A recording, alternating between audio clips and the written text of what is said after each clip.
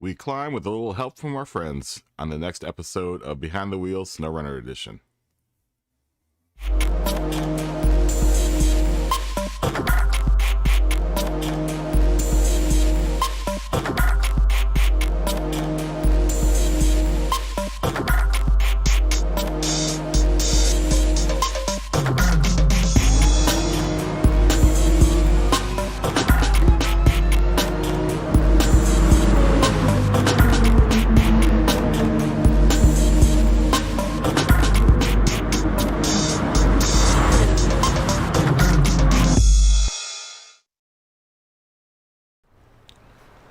What's up, everyone? It is 3:10 in the p.m.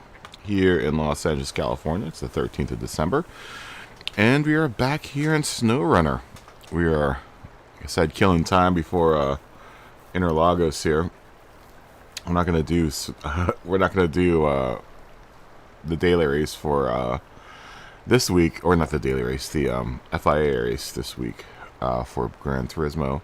So instead, we are going to play SnowRunner until Interlagos, which is next week. Or we'll start doing Interlagos stuff on Thursday? Either Wednesday or Thursday. But until then, we're going to just do some SnowRunning. You know, this has become my new addiction. I love this game like crazy.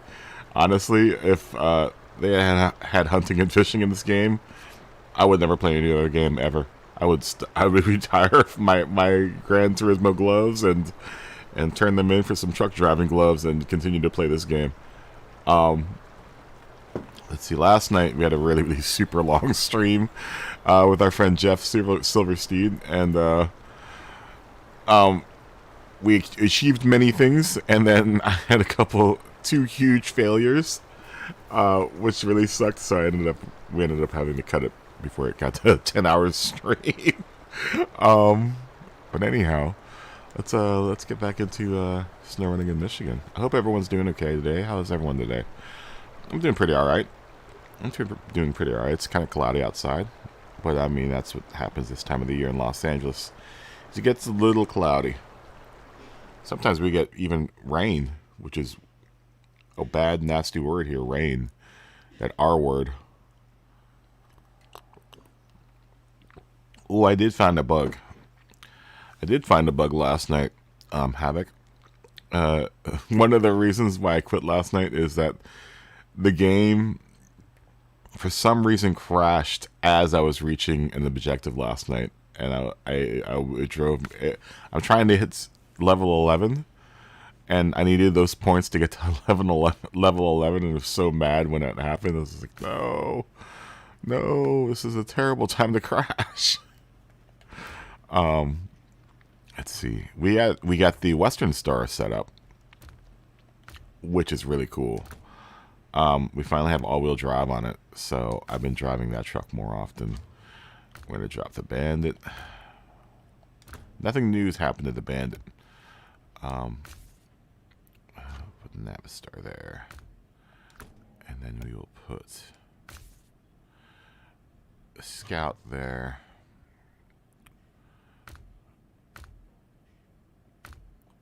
And then we will put, what did that dip down so much? Check, test.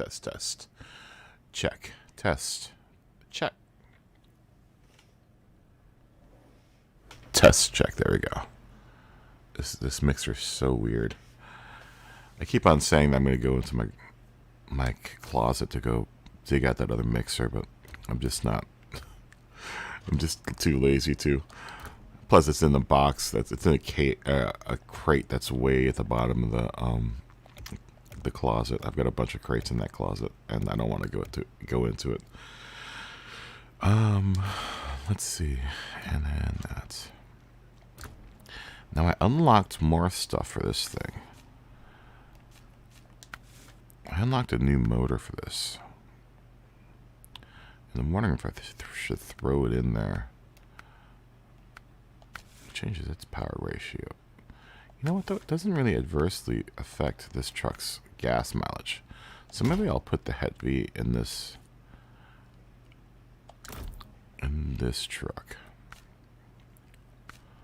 And then I think I unlocked something else for this truck.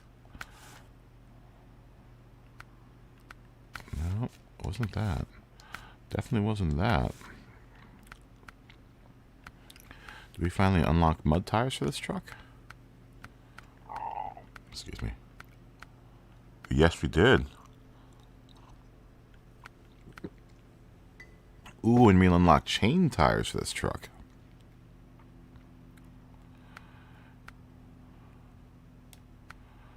Ooh.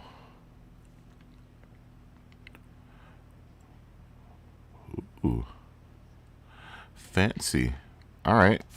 We will buy a set of chain tires. That way we can go into Alaska now. We can do some scouting in Alaska if we wanted to.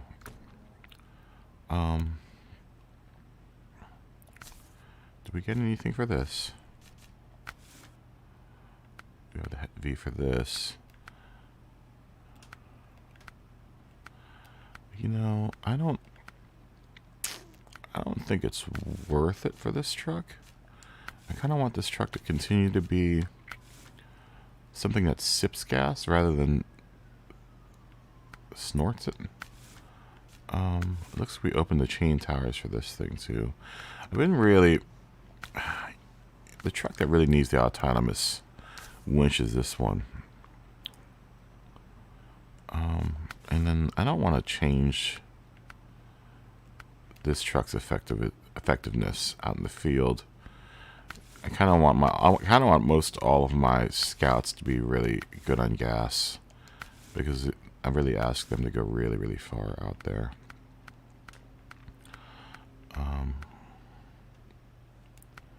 Why do I still have these tires?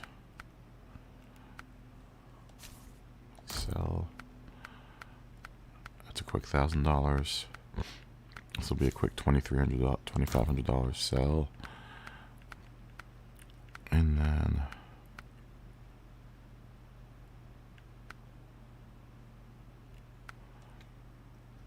we'll sell those, purchase those, sell those, and we have chain tires unlocked for this truck as well. And we'll buy those. But we'll re-equip these. All right. Yeah, baby. So now I think we're ready. We're actually ready for Alaska now at this point. At least with 2 scout trucks, we're ready kind of for Alaska. This truck still needs a snorkel on it. And I don't think I'm going to take this out into Alaska until I get it. So we're pretty close to... Did we do anything to this thing? No.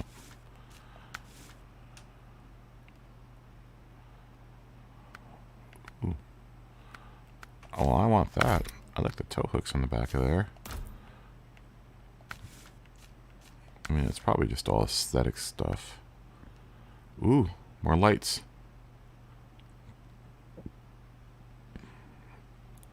We want that. We want to get rid of that. And we want to get rid of that. All right. And what else we have? Some side pipe thresholds. And we'll take that. All right. This truck is decked out. Yeah, baby. Now, I don't think I can do anything to this just yet.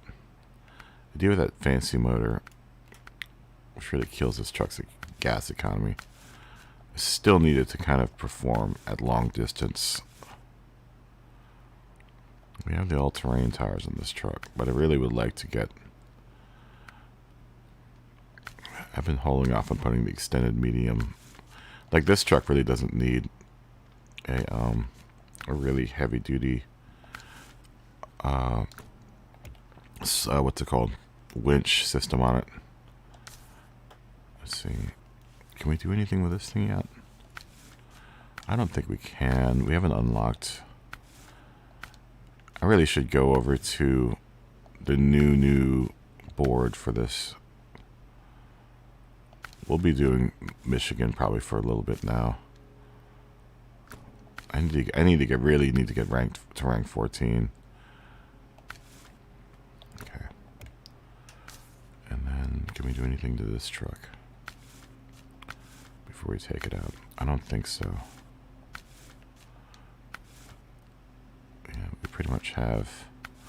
This truck is pretty much set up.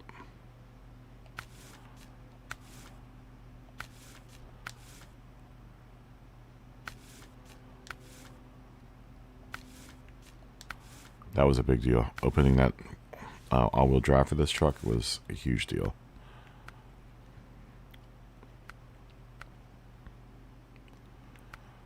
And then we'll keep all those for this truck. I do kind of miss having the loading crane on this thing. Oh, I can put the loading crane. All right. I didn't know that. So you can load the loading crane on this truck with the bed on it. I didn't know that. Now I know. So now this truck has once again become a very useful truck. Well, not that it wasn't before, but now it's like super useful if I can put a crane on it. Let's go ahead and leave the garage.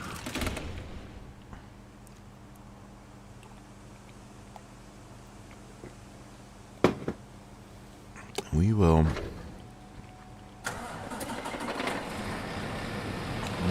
work on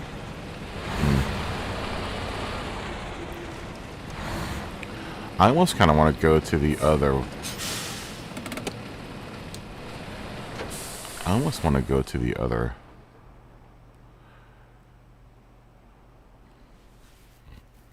I want to go to Drummond Island and find all the upgrades out there. But there's no gas out there. So maybe what I'll do is I'll drive.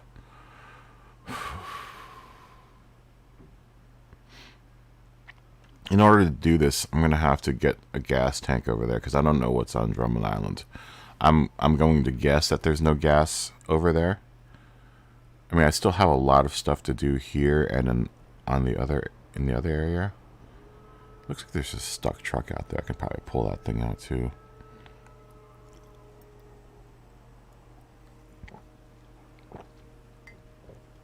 But if I was smart, which I never professed to be smart,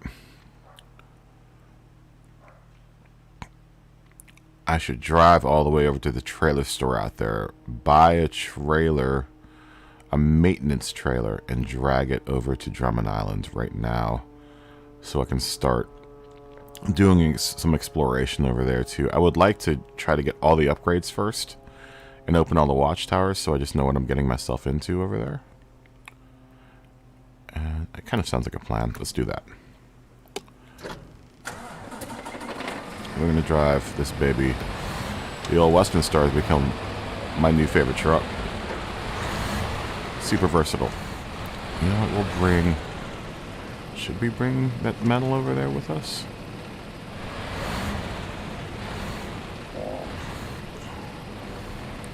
I mean, I need to have that in the bed anyhow.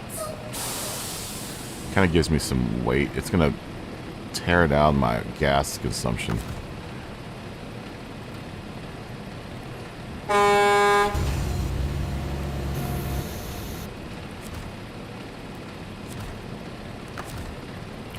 Change suspension mode.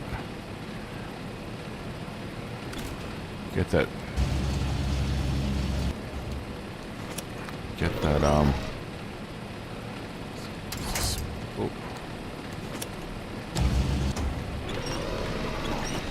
that chassis all stiffened up. And we're gonna try to drag this thing up into our bed.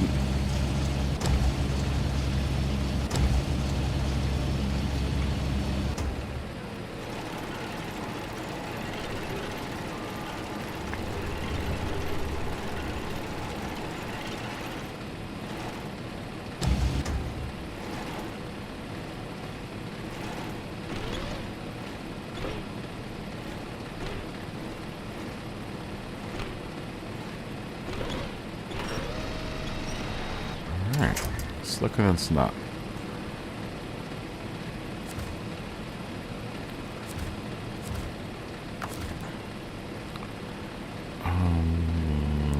Restore crane.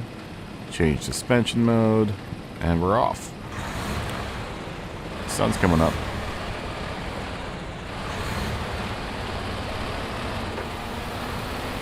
Probably should be doing this trip unladen. But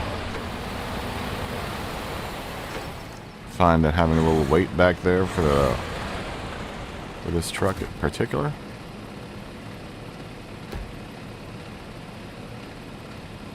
is very helpful. Apparently you can't pack your cargo while you're moving. That makes sense.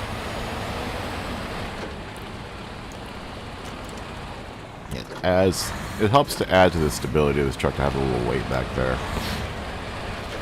That's what I found. When the bed's empty, this truck is still pretty alright, but it performs really well when it has a lot of weight back there.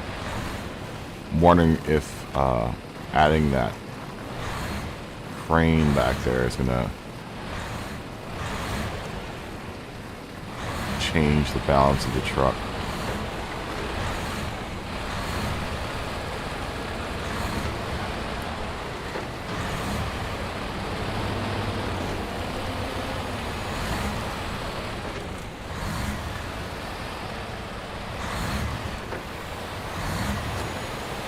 Now with weight back there and the mud tires, this truck is actually really good in the mud. Sometimes you don't even need to run the all-wheel drive if it's got enough weight back there.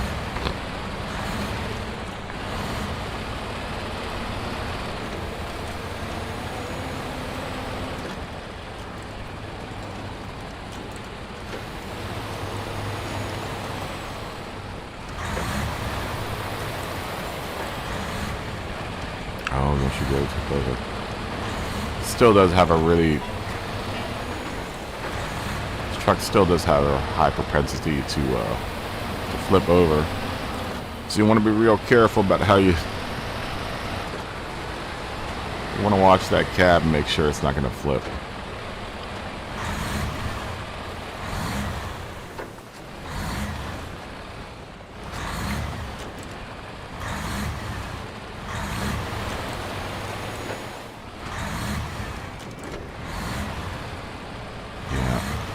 What I'll do is I'll drag the maintenance trailer to the other side of that tunnel over there. I find that I like using the maintenance trailer more than I like using the maintenance add-on, because the maintenance add-on really is a really challenging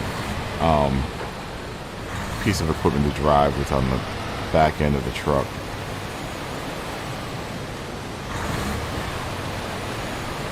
That maintenance add-on on the back of the truck really does. It's good in the fact that you can drive around without having to have a trailer behind you. But it really complicates driving in the woods, because you can feel the fluid of the gas sloshing around in there. There's gas and supplies and stuff in the back of that thing, and as your weight is shifting, the fluid almost has a delayed reaction. So your chassis might be going one way, and then when it shifts too much, and your truck will flip over really quickly. I mean, I can do it, I just would rather not do it. And plus I need something I can leave that will have fuel in it. Fuel and supplies. I mean, I could probably get a fuel trailer and just stick it over there, but I kind of just want to steal one of those. I know the maintenance trailer doesn't have as much gas, but as you see, this is a really rocky road, and I'm already going to need some fixing. I just did 1 point of damage to my suspension on something, and I don't even know what I must have hit. I know I made this trip a couple times last night, and I would hit random things, and I'm like, what am I hitting? But it would do damage enough to my truck that I would need, you kind of need the maintenance trailer by the time you get to the other side. I mean, I'm going to send a scout out there. Maybe we'll bring the, maybe I'll put the autonomous winch on the other scout.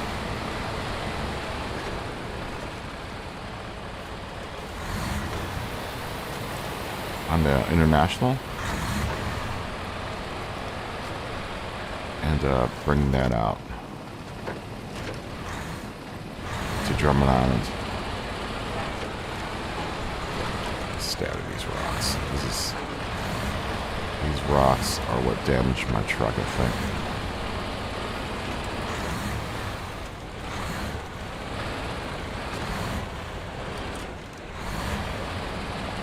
Just bring it around. Oh, don't you dare tip over. Don't you dare tip over. Maybe having the metal back there wasn't such a good idea. Counter steer, counter steer. Counter steer that weight. Alright, there we go.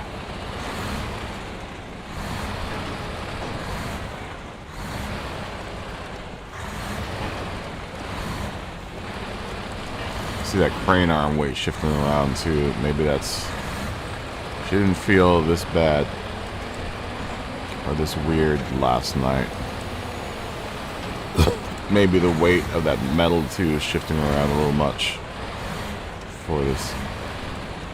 Yo, what's up, Jared? How you doing, man? You want to do some snow running?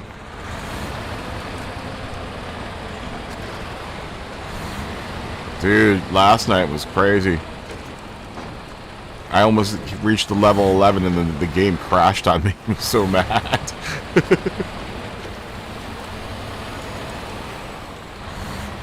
How you doing today, man? Good?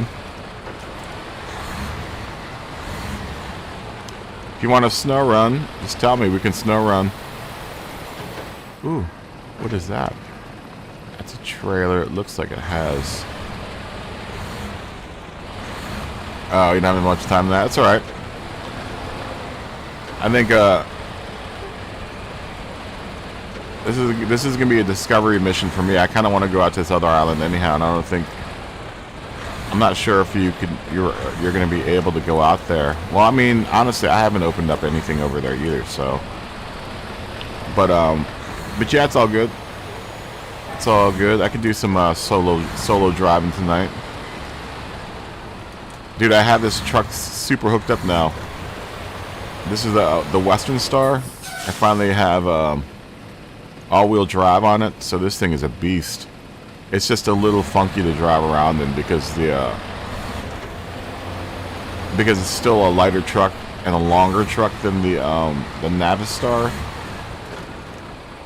So it's a little bit shaky to drive around in corners sometimes. Because it's like the Bandit where it's a little top heavy. I don't know what it is with this type of design of truck. But it seems like these trucks with the longer frames, just really top heavy.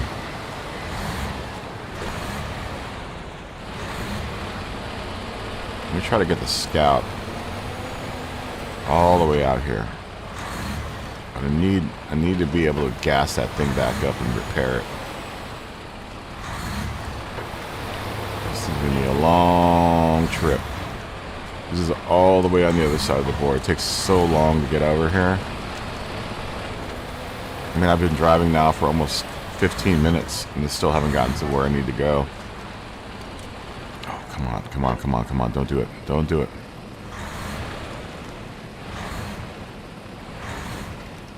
Don't you dare flip.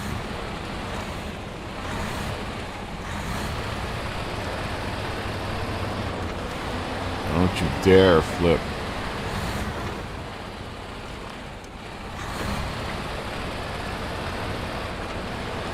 This truck actually is really good off-road.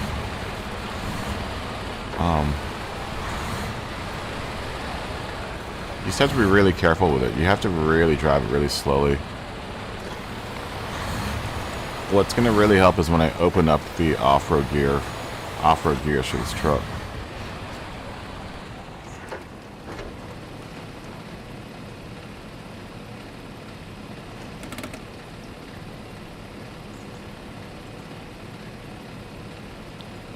Really? So you can, how many scouts can you put on the back end of that rammed flatbed?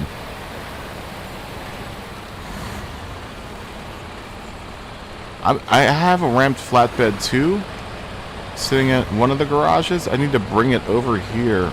I guess I could buy one. But I'm thinking of just putting them on the back end of a truck and driving them all the way out here. Because this tunnel for this other island is way out there.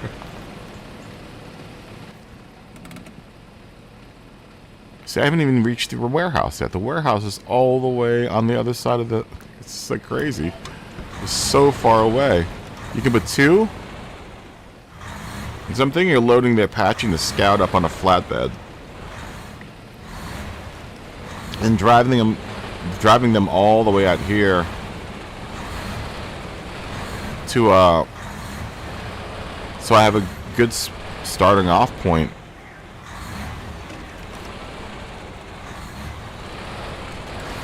Because I don't even know what's going to be at this Drummond Island place. I don't even know there's going to be a gas station out there.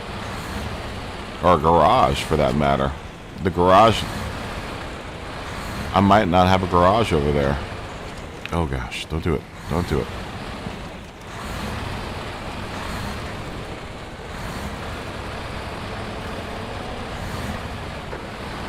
How far did you get in your game? Like, what level are you at?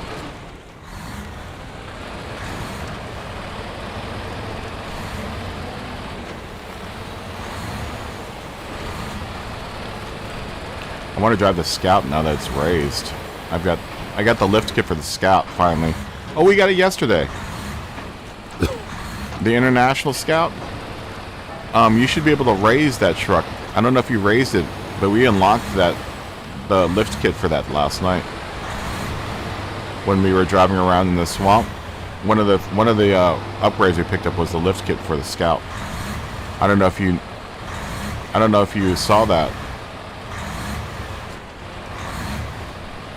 I'm wondering how if you have raised it, have you brought it out into water yet to see if it gets as damaged in the water?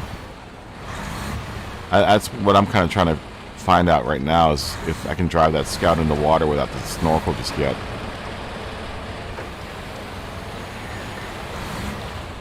Because I don't unlock the snorkel for that or the other for the Bandit until level 14.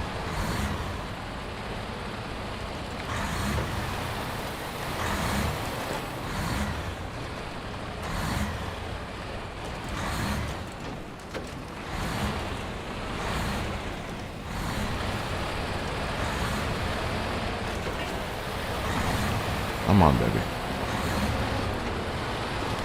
Let's go.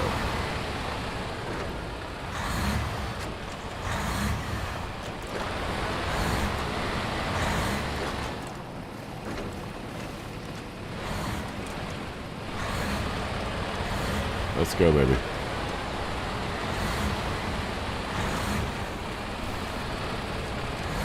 All right, we want to buy something from here.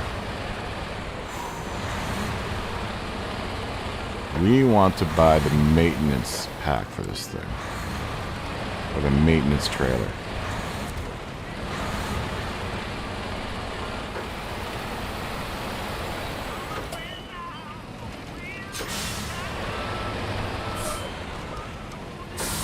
Man, there are rocks all over this place.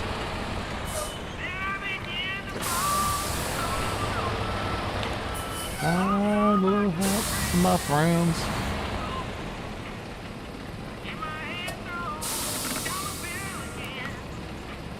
Should I bring...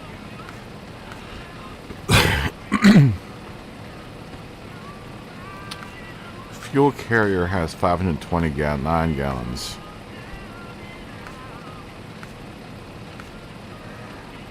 Whereas the maintenance trailer has 529 gallons too. So yeah, this is by the maintenance trailer. Has just enough gas as the just as much gas as the fuel trailer, but this also has spare parts in it. Oh, this is gonna bind up against my bed though. maybe that's one of the disadvantages of having the bed and the crane at the same time, is that you can't put these trailers with a short arm on it, because it's going to bind up back there if I take a switchback wrong. Hopefully this will be mostly a straight shot out to that tunnel there. I don't want to bend up the bed on this thing. Looks like it's pretty much, yeah, it's a straight shot. Alright, let's open up this new area. We'll drop this trailer out there. Ooh, this is new territory. Uh-oh. Did we get that big truck out here? That would be sweet.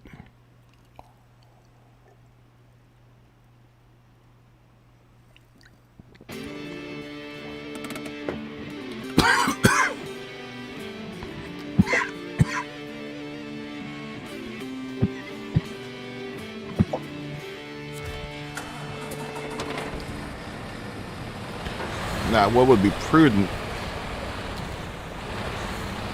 would be to drop this trailer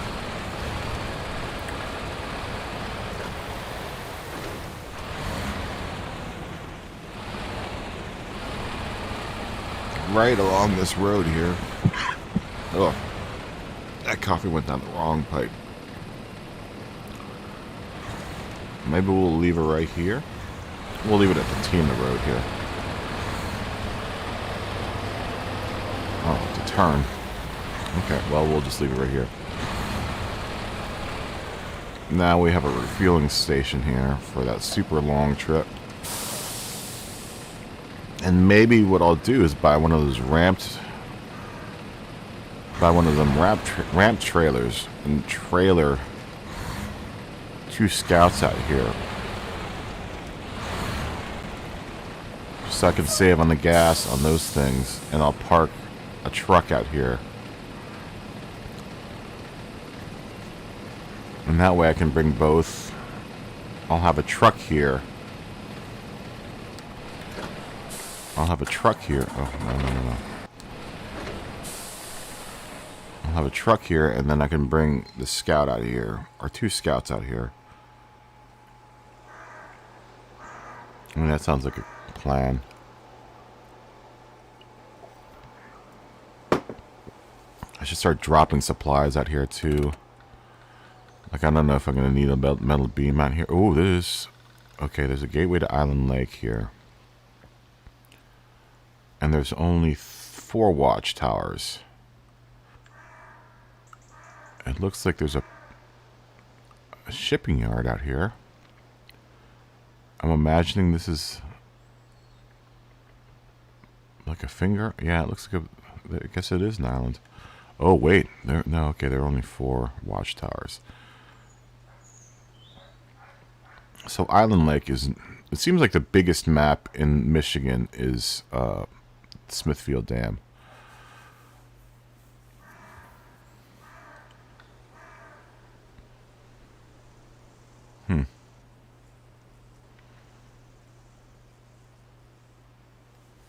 So the 2 entrances... Oh, no, there's no... Okay, I get it. I get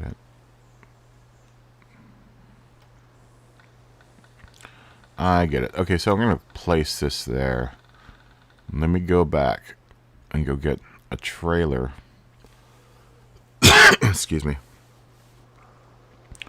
Let me go back and go get a trailer.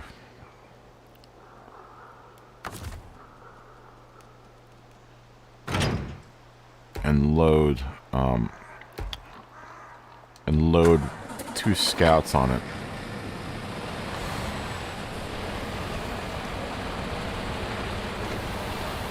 And maybe I'll leave the Western Star here just for now. Once I drop one of the trucks. I wonder if I could fit a truck on there too. I probably want to take this metal out my backside. We didn't eat too much gas on the way out here, so we're not going to fill up. I kind of want to reserve that maintenance trailer. Maintenance trailer's gas for a little bit, because I don't know how much gas availability is going to be on this board. So I don't want to tap into that source just yet. This should be able to make it back to the garage with the gas it has. As long as I don't pop into the four-wheel drive, this truck will be alright. And I don't think we used four-wheel drive the whole time, or all-wheel drive the whole time we were out here. Oh, coming out here, so. I just wish there was a quicker way back to the garage from where I'm at right now, but there's not. It's going to take like another 15 minutes to drive all the way across the board. And what we'll do is we'll dump that metal that's in the trunk in the bed right now.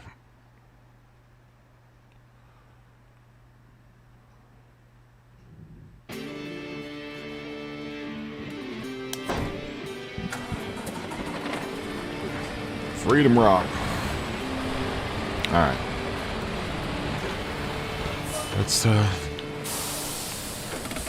Let's crawl our way all the way back to the garage. And there is really no way to get back over there. I mean, I guess I could skip across this island area here.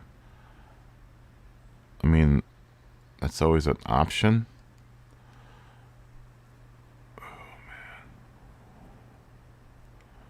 I don't see much. I'm going to burn a lot of gas doing that, though.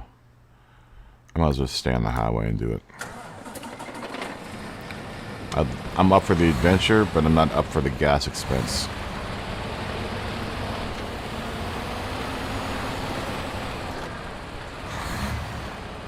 We got a little bit more than 3/4 tank to make it back. Or a little less than 3/4 tank to make it back. I'll probably just be hitting empty once I get there.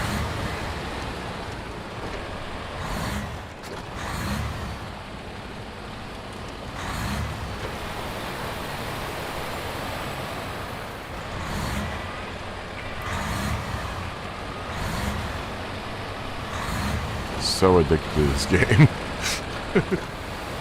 I don't know what we're gonna do when Interlagos happens. I'm gonna have to split up the streams again and make one SNOWRUNNER stream and one Gran Turismo stream. I'm not sure when this stream is gonna happen after that. I might have to wake up early just to do this stream. My late night streams go like 10 hours.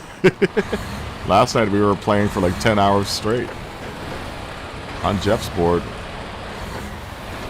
Oh, and then we played Yahaha's map a little bit and got his Michigan situated. Got his infrastructure going.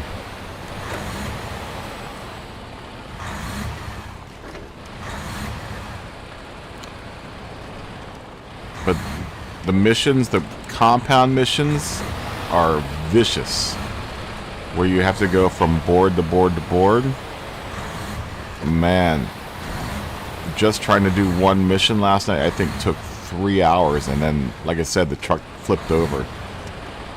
Or no, the game crashed. I was like, are you kidding me? I had just dropped off my shipment on the other side of the tunnel, which took me like 3 hours to gather all the supplies for that mission. And then the game crashes on me, and I was just like, no. I was so mad. Lost 600 points. I'm so mad.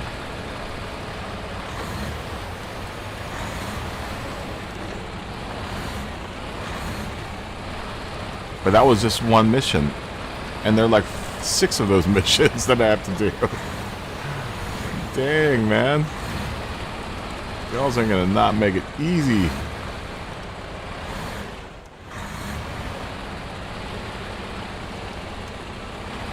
I love how this game just starts you out on hard level, like the most extremely hardest level ever. I can only imagine how complicated Alaska's gonna be and the Yukon.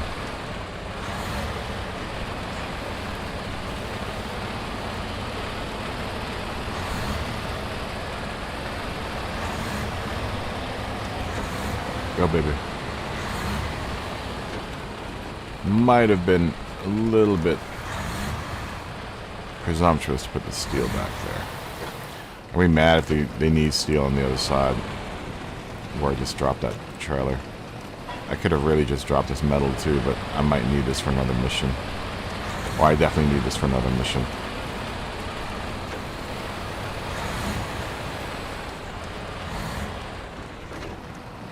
I use too much gas. I got a half a tank. Still got a pretty long ways to go.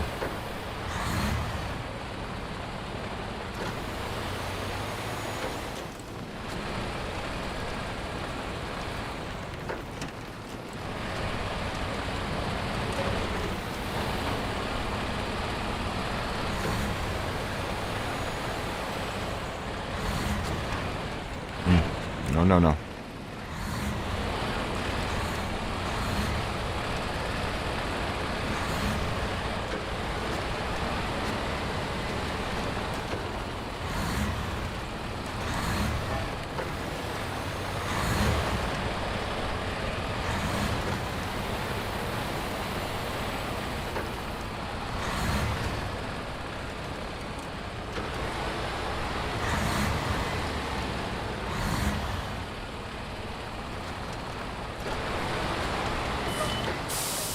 Dare fall that mountain.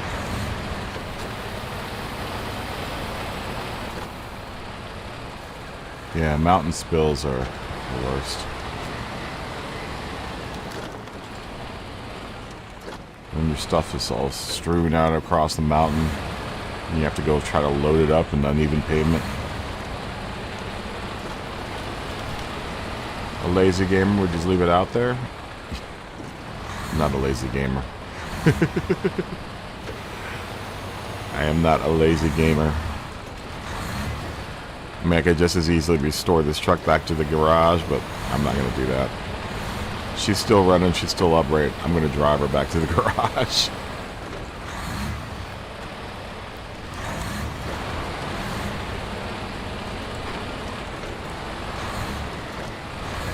It's already lazy enough that I'm playing a video game.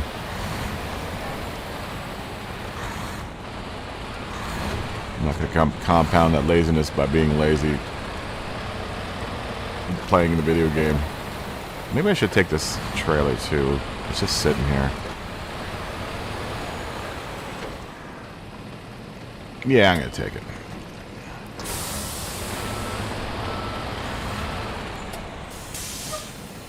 Or maybe I'll just leave it because I don't know if... Yeah, I'm going to just leave it. I might need that. And all that stuff that's on it for another mission that might be out here.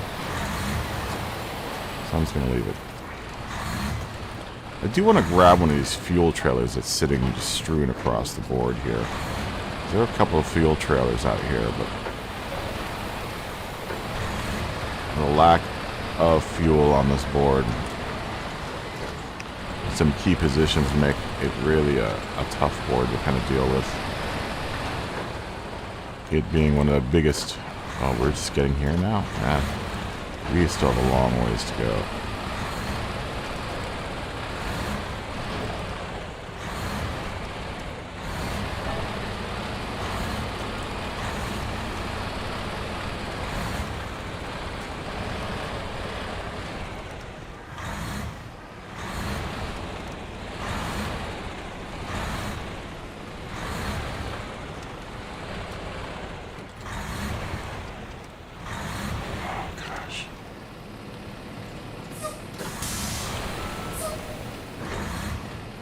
Sometimes this truck is too long for its own good.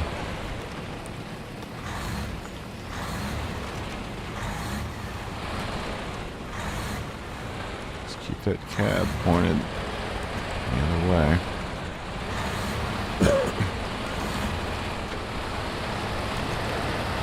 Luckily I have that weight back there kind of pinning it down. Oh, did you get it finally cleaned up?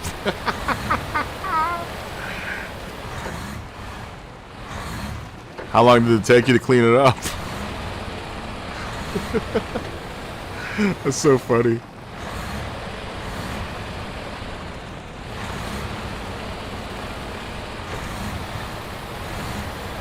You haven't seen the worst. I don't know if you've watched all the episodes, but I've gotten a lot of them, man. Like I said, once you spill over, it becomes a huge thing. Because sometimes you got 2 trucks that are turned over and payload. Oh, it's the worst. Get used to it, my friend. Hey, what's up, Scott? How you doing, man? Dude, these trips are no joke. They're super long. It just took me 15 minutes to get to this warehouse all the way out here. How you doing today, Scott? We'll be back to get Gran Turismo in like 3 days. As soon as this next race is over, we'll be done. I'm gonna have to split my streams back up to Gran Turismo in this time slot and SNOWRUNNER. I was honestly, it's kind of cool that it happened. I'm doing pretty alright, man. I'm doing pretty good. I kind of want to, you know, race. But, you know, I don't want to do daily races. I'm too close to becoming... I'm getting closer to becoming a C driver, so I'm just not doing any of the races that are really disastrous for my driver's score. Which Blue Moon's going to destroy my driver's score in the D class. But we'll be back to Gran Turismo. I might even do it on Wednesday. I might start the practice lobbies on Wednesday for Interlagos. So we'll be back to that programming here pretty soon. This was honestly like a good break because I wanted to test and see how receptive people would be to me playing SNOWRUNNER 2. And it's been pretty positive. We've gotten a lot of... Amazingly, I'm getting now more hits for this stream than I am for Gran Turismo, which is weird. And I think it's pulling in people...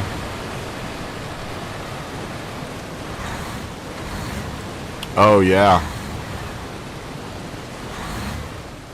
Oh, Fuji in the Group 2s, really? That might actually be really fun, because I really like Fuji. How many laps is it, do you know? I like Fuji a lot. I actually did really well there last season.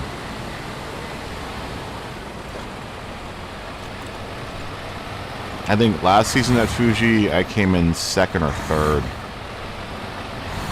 And, I think I got bumps, and that's why, and I was like in 1st or something. 13 laps? Really? Ooh, maybe I will do that race. In the Group 2 cars? Yeah. Maybe I will do that race.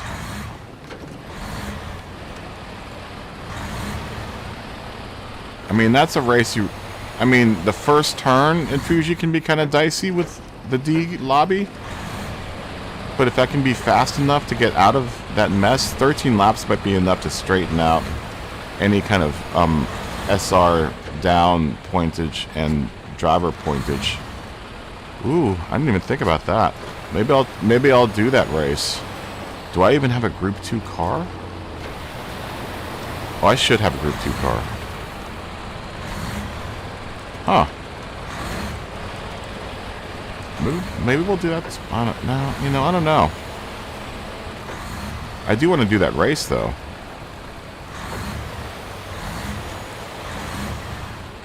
I like Fuji a lot. That's like one of my favorite tracks. But I refuse to do it under anything under 10 laps. I've never driven any of the Group 2 cars, though. I've only driven the Group 1 car. The Group 2 car, that's 2 cars. That's the, yeah, it's the GTR, and there's one other car that is a Group 2 car. It's another Japanese manufacturer. I want to say it's Toyota or Lexus. Or Toyota. Because I guess they don't have Lexus in this game. So, oh, I do have a wrapped bed. But I think that's for a mission, I think. So I don't want to unload that. Yeah, the Motul Autotech. I actually own that car.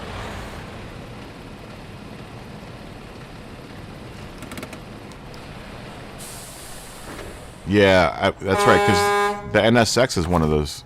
I think is one of the Group 2 cars. At least they have an NSX that's Group 2, I think.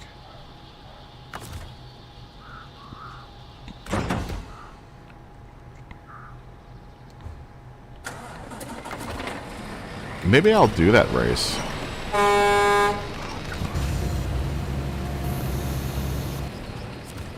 I didn't even know that. I mean, I haven't been in Gran Turismo for all week, so... Except for that one day when I decided I wasn't going to do Blue Moon.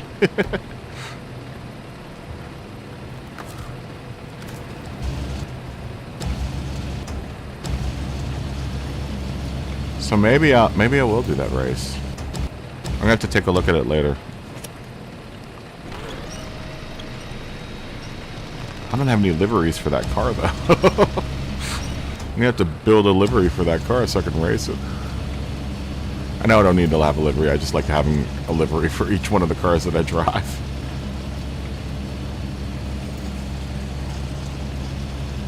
Maybe I'll make a Hello Kitty car out of that GTR. I mean, that would be appropriate since it's a Japanese car. Or maybe I can make a Macross car out of that one. I don't know. Or a Tamiya racing car? Maybe? I haven't built. I should have been building liveries during this time period too, but I honestly I needed to take a break from Gran Turismo.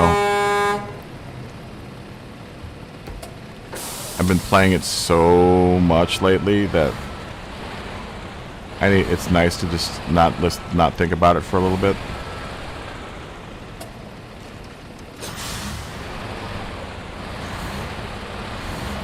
Yeah, Fuji would be hard with the Group C cars.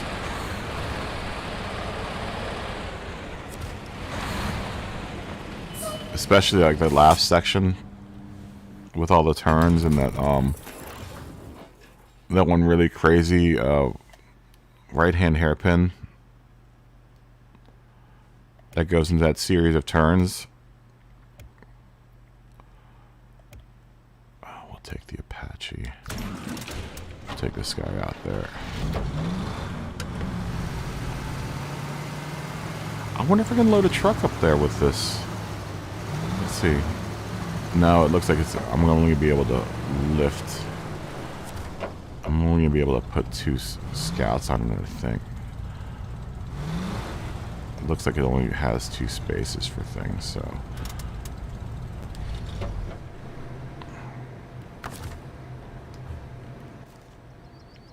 The Group C cars, we actually... No, you know what, now that I think about it, it might be kind of actually... I mean, I guess it's... Those cars would be kind of hard around that track, but it would almost be kind of fun.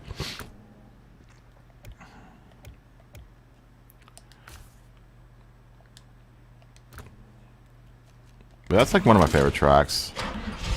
I actually can't wait for Interlagos. Because I haven't done Interlagos in ages. I think the last time I drove on Interlagos was, I can't remember what game it was. But it used to be one of my favorite tracks. Hey Scott, maybe you can answer this question. What happened to the British Touring Car series? Why do they not do Toka anymore? I don't know if you remember the British Touring Car series, but it used to be one of my favorite race series to watch. What happened to that? What happened to that whole series?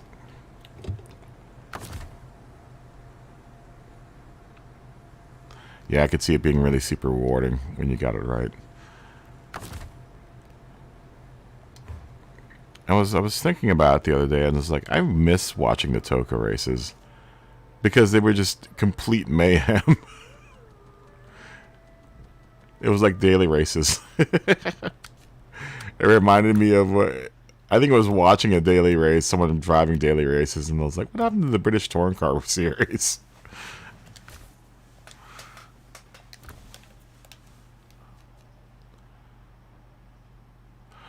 Oh, the BTCC. Oh, so the BTCC is the same thing. Okay, that makes sense. I used to love watching those races. You don't see them in the U.S. though. Maybe it's because they don't show it in the U.S. anymore. Really? I mean, auto racing doesn't really get much play here.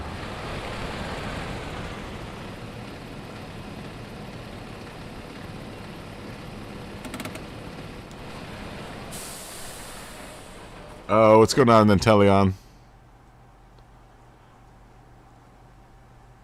You know, I thought of making another profile, but I'm having a hard enough time to try to manage my one profile as it is. Ooh, gooseneck trailer. Ooh.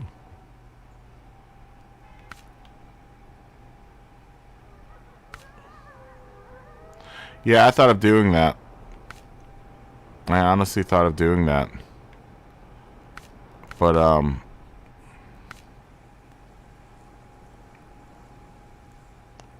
saddle low is required.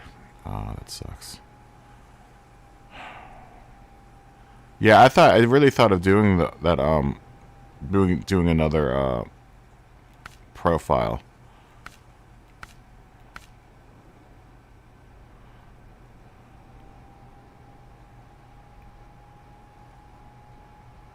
Okay, yeah, that makes sense. I was gonna look on YouTube. That used to be like I said, that used to be one of my favorite series, or one of my favorite race series to watch. Well, maybe I want to bring a gooseneck trailer out there. I'm gonna have to check that out. It never even dawned on me to check on YouTube. I wonder if I can watch all the old British Toka races. Or all the old Toka races. British Toka races. I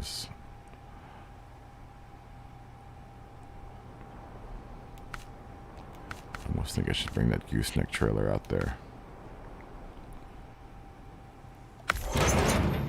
We'll do that one.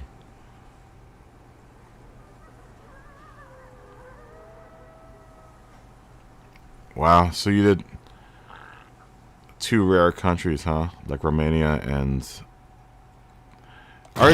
Why there are that many Norwegian drivers on Gran Turismo?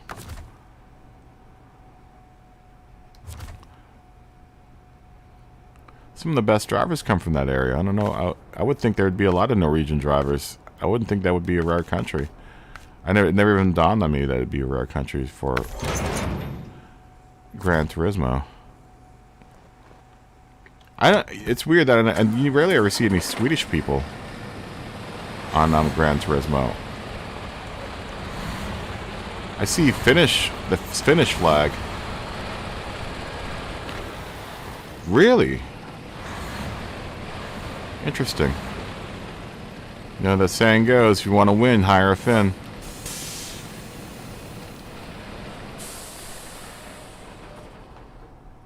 Oh, I'm going to have to check that out. I loved that racing series with, like, what's his name? All the guys that used to race on Top Gear, that used to do all this, you know, the dumb races on Top Gear. Why can't I operate the trailer? Oh, the truck probably has to be on.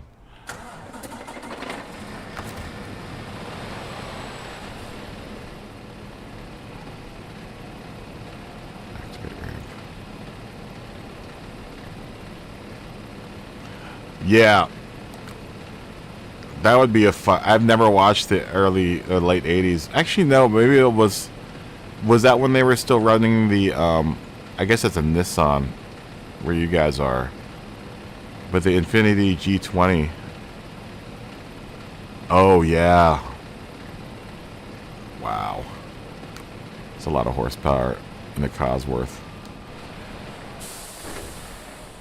They still sell the Focus over there, right? In the UK? Because they discontinued it here, which I think was a huge mistake.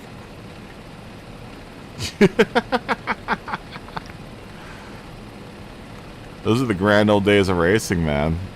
Those are the good old days. Oh, come on. I have to have the truck running to activate this ramp?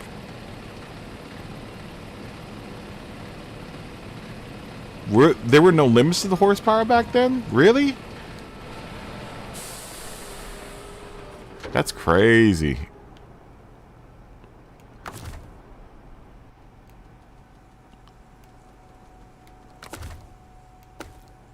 That's super crazy. So it was all about driver talent. I guess that would be tough if you were in an under horsepowered car, though.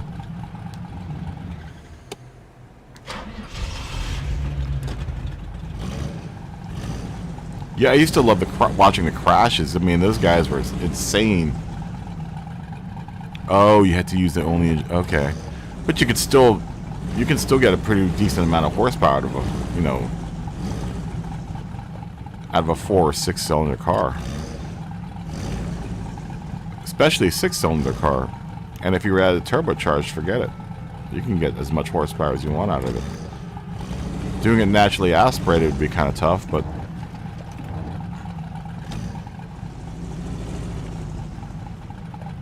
But a turbocharged 6-cylinder or 4-cylinder,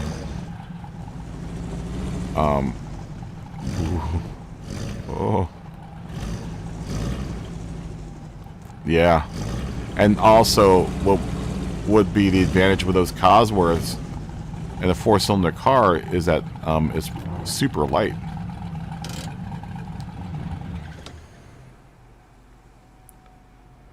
Can I get the other car on here? Those old Cosworths, and I think they were running the Escort back in, or what is called the Escort here in that series.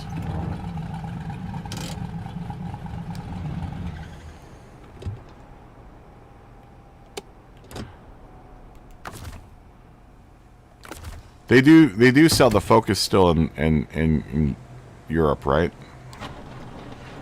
I mean, both you and Natalion would be able to tell me that. I'm just hoping that car didn't get completely discontinued, because that was a really, really cool, that was a really great car. It's a shame that no one bought them over here. Because the Focus SVT it's an amazing car. Of course, we in America here think that the SUV is the end-all be-all of all things, which is really a shame. Because we're missing out on some really great vehicles that the rest of the world's getting to drive. Especially, what really irks me is that people will rather have an SUV here than have a state wagon. It's called Avant, I guess.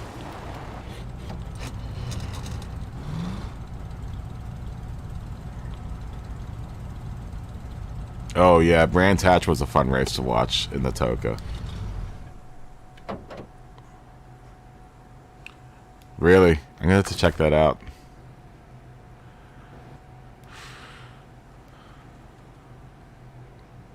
Yeah, I really miss that series. Because they used to show it on the Speed Channel, what was called the Speed Channel here at one point in time.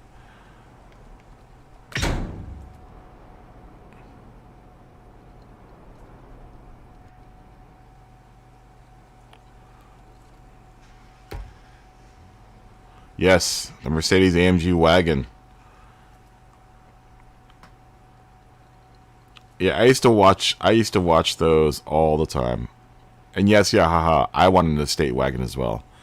I've been trying to get my parents to they're big Mercedes drivers, and I'm trying to get them to buy the AMG wagon, the E53. I think it is. It's either the E53 or the E45. I think it's the E45 actually. An amazing wagon. I think it's pushing what, 600 horsepower. I remember that car.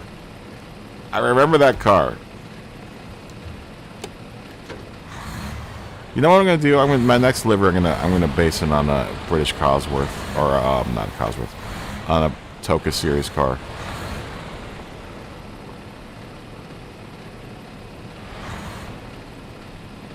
We were just talking about the. Are you talking about the race at Fuji?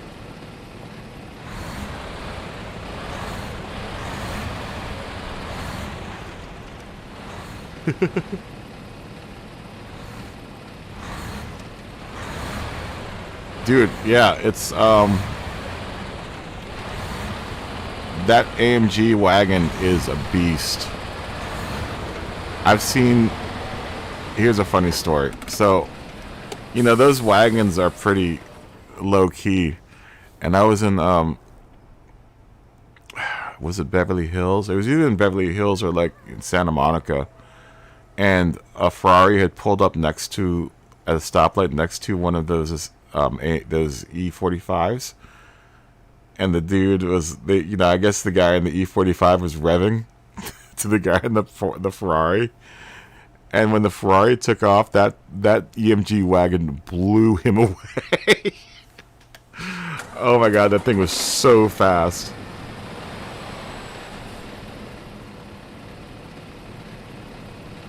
Wow, there are only 604 finished drivers? That's weird.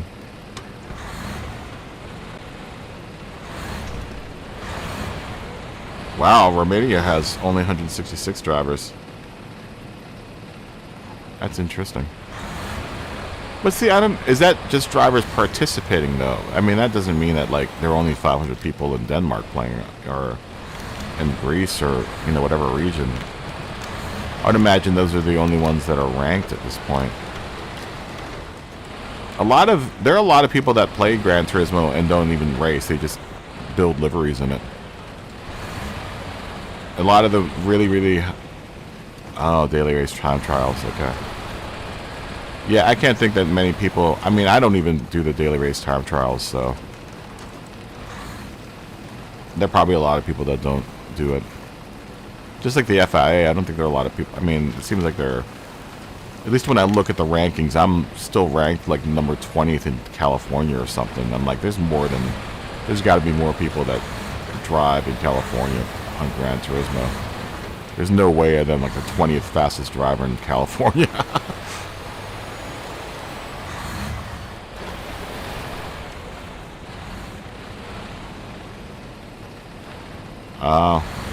Yeah, I need to start maybe. I might do the daily race. I might do that that Group C or the Group 2 race. Okay.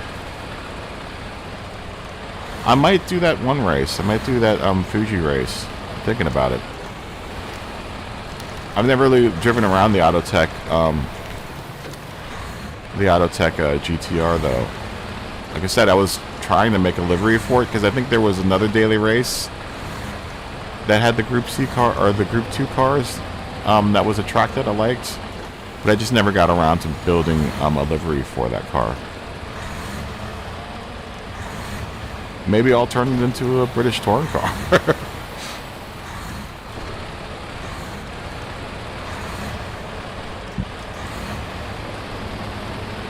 Who is that one driver I used to like?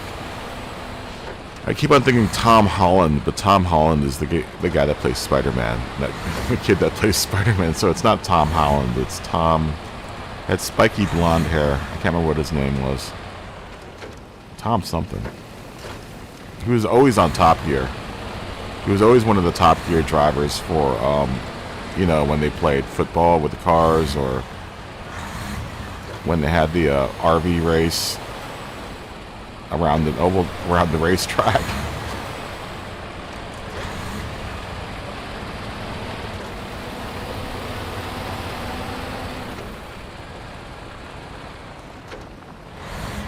Yeah, I don't use Kudos Prime. I use the GT Sport app on my phone.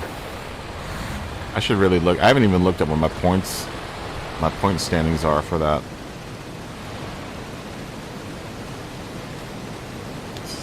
This is gonna be a tough turn with this trailer.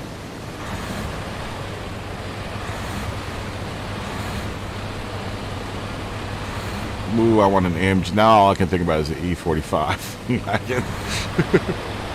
I really want one of those really badly. I almost have them buying it. They're thinking about it right now. My parents are thinking about buying it, picking it up.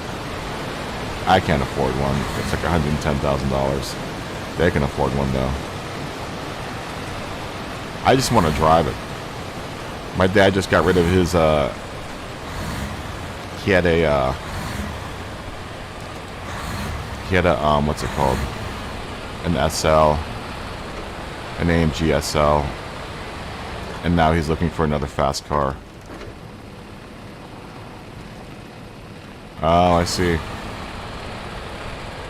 You have to get at least B time trial and daily races in order to get a speeds. Okay, I gotcha.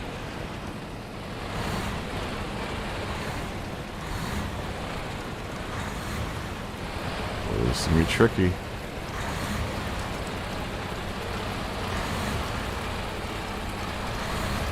I need to actually honestly be practicing at the Nuremberg ring.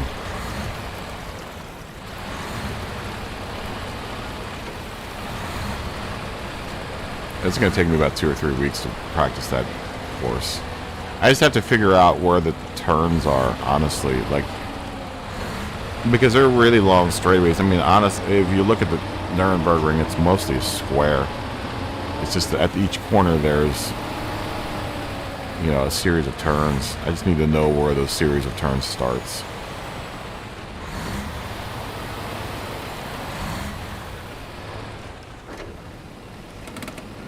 You know, driving a Nuremberg ring is just like basically driving down a country road. I mean, that's honestly what it is.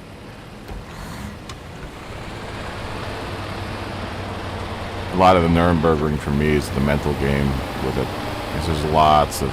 It's really super technical, obviously. But then there's spots where you can just go flat out.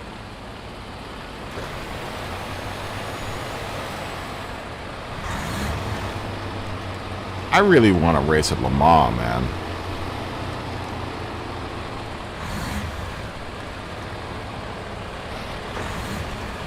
Like, Group 3 at Le Mans would be really cool. It might be a little long, but it'd still be a cool race.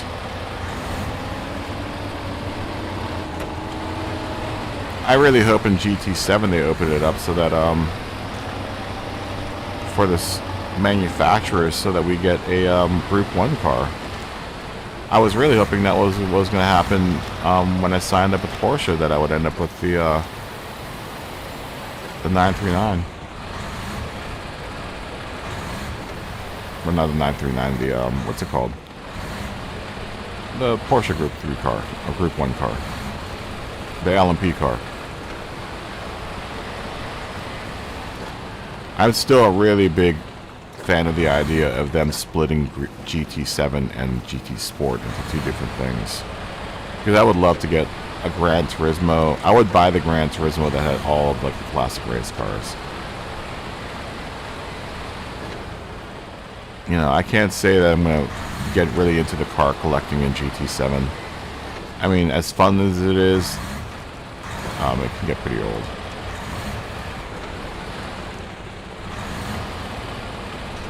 Oh, really?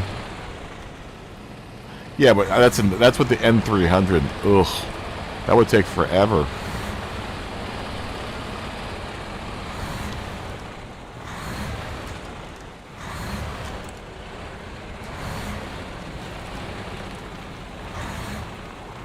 That would take forever to get around the mile in an N300 car.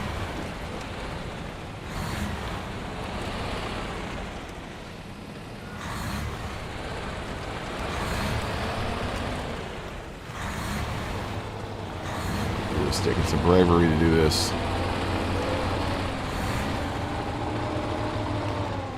That's what I thought was going to happen.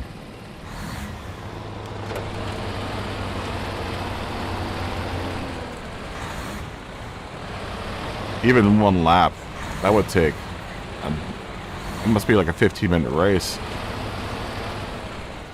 Especially with those long straightaways. Yeah. Could you imagine doing that in an N3 car? Or the N300 cars?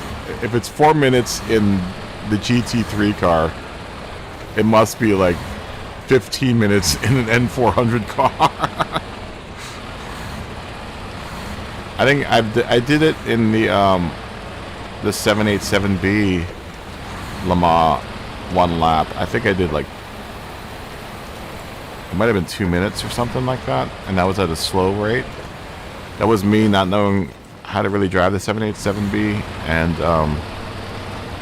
I also did it in VR. That's the other thing, like, if Gran Turismo is going to be VR in GT7, I'm going to be inclined to drive it in VR, because I think with VR, it's a game changer, that game. I mean, even GT Sport in VR is amazing. I'm really mad that they weren't able to program the full game in VR. If you guys have a VR headset and haven't tried the VR in Gran Turismo, you're really missing out. I'll tell you where the VR in Gran Turismo 7 is actually really amazing, is livery creation. Because what you can do is you can create your liveries and then go into VR mode and proofread your liveries to make sure that everything is where it's supposed to be.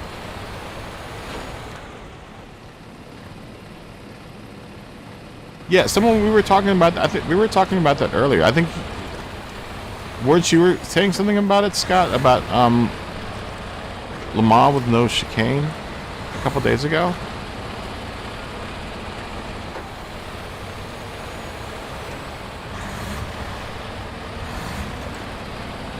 Yeah, for all you livery builders out there, if you have a VR headset and you haven't used it to proofread your liveries, you're really missing out.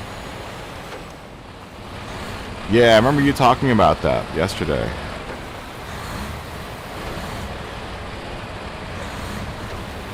Yeah, it's super cool with a VR headset. You can walk around your car after you've built your livery just to make sure that all your decals are straight and where they're supposed to be.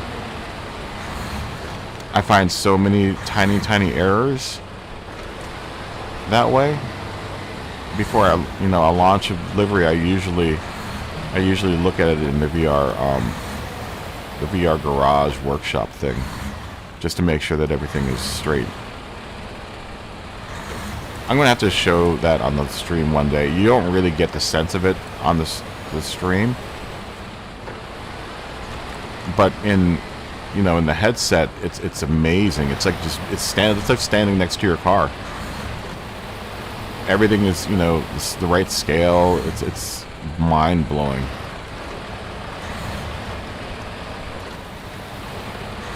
I used to do streams of playing the VR section of GT Sport. It's really hard because, especially now that I have people to talk to in the chat, I won't be able to talk to anyone. Well, I mean, I guess it wouldn't matter for the races. I could still talk to people, in between races. And maybe that's what I'll end up doing. Because, honestly, I mean, in VR, with motion control, I can almost do it without a steering wheel. It's almost just as good as... I honestly think that if you have VR and even motion control, you don't need a steering wheel. I mean, aside from the whole arms getting tired thing. And it was weird when I was driving in VR, my arms didn't get as tired. Because I think my brain kind of, buys the whole idea that my hands are actually on the steering wheel. That might just be something that's psychological.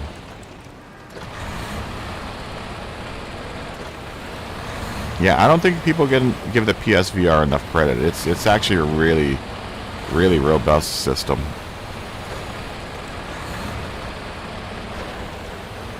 I have Star Wars Squadrons, who I'm still trying to find people to play with, but I refuse to play that game in a non-VR mode.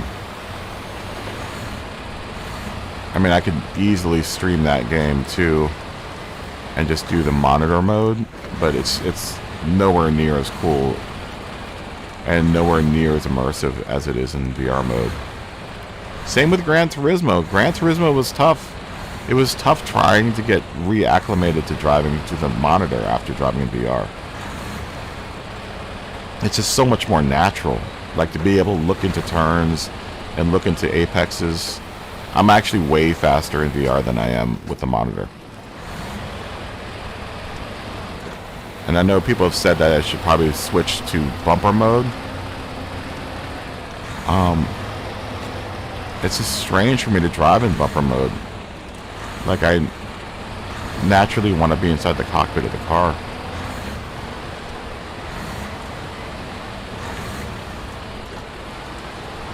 So I mean, I don't know. It's crazy. Like you ever pop it on the amount of detail that is in VR mode that they programmed into Gran Turismo Sport.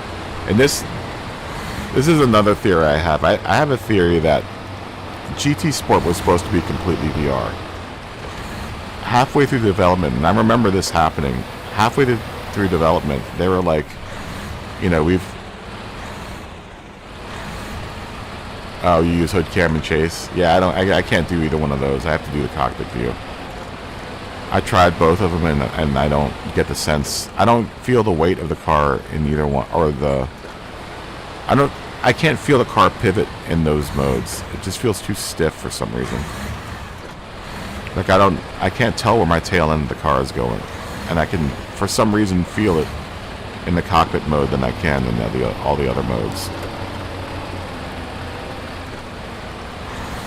And I tried it. I tried all the other modes, and the cockpit mode was the one that felt the most natural. But what I was saying was that when they were, I remember in development they had planned to make GT Sport a completely VR experience, and then halfway through they realized that the current PlayStation at the time didn't have the power to do a full grid, so they pared it down back to what it is now. But I think that there was supposed to be a lot more to Gran Turismo Sport, but they figured out that the current machine couldn't handle most of the power that it needed to do it. Because if you go into VR mode and you drive the cars, every single car is completely modeled. I don't know if any of you guys have played VR, like Dirt Rally VR. But if you look behind you in Dirt Rally VR, you're literally only driving the front end of the car in that game. Because if you look behind you, you just see the track. There's no car model back there. But in Gran Turismo, when you look back, you see everything. Like they programmed like seatbelts and stuff in chairs. And it's like, what? It's amazing. It's like being inside the car. And it really tricks your mind. Like you really think you're there. It's amazing.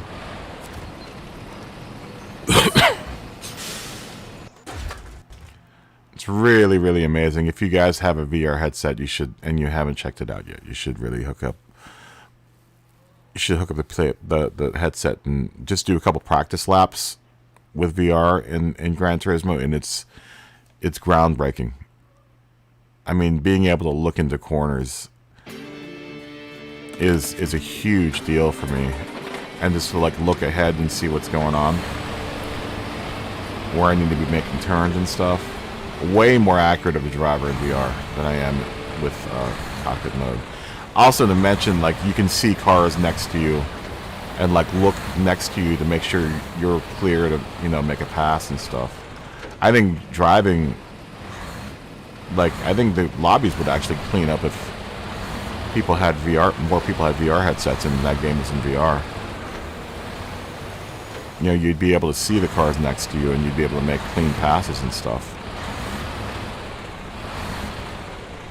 Not that that would change anyone's mentality about ramming and doing the dive bomb, but it would definitely make it feel a little bit more realistic. So maybe people would be inclined to not do that stuff. I don't know.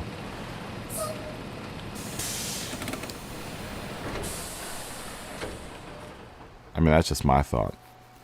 Okay, how am I going to do this?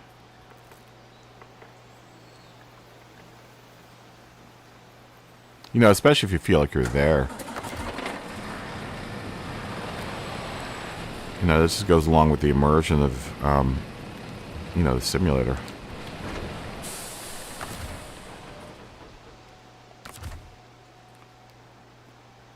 Let's change to... Did I say change truck?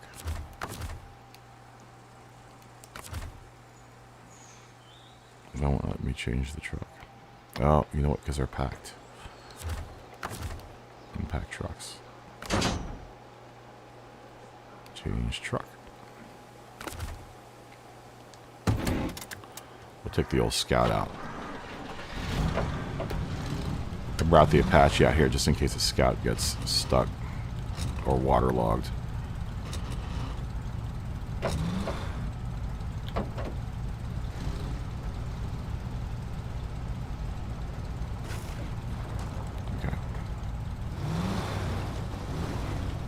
I've got the Scout raised now, which hopefully will help it in the water. So I don't have the snorkel just yet, but I want to unlock. I want to get all the upgrades out here, and maybe that will get me closer to level 14.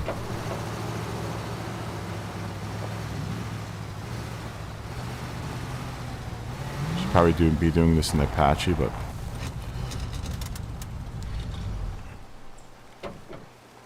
Well, that emergency brake really doesn't...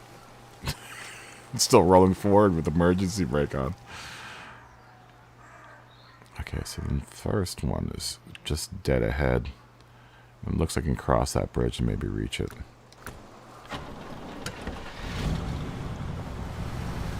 I would look. I think everyone would look, honestly.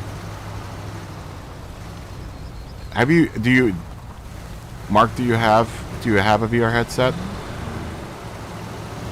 It's funny when you put it on, you behave like you would in regular life. You don't.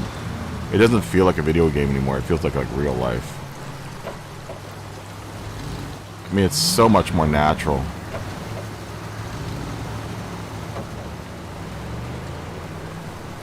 Like I said, Squadrons, Star Wars Squadrons, I refuse to play without it. I won't play that game without the VR headset. There's no way.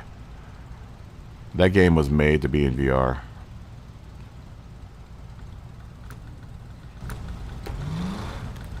I just don't have enough people. I don't have enough people to play that game. I need more people to play that game with me.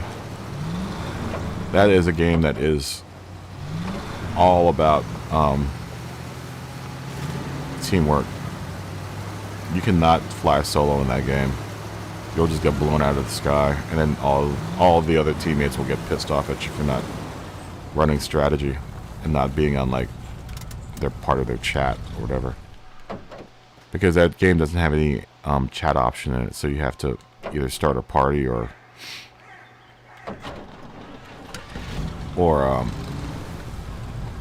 have like a Discord running or something. That reminds me, I still haven't looked at my Discord. I need to really get the thing going, just so that we can all talk on there.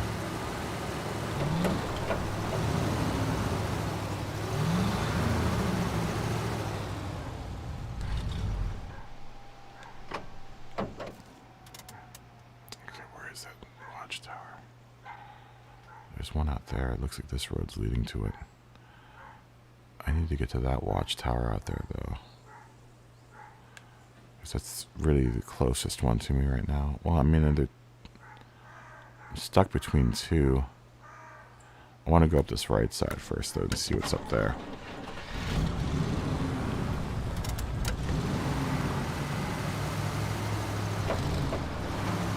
Did I put the autonomous switch on this truck? I don't think I did. I think the autonomous winch, though, replaces the current winch that I have on here, which and it says it's weaker. I don't need a weaker winch. Worst comes to worst, I'll just bring the Apache out here.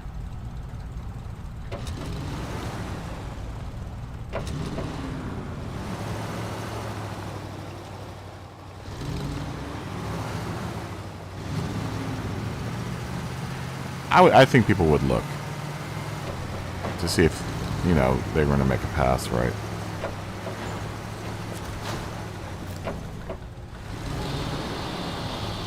I mean, that's just me having faith in humanity. Honestly. Sometimes I find that I have more faith in humanity than most other people do. But that's the partial optimist in me. Because about 3/4 of me is an optimist and the other quarter is a pessimist.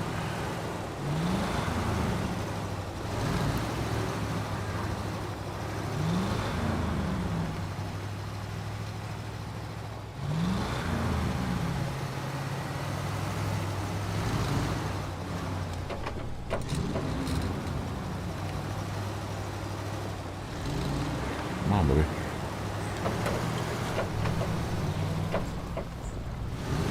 Yeah, how far have you gotten in this game? Did you get any further? I saw your boat on the roof. That was funny. So there is a gas station here. So maybe there's a garage here.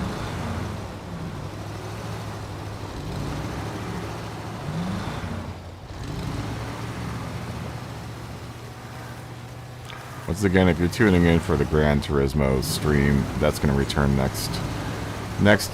probably next Wednesday or Thursday.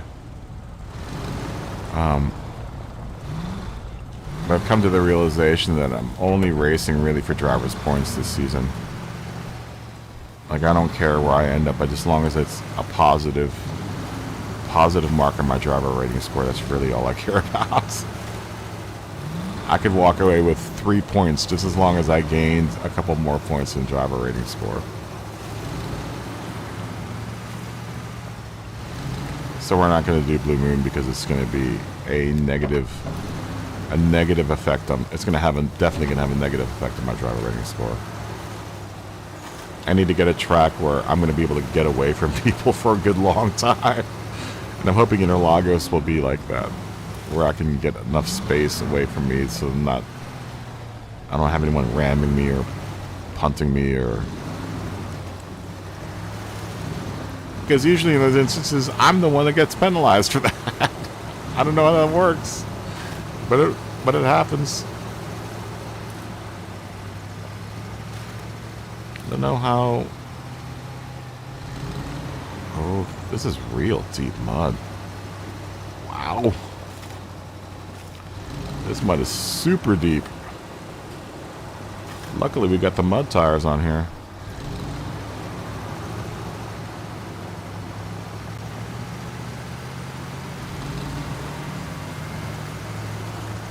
May have brought that.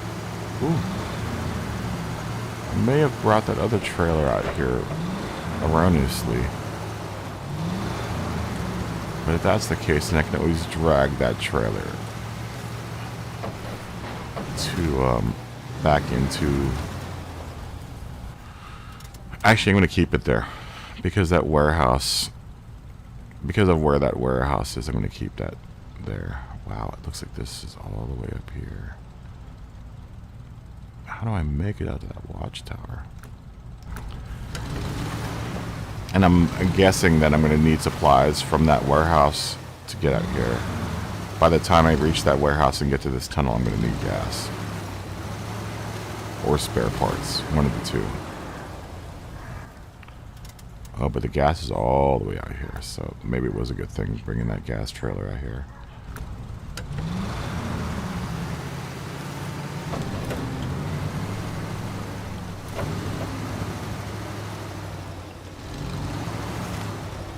Truck parking. What does that mean? I mean, it obviously means a place where I can park my trucks.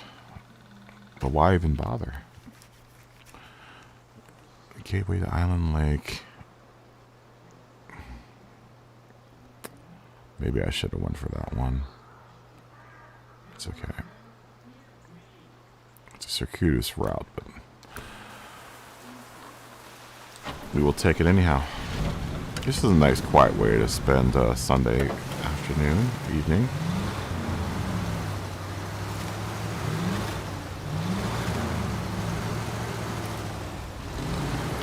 park your truck out here because you can get your truck stuck out here, man. Kidding me? Go all the way down the road.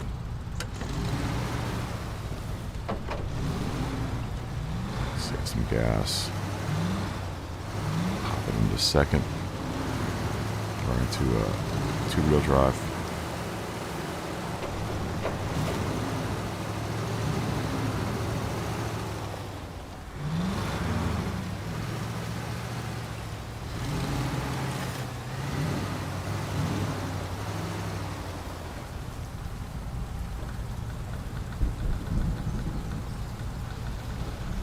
Oh my gosh, we're gonna have a thunderstorm in Los Angeles.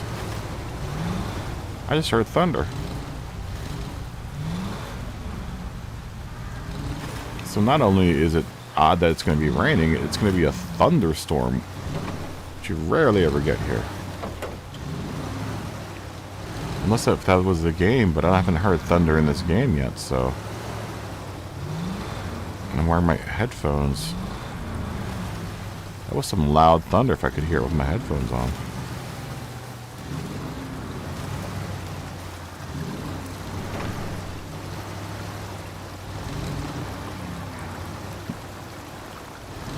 Alright, at least we're now above any kind of water, it looks like.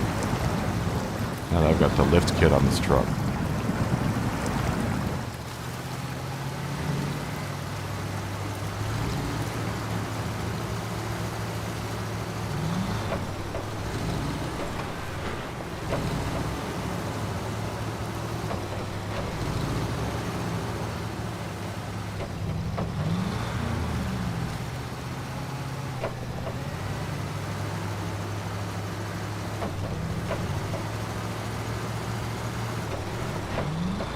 Ooh, and I like my new rear bumper.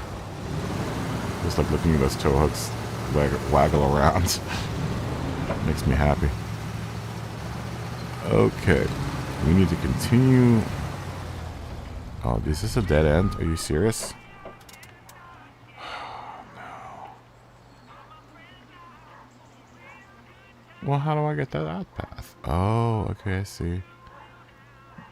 Oh, man. That sucks. I wonder if I could dip down through them trees.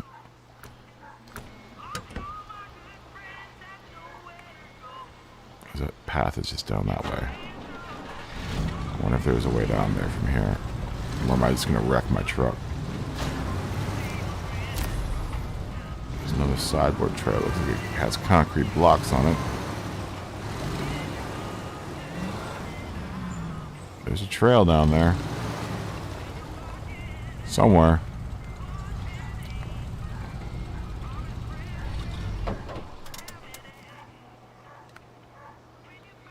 Oh, okay. I have to go right more.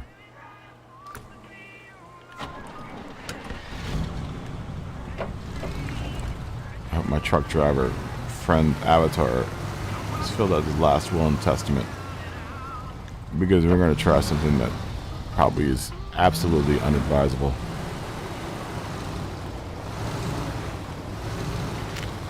I'm going to take a shortcut. And hopefully we won't pay for it. Just want to make sure when I land, I'm not going to land in any water. Okay. Wish me luck. I'll pop it into low 1. And hopefully she'll crawl to victory.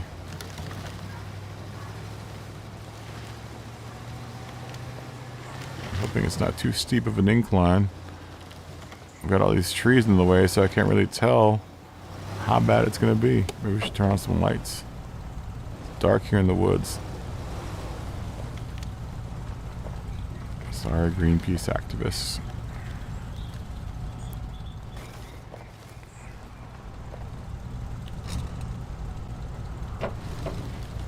Looks like I can make it. I've said that before, though.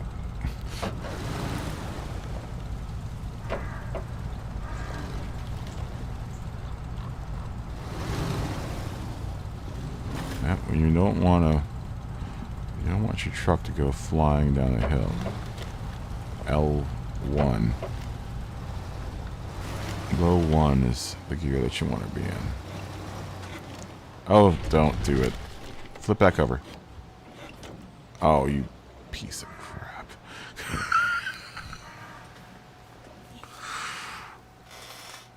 Okay. Now we have to go get the Apache. Damn it. I'm glad I brought the Apache out here. Let me go to the bathroom real quick. I'll be back in a second.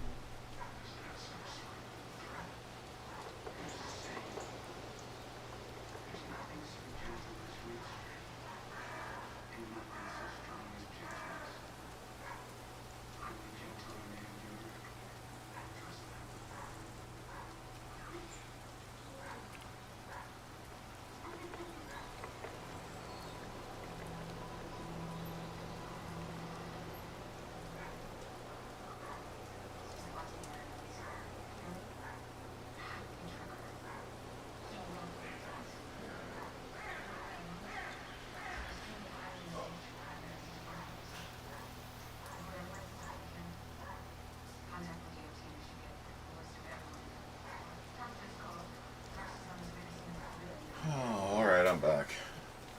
Sorry, guys. No, nature calls, nature calls. So, we need to go and get the Apache. Christ. And go retrieve this thing. Well, at least I know the pathway now. Luckily, we brought the Apache with us.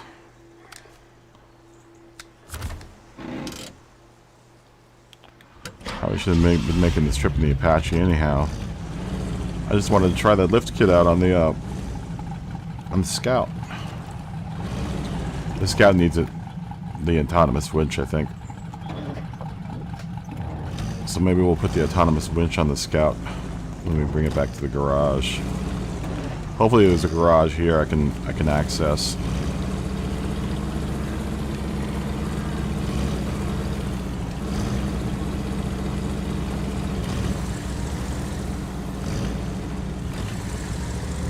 There should be a path off this main road.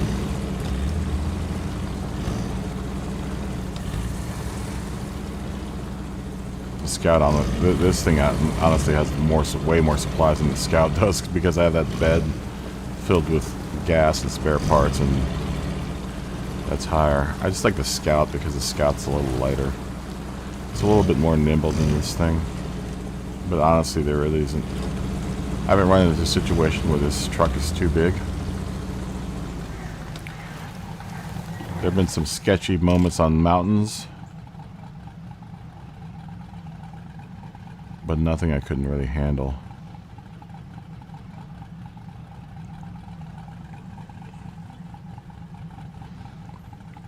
I might be able to cut through there. Okay.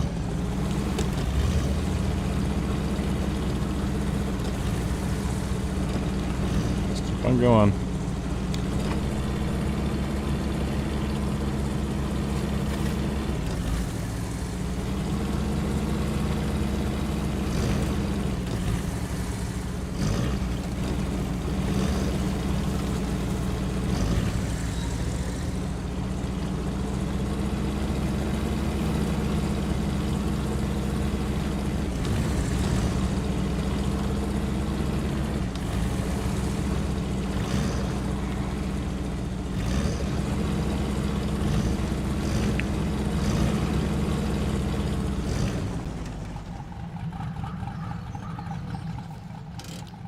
That clearing I can go through yet?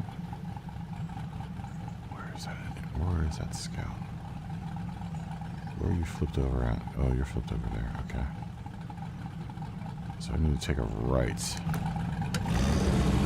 This next pass here.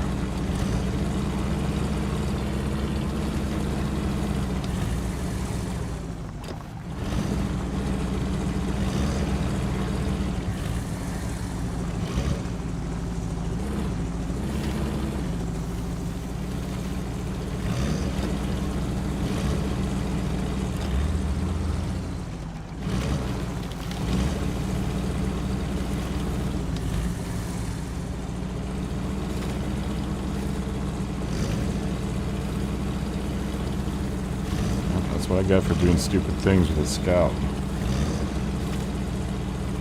Man, this mud's deep.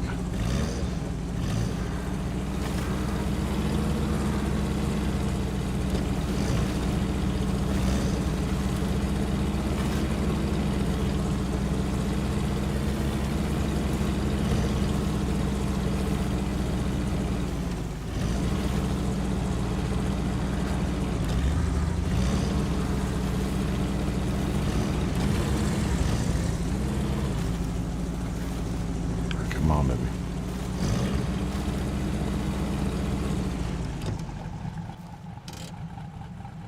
Alright, well, I can cut through to the right.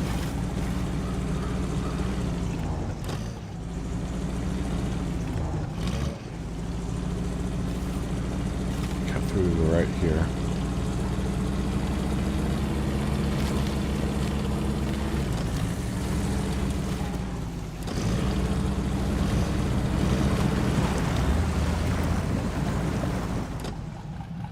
That truck.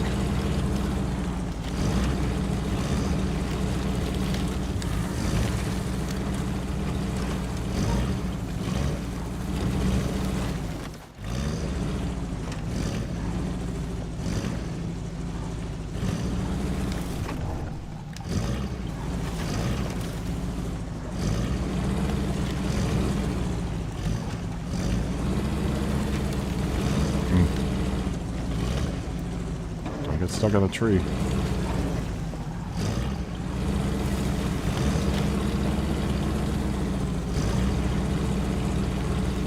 Let's do it. Scout should be up here somewhere. Where are you? Should be right in front of me somewhere. Didn't I just fall off that mountain? Where did it go? Oh, man. Did I go too far? Yeah. Christ. Okay. Well, we'll just turn around.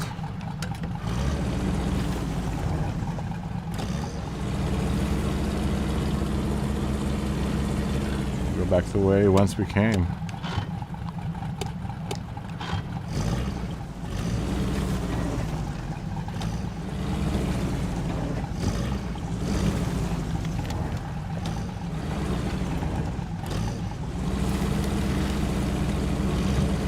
back the way we came.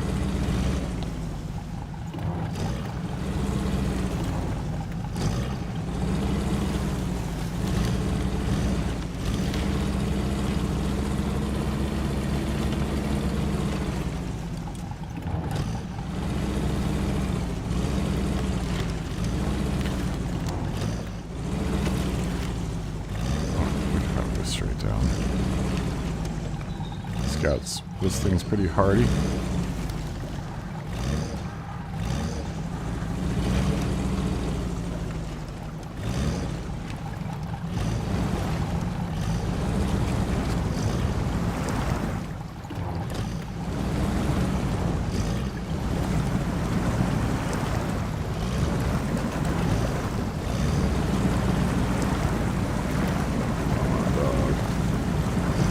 Go Apache.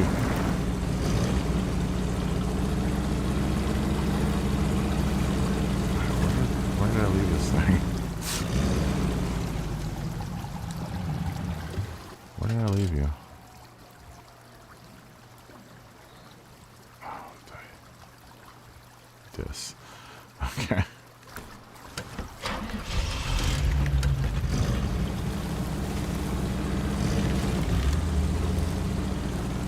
Super disc.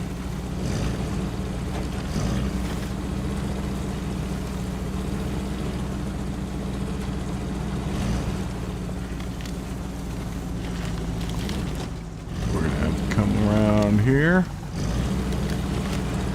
and go down this little road.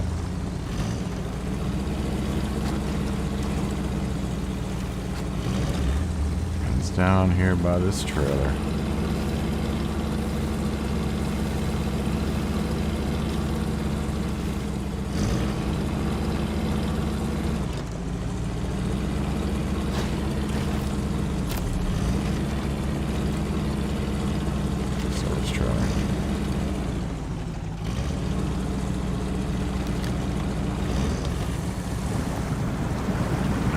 Good to know.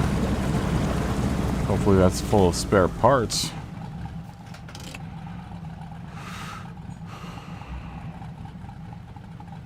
keep on going up this road. Scout should be on the right, left-hand side there. We're going to pull it down from its perch. Where are you, baby? You're around here somewhere. Further to the left.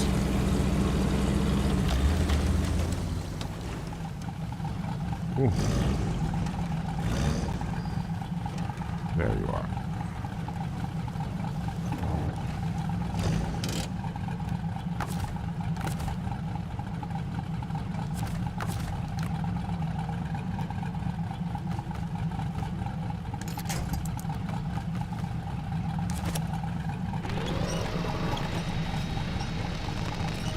Yeah. Flip it back over. Oh no, don't do that. I don't have another scout vehicle out here.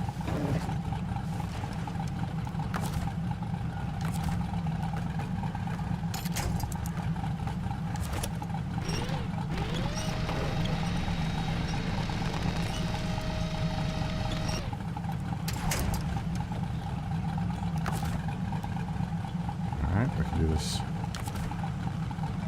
easy way.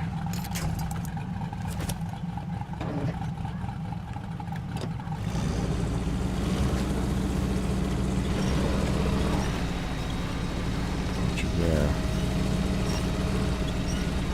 Flip over. There we go.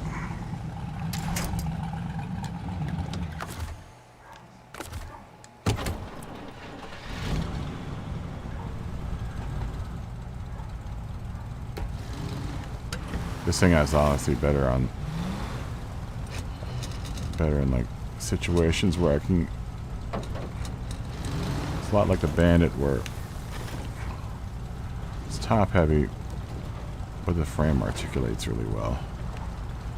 So I get that traction that I need when I'm going around real tight switchbacks.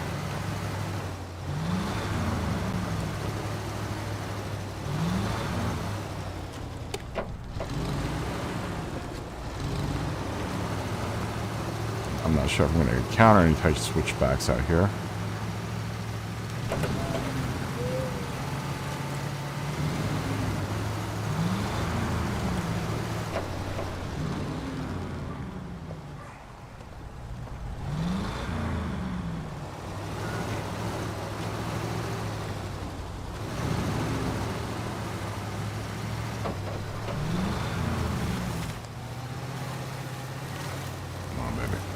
In two-wheel drive. Don't need no four-wheel drive for that.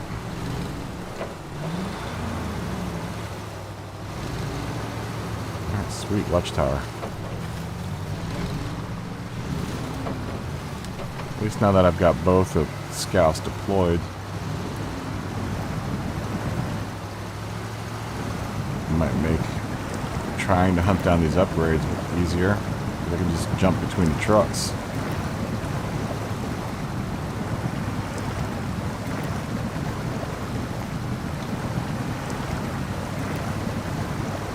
Wow, yeah, okay, so maybe I don't need the snorkel as bad as I need it now. I needed it before because now the truck is really high up.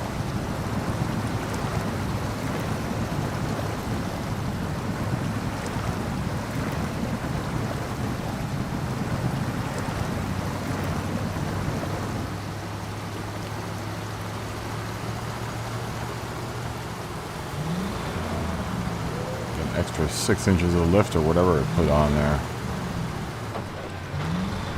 Really does help. Don't you dare.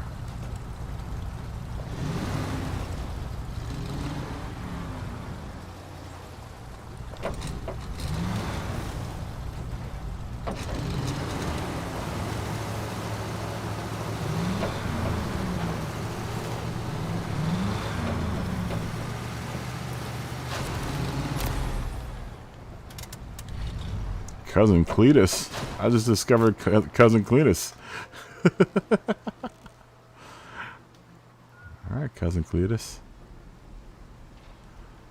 So why do I have that? Why do I have to go all the way up there? I mean, that would be kind of fun to go all the way up there and try to crawl back down. It's probably just going to result in me flipping over. It looks like we've got something out there too. Man, that's a long way to get to that other watchtower.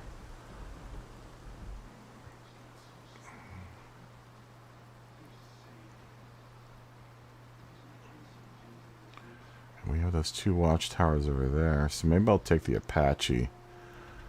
Since the Apache's already deployed, come back around here.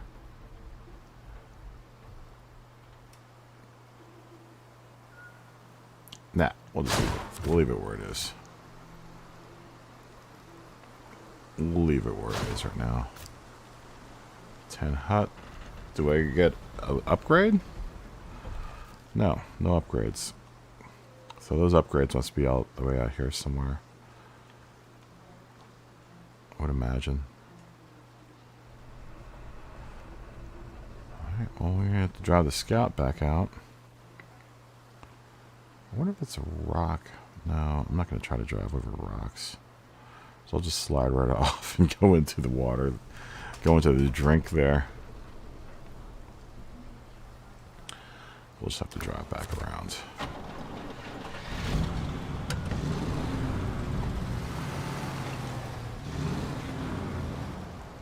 I do want to kind of go up to the top of that hill. Let's just do it for fun.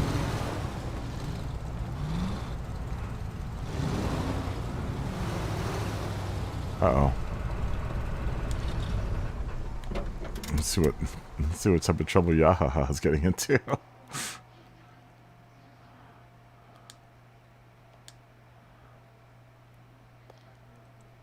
Nice. Nice acquisition, Mark. He's now part of the Apache Club.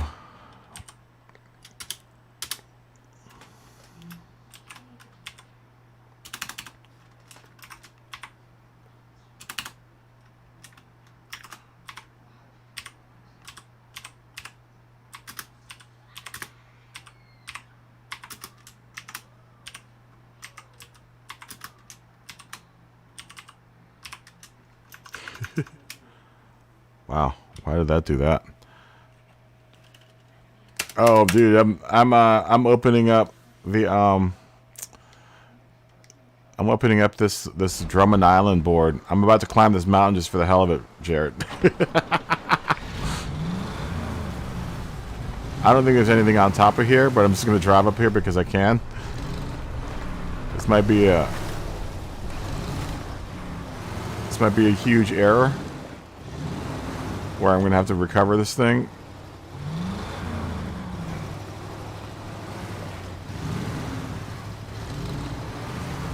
I'm just doing it because someone programmed it, so I'm gonna discover it.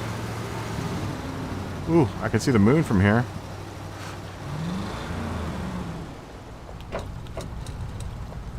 How are you? How is your game going?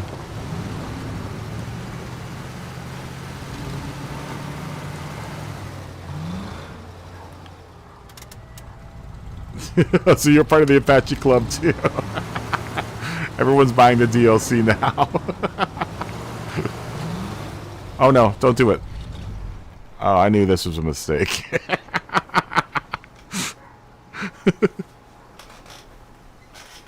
Dude, did you put the lift kit on your Scout yet? It's really cool. Cause you got the lift kit when I Oh, you're not playing anymore? The lift kit on the Scout's really nice. You almost don't need the snorkel because it's high enough now. I mean, it's still gonna need the snorkel to make some really, you know, crazy crossings.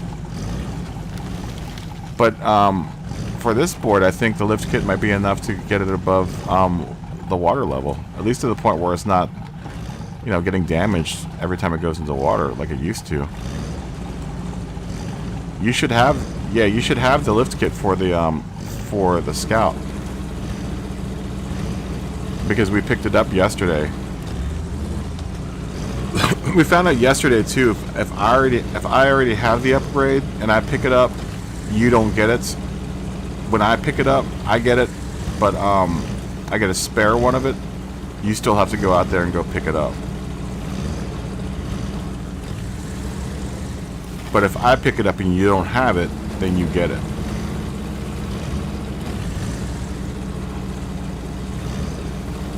We found that out yesterday with Jeff's game. Because I had picked up an upgrade that I already had, and he didn't have it, and he still has to go out there and pick it up. So we found that out last night.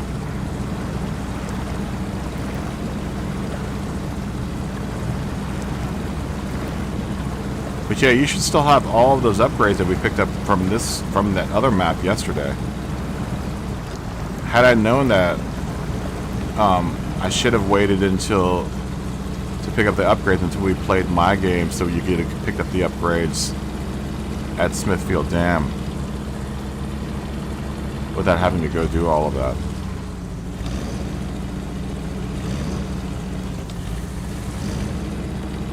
I think there may only be one upgrade left.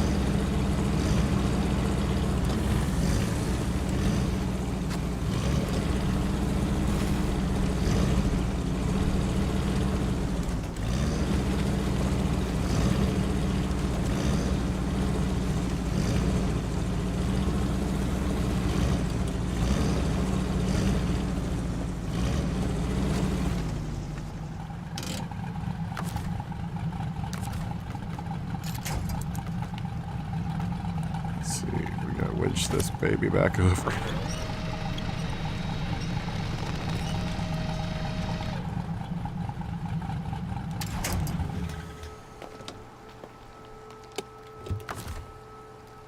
Change the truck. Go to the Scout. Continue our trip up the mountain.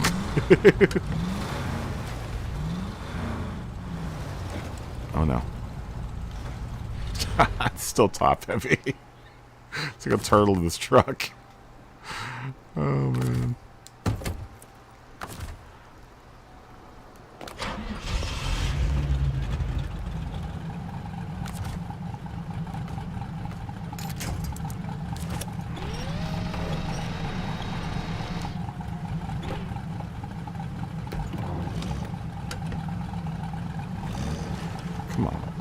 pull the dang thing over.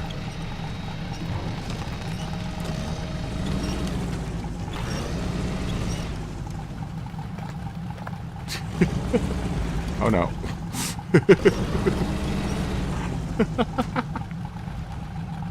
That's another scout. Yeah, that's another scout that's just sitting out there. There's a cool truck out there too.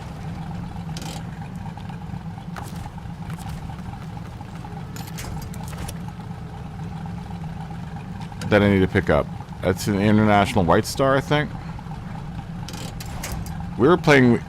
the other guy I was playing with last night has a sweet crane that I need to put on one of the trucks. Like the big crane that I never thought of buying is actually really cool. I actually can't wait to open up the backhoe and stuff. There's like a what's it called? It's not a backhoe. It's the oh, what is it called? What is that?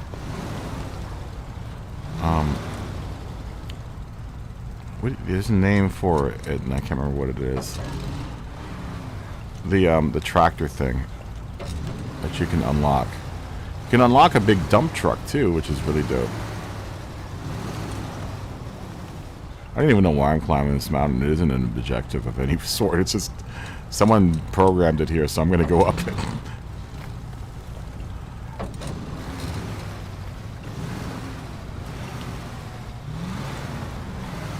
Wow, this thing's better backing up the hill than it is going down forward. Don't you dare flip over again. This truck needs the autonomous winch, I think. This truck is going to get the autonomous winch as soon as it gets back to the... It's not going to save it in this situation because there's really nothing to winch to here. But this truck just has a really high degree of flippability.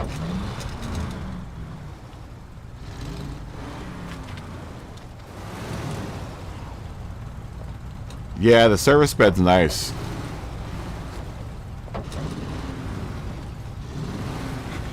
I like the service bed a lot.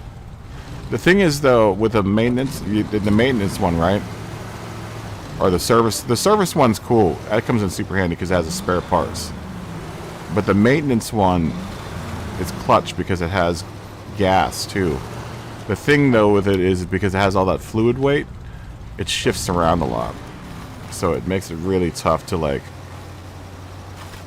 sometimes to get around, to get up stuff that, especially on the body that flexes a bunch, like the Western Star and the Bandit. It can make it a challenge to, ooh, come on, baby, you can get up this hill. You can make it. Yeah, the one with the gas, it's tough because, you know, the weight shifts around and that. I'm not sure which truck you're putting it on the back of, but if it's one of them trucks with a really long chassis, it makes it really challenging to get it up mountains and stuff because the fluid weight will shift and it's almost like a half a second delay. So when you're when you're making turns and stuff, you know, that fluid will shift on you and it'll throw your balance completely off. So you have to be really slow with it, going in the round, like technical turns and stuff. And also the tail hits. There's like a bunch of, you get a lot of tail strike with that thing. Like it'll get buried into mud sometimes because it's so heavy in the rear end. Let's try to just do this in low one. Oh, you know what? It's probably time to get some gas too.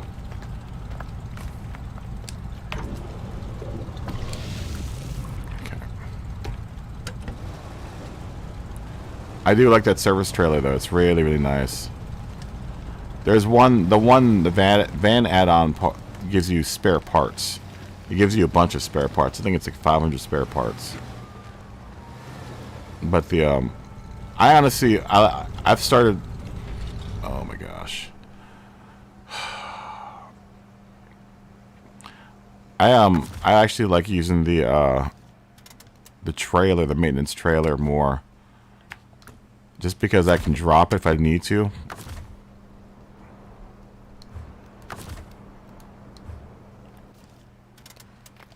I don't even want to do this. There's literally no point of doing this. I just wanted to go up there.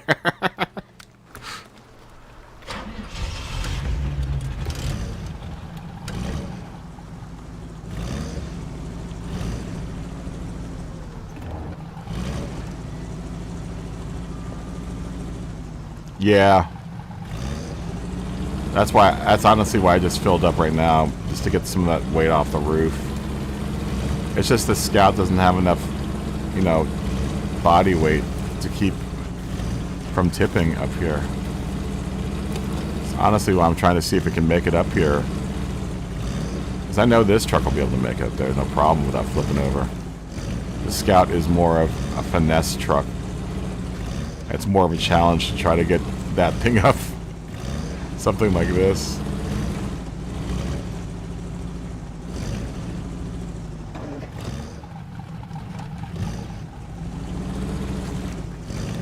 But I may have just gotten to a spot where I'm not going to be able to recover this truck like this way. I might have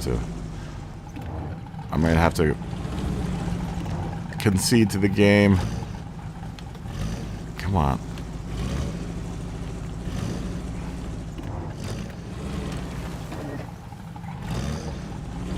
Sometimes with the Apache, you just need to get a good run up on it, something, because it doesn't. I don't know, it's just, the Apache's kind of weird in a way, in that regards. Sometimes you need to run up in order for it to be able to get up stuff like the rocks and stuff.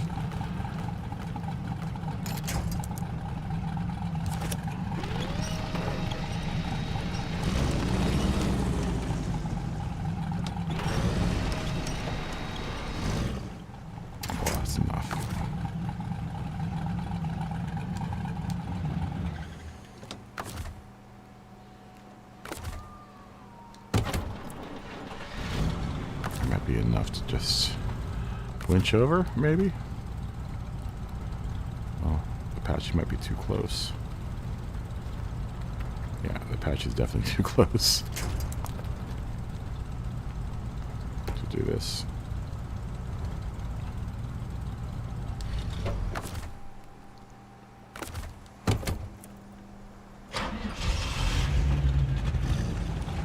Put the Apache like right here. I think it'll be okay.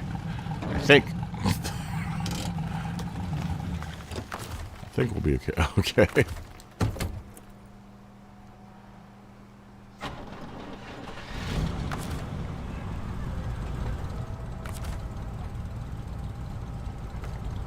This may work and this may not work. Let's hope it works. Why is my parking brake not on in the Apache? Oh, really? I wish did I not set the parking brake in that thing? I thought I did. I usually set the parking brake.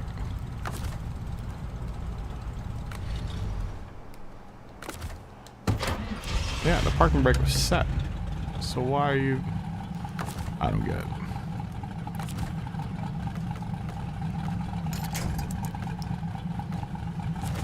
I don't get it.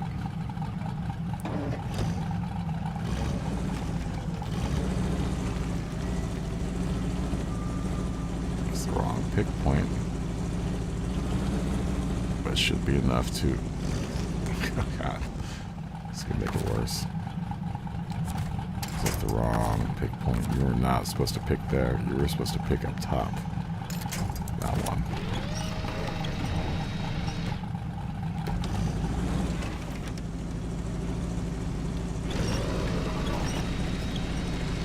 Okay.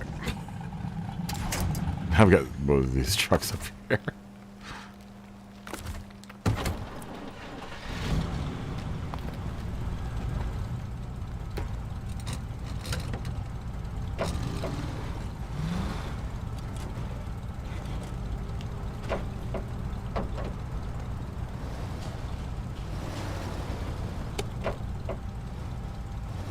Look at them bright lights. I just put more fog lights on the on this thing.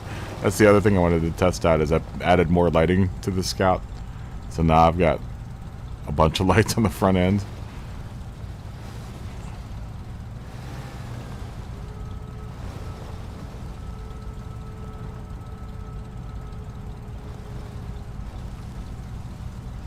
This is gonna be tough. It's gonna be tough to not flip this thing over.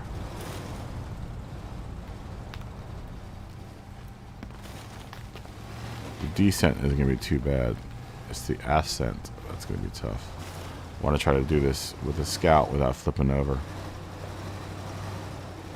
I've already failed 3 times. As honest as is wasting gas right now, but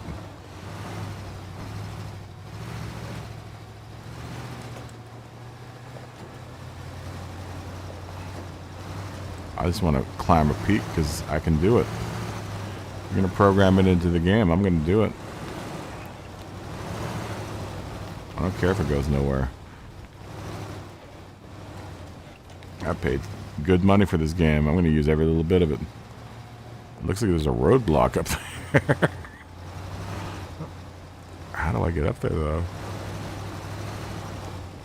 Maybe I'll unlock a secret bonus or something for making it all the way up here.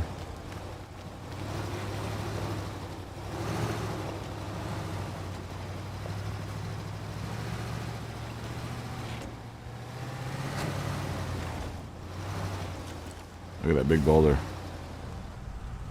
Oh, she does not want to get over that boulder. There you go, girl.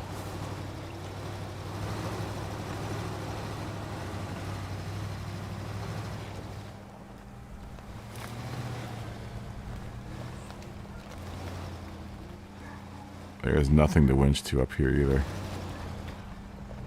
Except for the Apache.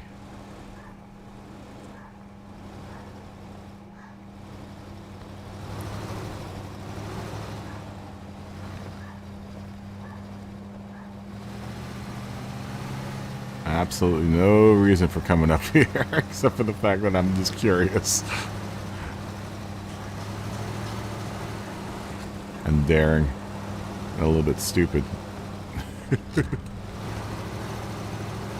Sometimes you gotta be a little stupid to be a little bit daring. There ain't no reward up here, just the reward that I know that I made it up here. Wish I had done it without flipping over. But look at that view.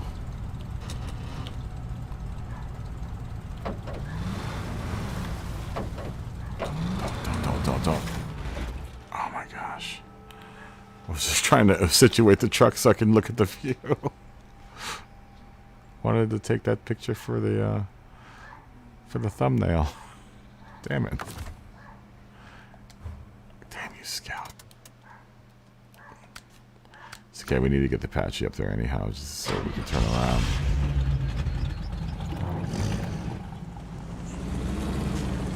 The Apache has plenty enough gas for both trucks, so... Well, if anything, we know that we made it. We're gonna make it up in the Apache.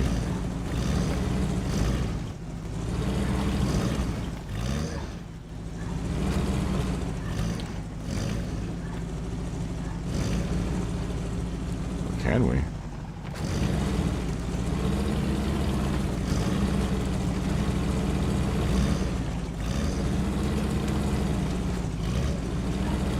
So one thing with the Apache needs to get a run up.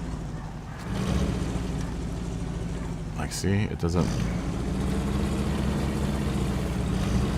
I don't get why it does that.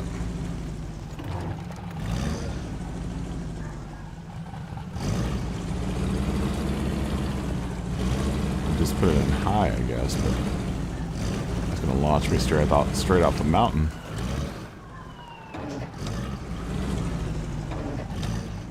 Oh, that boulder's in a bad spot.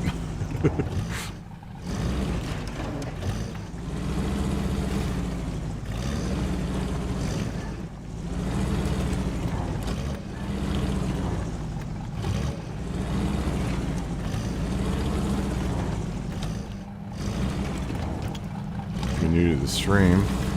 I refuse to restore trucks in this game. If I can drive it down off the mountain, I will. I will not admit defeat.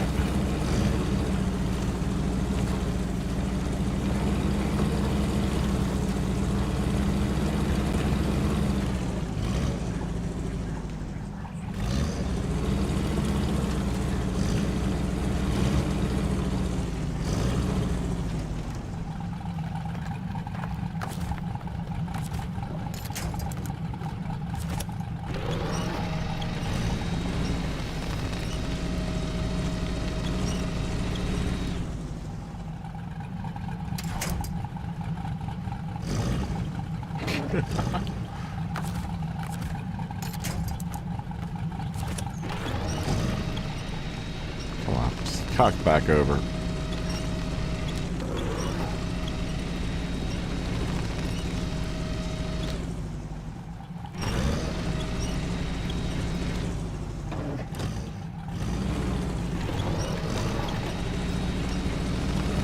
There we go.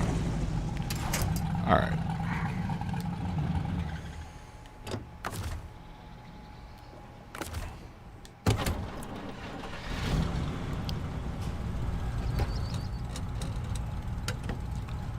See if we can crawl back down the hill with this thing at least.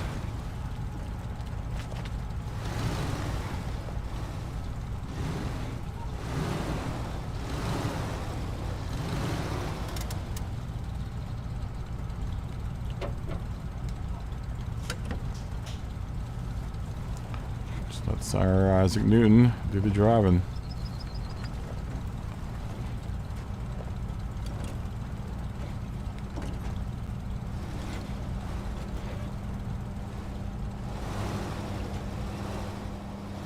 Crawl down.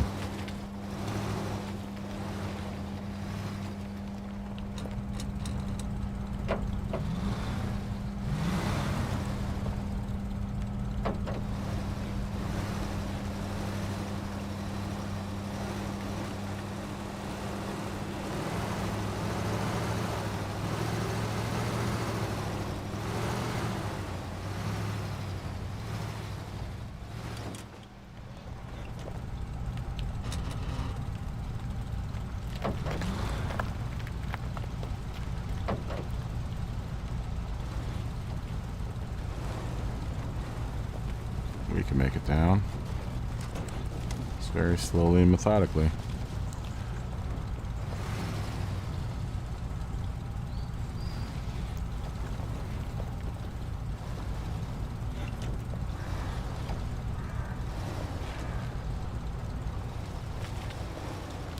Like I said, I had no particular reason going up there. Just I went up there because it was there.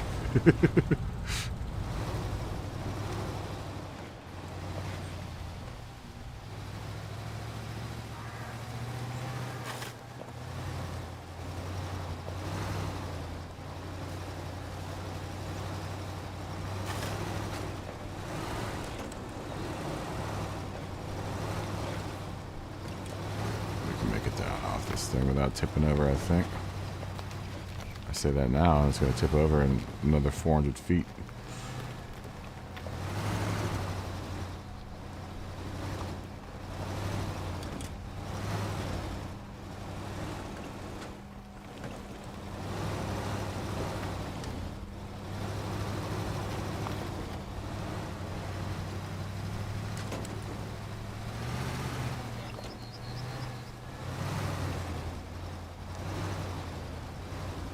Yeah, I need to get the Apache down off the mountain too. What I might do is tow one of the trucks to the cross to the I'll tow the Scout up with the Apache.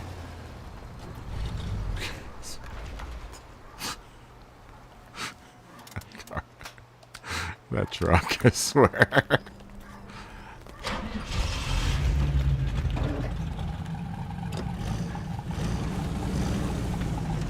I need to get this thing down anyway. Anyhow.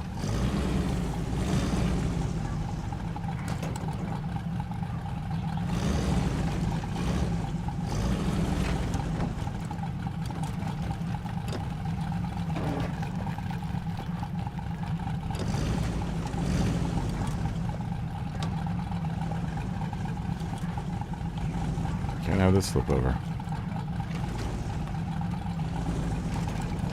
Probably should refuel.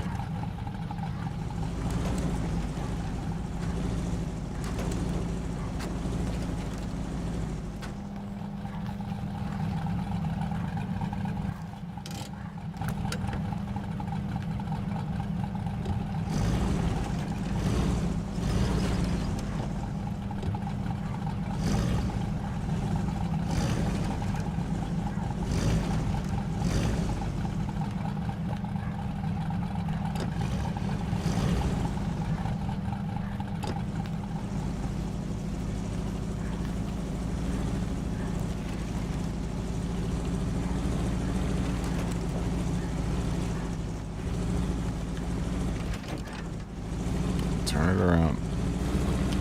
Turn it around.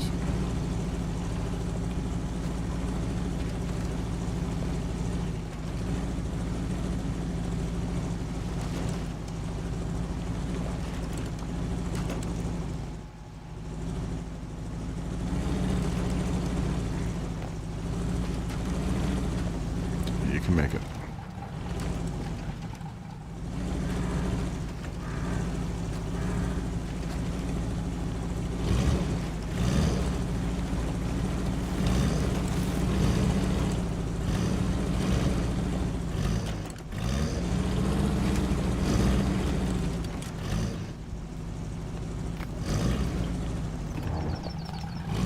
Stuck on a boulder.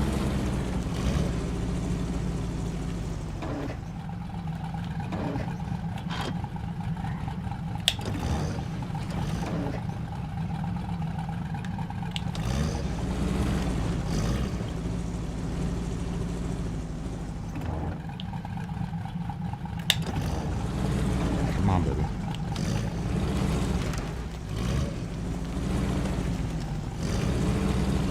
What did you find, Inteleon? About the penalty system. They updated the penalty system, so they updated the penalty system the last update.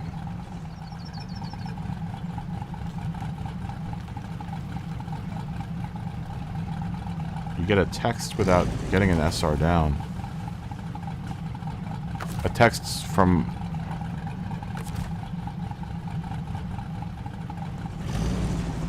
I'm not sure. Oh, they give you a warning now if you get an SR down? What?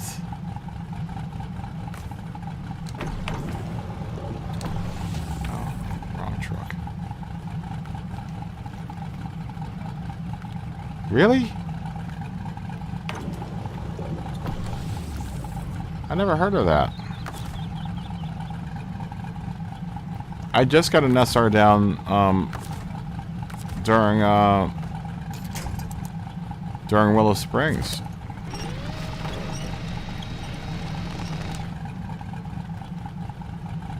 Huh, that's interesting. Maybe that's something really new?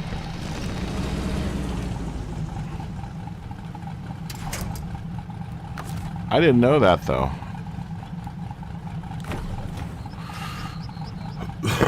Excuse me.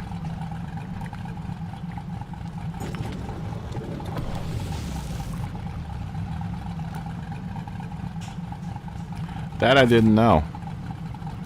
That must be something brand new. Because I haven't encountered that yet, where they've texted me, you know, in the game that I've had my SRs down. Because I had one instance of SR down. I didn't lose any points, I just got a warning, I think.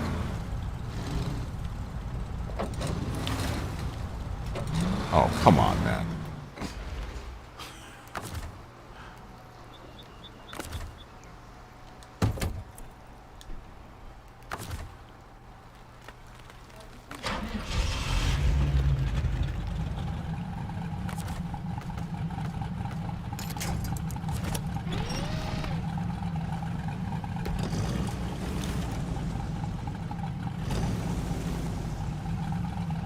Oh, that's if you get it.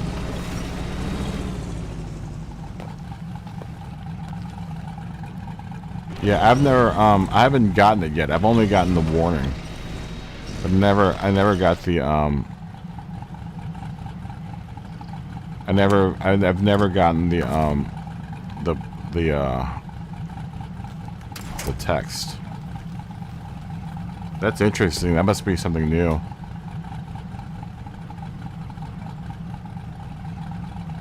Yeah, I haven't, I get, there are two SR downs. There's an orange, or there's an SR orange marker, and then there's an SR red marker, and that's the one where you, oh, come on. That's the one where you lose the points. At least in my experience.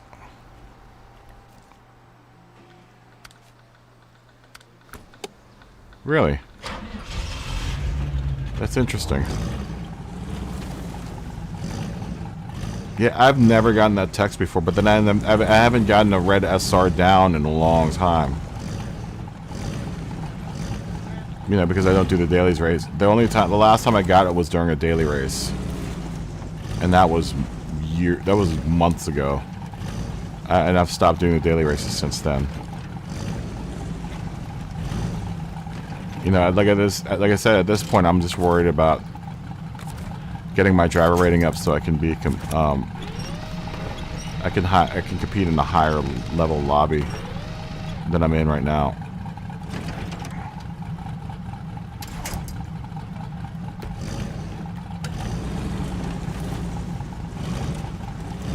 Did you get that today? Because I know you do a lot of daily races.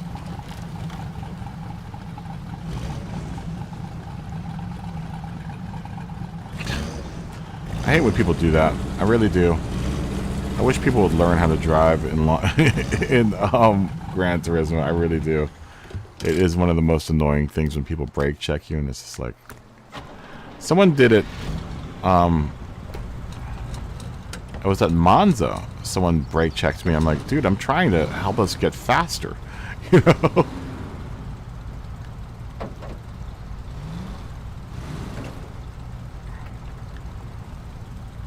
You know, some people just don't understand that, like,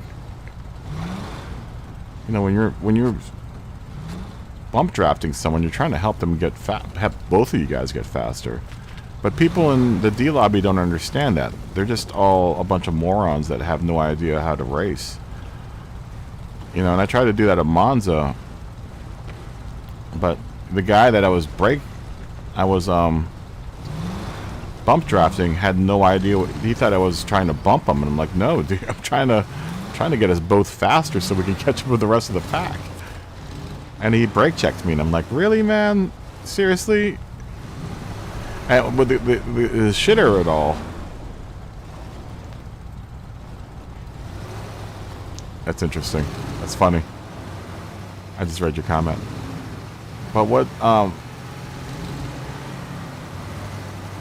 really made me mad about that whole brake checking incident is that I bumped him up into, I was bump drafting him the whole way, and we were really far behind, like 6th or 7th place, and because I was bump drafting him, we ended up catching up with them, and then he brake checked me, and I'm like, you idiot. Like, you moron. I just helped you get back up into the race. I hate the people that race in the daily race D lobbies. Like, the mass majority of them are just idiots. Have no idea how to handle themselves on a racetrack. They have no place on the racetrack, those people. That's why I kind of actually, I don't know. I'm really been thinking about going into ACC more. I'm hoping there are more competent drivers out there. I just like the idea of being able to, of getting into Gran Turismo and not having to do a car setup. You know, and that's, you know, I know it's the arcadey part of Gran Turismo,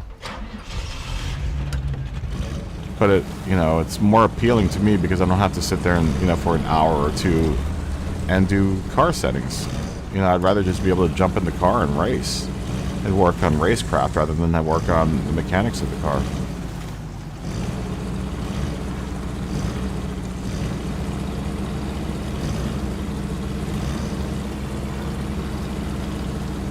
Yeah, I've been looking at ACC more, but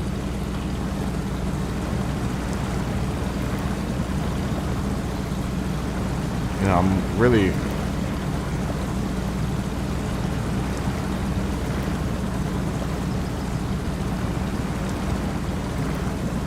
don't want to get to ACC until I get to the PS5, honestly.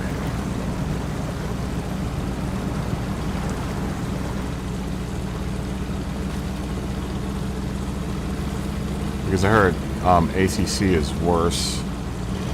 It's definitely a lot worse on the PS4. I heard it's really super glitchy, which that doesn't appeal to me at all. I wish I had a PC fast enough to run it, but I don't.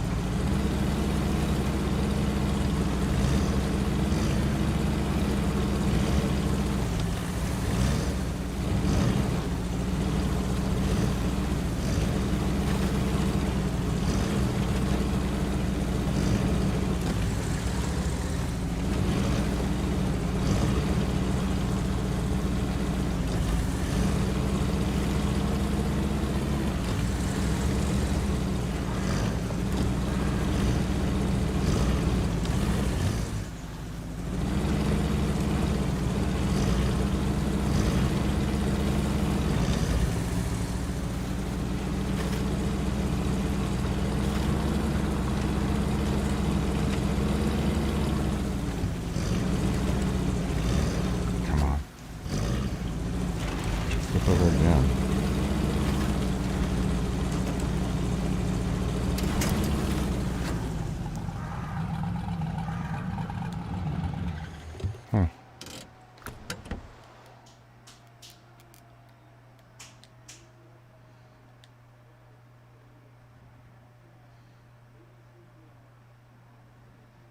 You know, it's not showing me Inteleon because you can't do URLs in the you can't type URLs in the browser or the text message thing.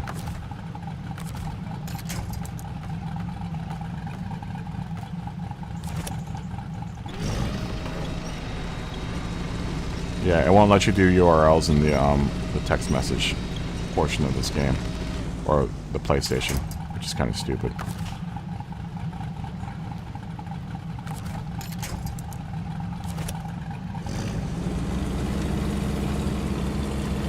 I wish you could. It'd be easier to spam people with my website. Oh, come on, man. Why can't I just attach my winch to the central part of the bumper? I wish I could. I have attachments for that. Why can I only do the left to the right bumper? This doesn't make any sense. I don't want to flip this thing back over.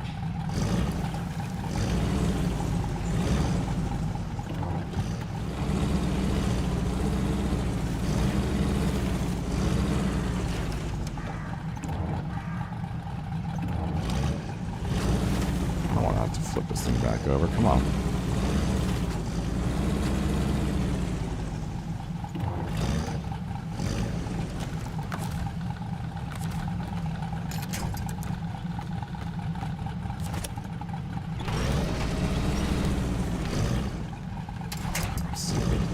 That was a dumb move. Yeah, you can't do URLs in the message.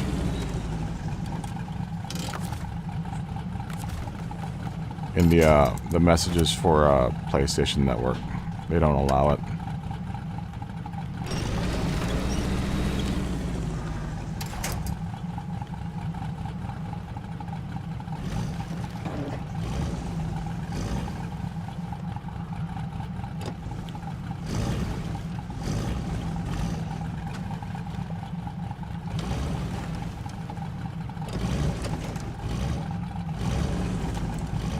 Yeah, you can't do URLs anymore. I wish you could. That way I can just tell people that are playing SNOWRUNNER where to watch my stream.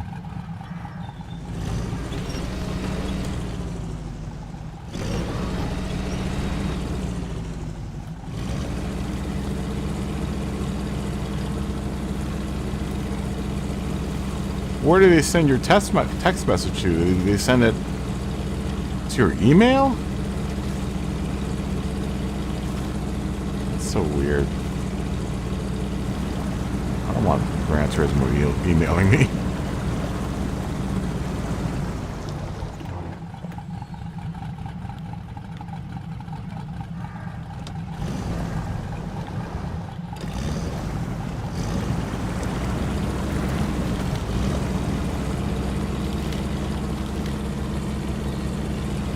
It's so odd.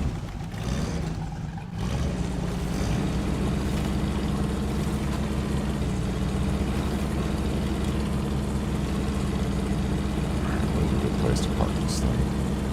I just park it right here.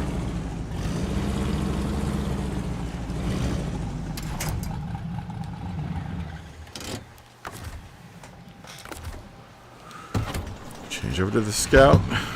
Need more scouting. Just probably need more gas.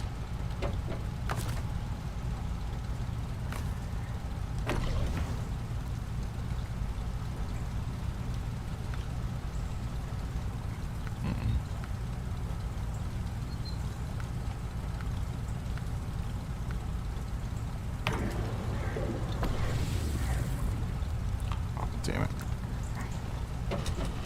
Keep on filling the Apache up. I don't mean to fill the Apache up.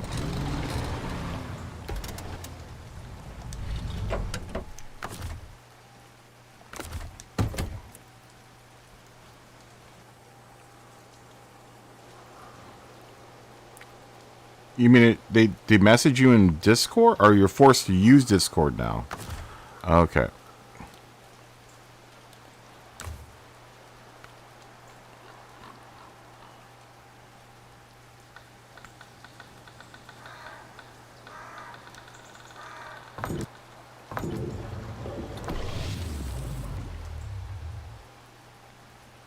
We'll just have to come back down here and refuel Apache.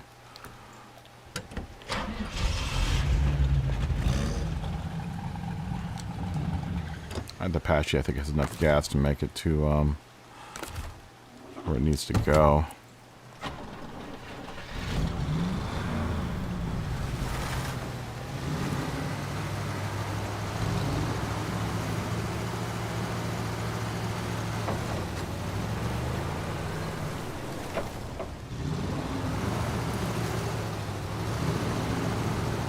I need to get my Discord hooked up so I can start talking through Discord. Oh, it's close. I might have to buy a bot for it, which I'm thinking of buying tonight, so that I can get that thing up and running this week. That's probably what I should actually be working on this week instead of playing SNOWRUNNER, is getting the Discord up and going.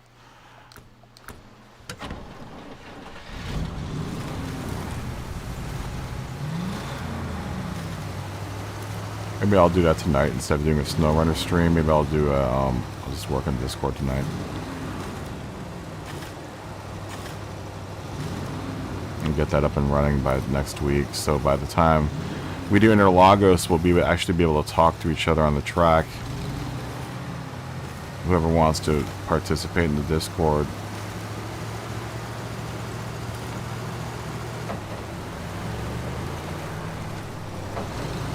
Which should be really cool once it's established. Oh man, there's a bridge out. Oh, I guess I can't get to any of these. Oh, dude, that sucks.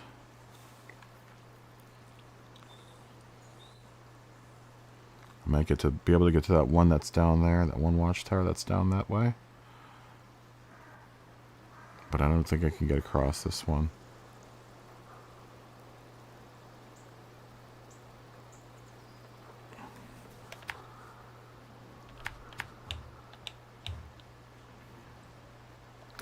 Yeah, hopefully Intellion, I can get my Discord up and running this week.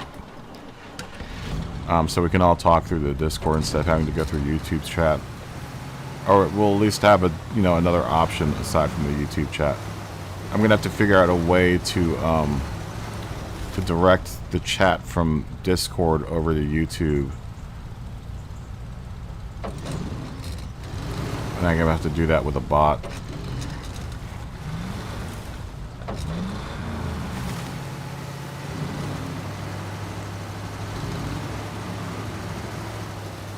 But that'll be cool because then we can use voice chat and everything, and Discord's actually real time, whereas there is a delay with the YouTube feed of about I'm watching it now. Right now I'm getting like maybe a 5-second delay.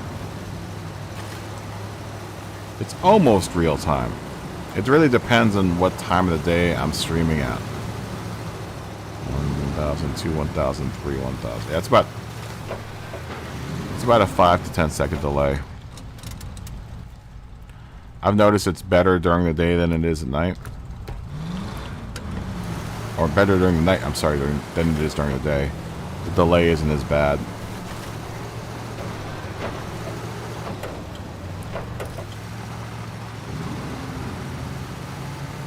Are you in Ontario? In Teleon? Are you? Because you're not in Vancouver. You have to be on the west coast or the east coast, right, of Canada?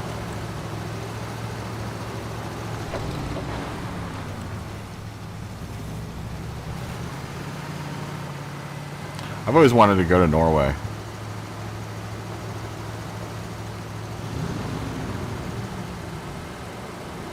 If I go to Norway, where should I visit?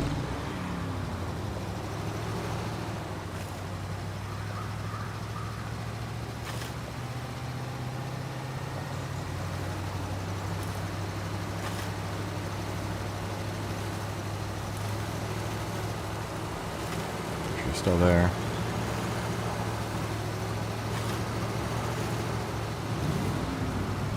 I would love to go like to the Scandinavian, like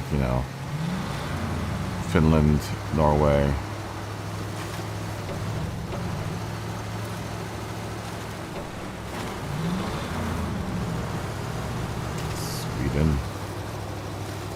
Sweden. I think there looks like there was a path I can take over to this watchtower over here.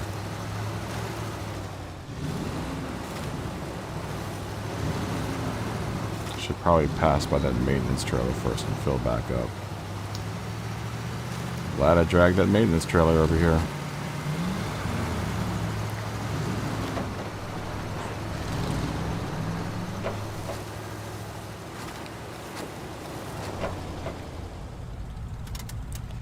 I wish I could go ahead and outfit this truck with the, you know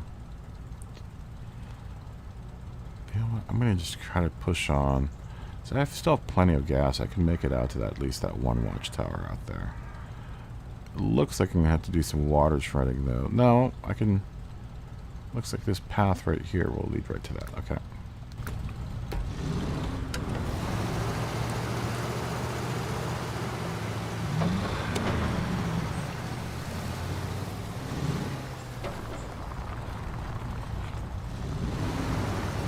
Just have to be really careful. Make sure this thing doesn't tip over.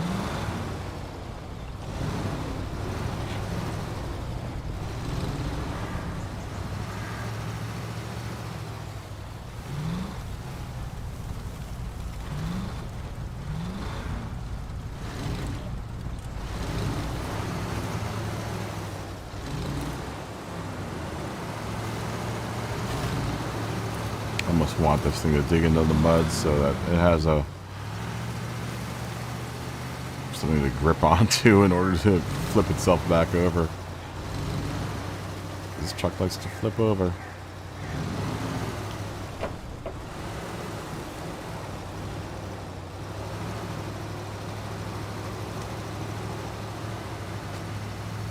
It's best to just kind of go slow in this truck when you're descending or climbing up a mountain or something.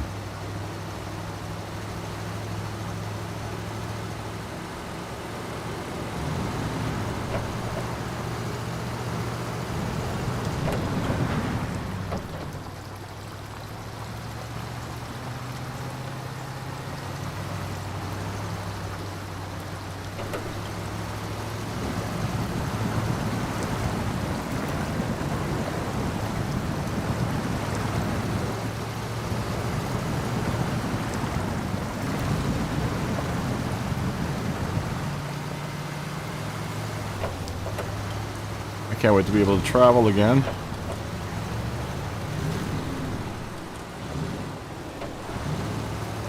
Flying an airplane.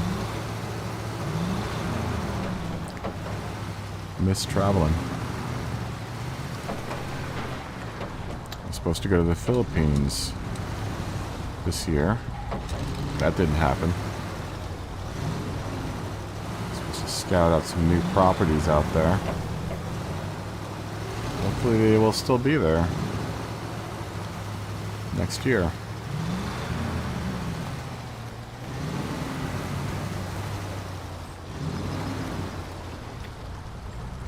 Hopefully we can make that trip next year. There's a lighthouse out here. That's cool. They really did do a good job of building this world for this game. Okay. It looks like we're gonna have to cut across. There. Okay.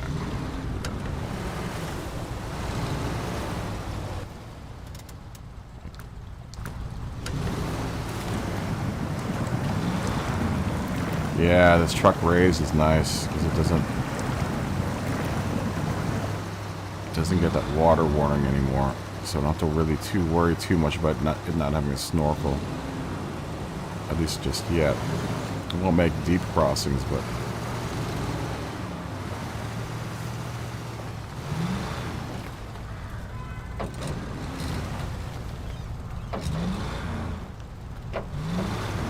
Let's take it in low gear, just so I can crawl.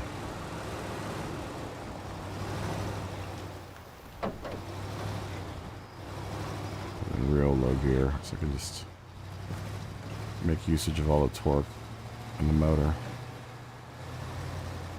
I don't need the speed out of the motor right now, I just need its ability to torque, or ability to pull itself around here.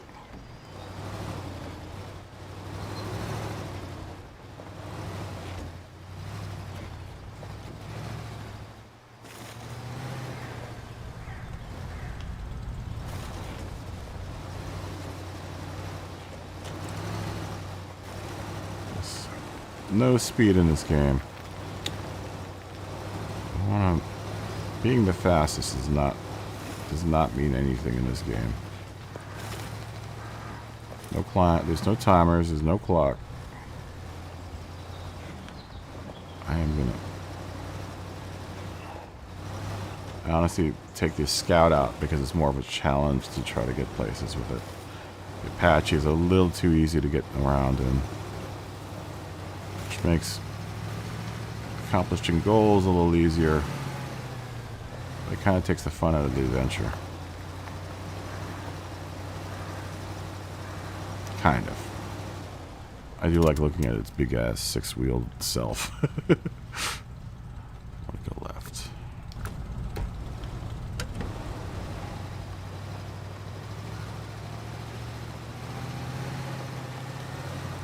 Keep her flat and level as much as we can.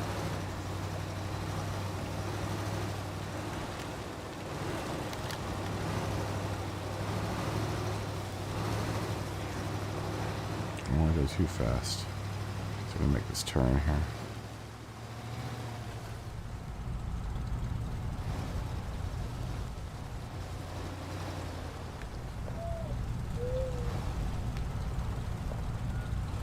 Want to tip that wheel in the opposite direction of the way this thing wants to tip.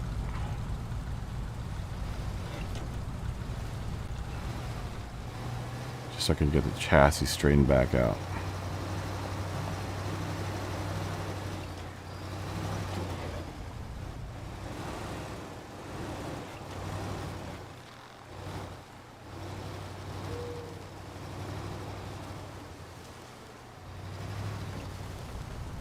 SNOWRUNNER gear is a lifesaver in this thing.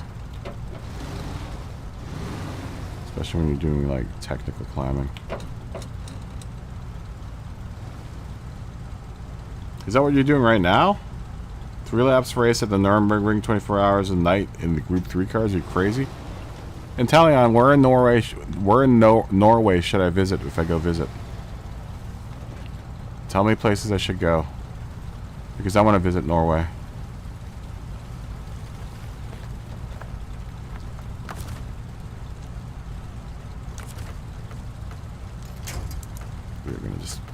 We're gonna winch just so it keeps its stability. We're not gonna pull ourselves in unless we need it.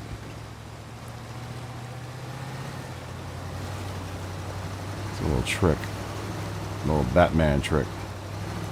See,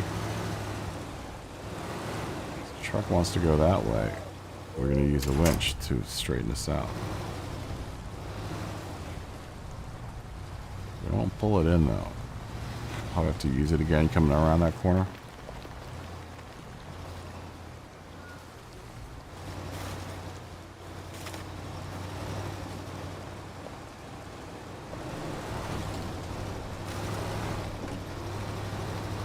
Oh, nuts. Oh my god.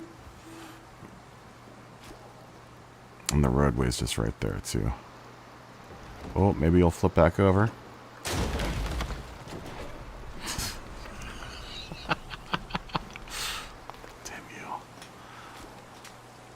I was trying to go up the hard way around, but I guess there's an easy way.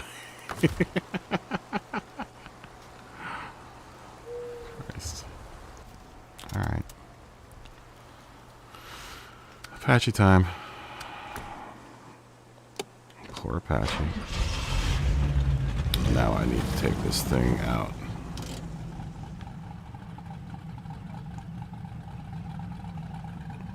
I need to take this to the maintenance trailer. And go get gas for the other truck too. And get gas for this truck because this truck needs gas now.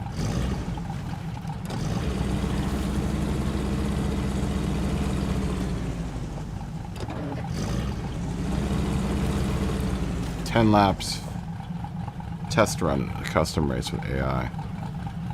Yeah, Nürburgring is tough, man. It's a tough track. There's just a lot of turns. But it's almost like, in a way, like Willow Springs, where you kind of have to do it all by feel. There's no way you're going to memorize every single turn. You just got to know where the turns are going to be. And just feel it out.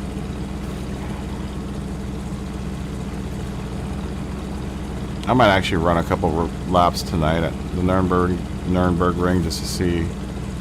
Because that's in the Group 4 cars. So, at least round 7 will be the Group 4 cars. That's not till 2 races from now. But I'm going to honestly probably start doing some training around it. Just so I can re-familiarize myself with that track.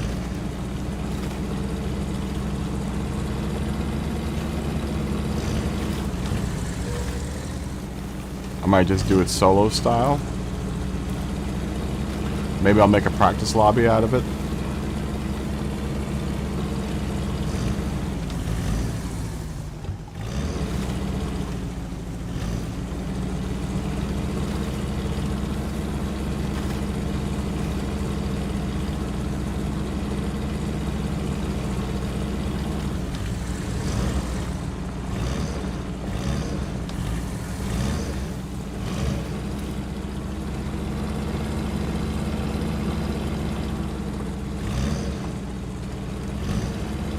Can the AI get I've never gotten a penalty during an AI race.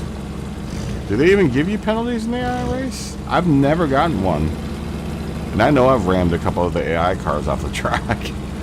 Just out of frustration because they don't have, those guys don't, that's like driving in the D lobby.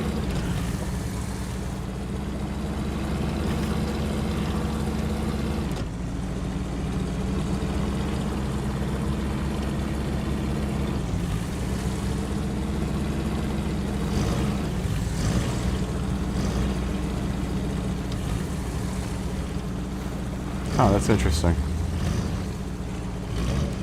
I didn't know that.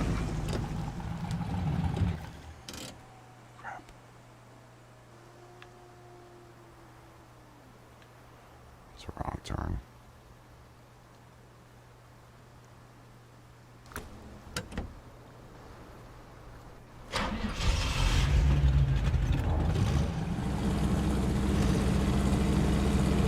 Yeah, I didn't know that's the. I didn't know you could even get penalties in the AI races.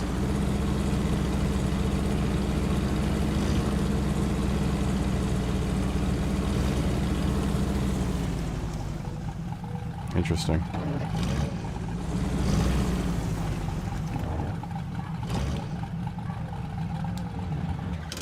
not gonna make it, am I?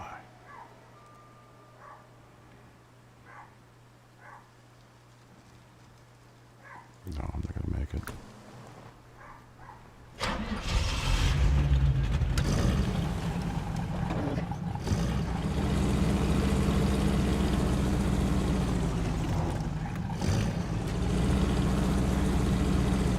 Yeah, I didn't know that.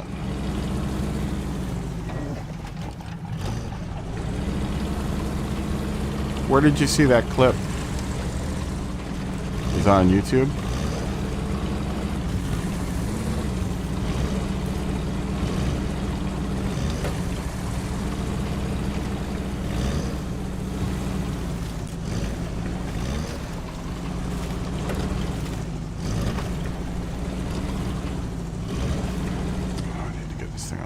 So we got to refuel. No, I want to bring that maintenance trailer all the way up here.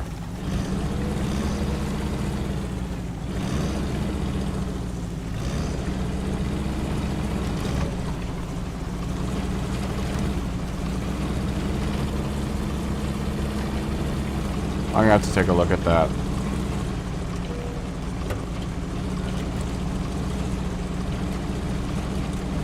Some of this gas on that roof. Oh, good.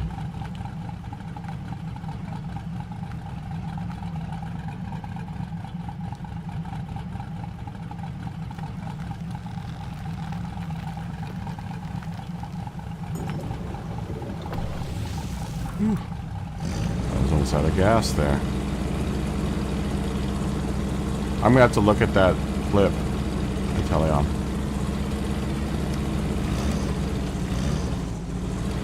So where in Norway should I go visit if I want to go visit? If I want to make a trip to Norway.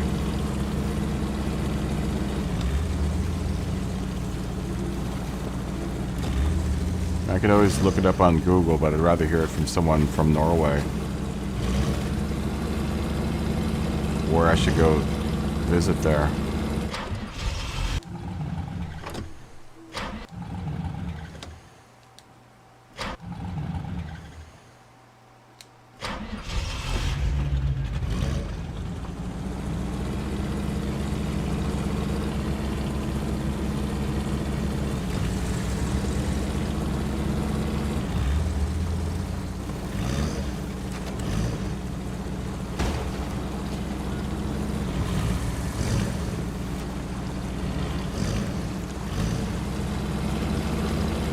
I've actually never been to Europe before, now that I think about it. I do want to make a trip to Germany at some point. I have this crazy idea of doing a car manufacturer tour of Europe.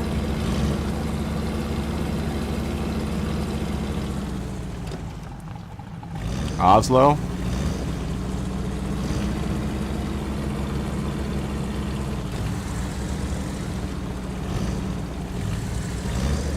I'll have to check that out. I'll have to check that out. I know that it's the capital of Norway. Is there anywhere else in Norway I should go?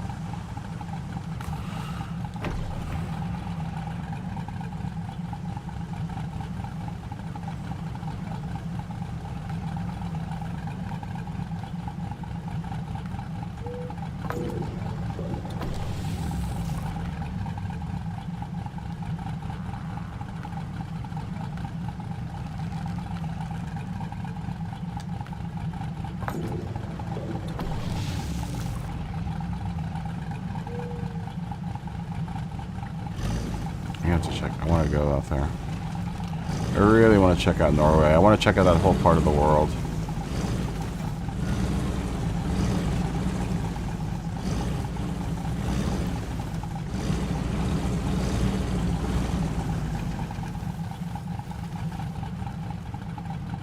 Oh, Lillestrøm too. Yeah, that's where they had the Winter Olympics that one year too, isn't it?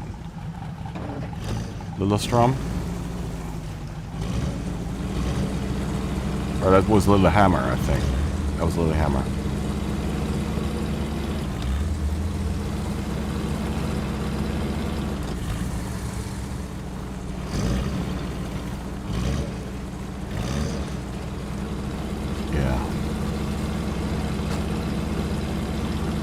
And Norwegian food is... What's Norwegian food like? What's a typical dish in Norwegian?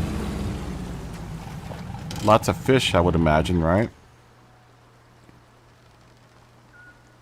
Because you guys have a really big tradition in the fishing industry. So I would imagine... And you guys are surrounded by water, I think.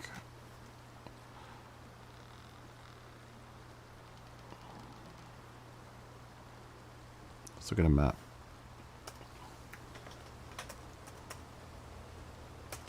I also want to see rally racing in Norway. I want to go there honestly for a race. Yeah, Norway is completely surrounded by water.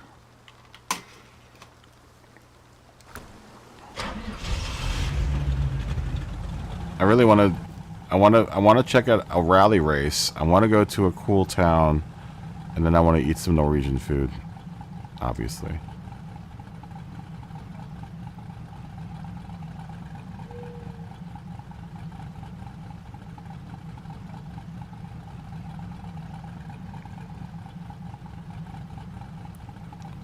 That's my scout. Yeah, that's right. So I want to go straight.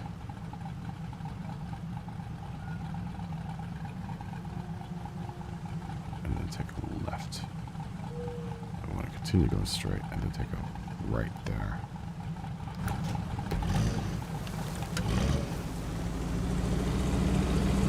Yeah, I really want to go out there. I really want to check out that part of the world.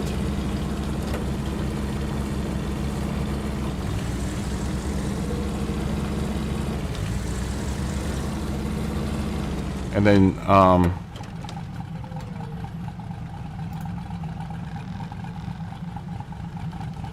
yeah, I would like to go from Norway to Sweden, then to Finland, and do all the Scandinavian countries.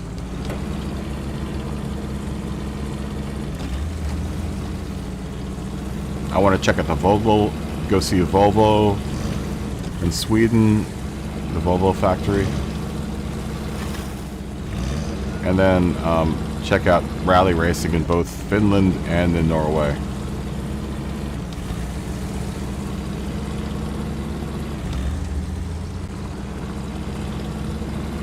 I think that would be a great vacation. Start off with a rally race in Norway. Go to Sweden. Go to the Volvo factory. And then go to Finland and check out a rally race in Finland. At one time wanted to buy a Volvo station wagon just so I could do a European tour. Because apparently... Yeah. But I mean, that's 3 is more than we get here in the United States. So that's 3 more than we get in the United States. So you're still lucky that you get, you know, a rally race. I had this idea before I bought my last car. Oh, okay. Before I bought my last car, which is a Volkswagen all-track station wagon, I was looking at a Volvo station wagon. And Volvo allows you to buy your car from their factory, have it custom made, and then you can pick it up in Sweden, and they'll give you a pass to drive your car around Europe, so that, you know, it's legal to drive in Europe. I think you're allowed to have it for as long as you want in Europe, and then they'll ship it to the United States once you're ready to ship it to the United States. and I had this idea that I was going to do, buy a car from Volvo, have it made in Sweden, go pick it up in Sweden, and then do all 3 of the countries, do Finland, Sweden, and Norway, and then go down to the United Kingdom and tour the United Kingdom, and then have the car shipped from like London back to the United States. And then I would go have the car shipped to the East Coast and then drive it across the United States. But it was just too expensive. The car that I wanted was way too expensive. And then the program was also really... I think Volvo pays for your airfare and your hotel while you're waiting for your car to be built.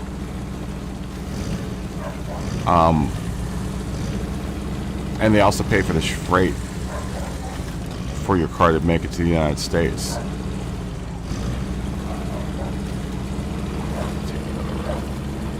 That's good to know that the steel is here. And there's a ramped bed here. Alright, and this has steel and concrete blocks on it. Okay, that's good to know. So if I need that, I can always come back here to get that. But yeah, I also wanted to do Germany too, but Germany was too far out.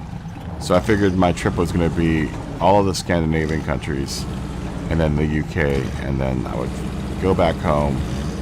I would have it shipped back home, stay with my parents in Virginia, and then as soon as it hit the port in Virginia, take the car and drive it all the way across the United States to where I live in Los Angeles.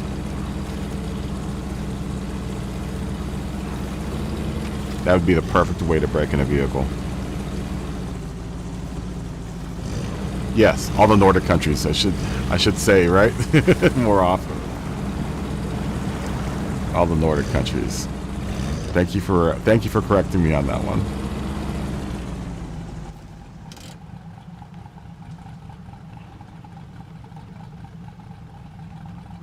Where did I leave that truck? Ooh, there's another truck out here.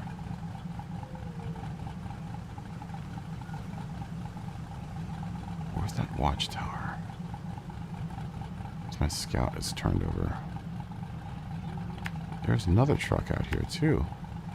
We'll take a look at that while we're out here. Maybe we can pull that out with the Apache. I'm glad I brought the Apache out here now.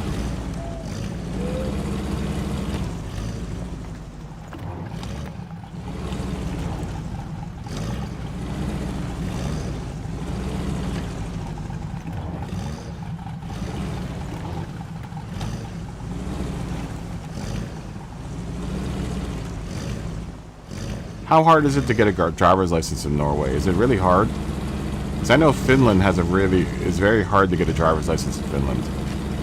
Because it's like a 2-year or 3-year long course or something to learn how to drive there. But I would imagine with all the snow and the mountains and stuff, it would be really, they would really educate the drivers out there way more than they educate the drivers here in the United States.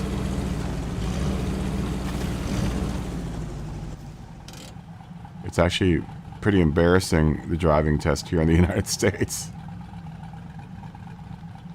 Oh, really?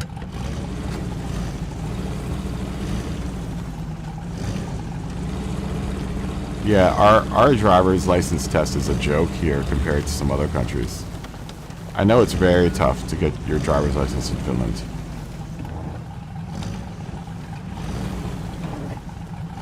If you want to win, you hire a Finn.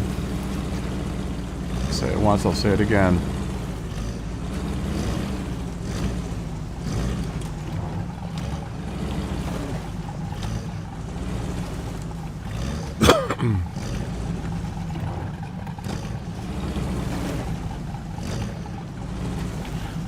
Is Mika Häkkinen's Finnish, I think. Häkkinen isn't a German last name. That sounds like more of a Finnish last name.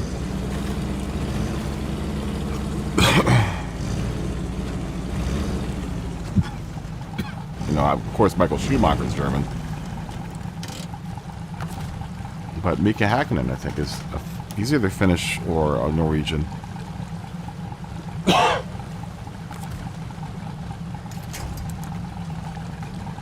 Same with Tommy Mäkinen, right?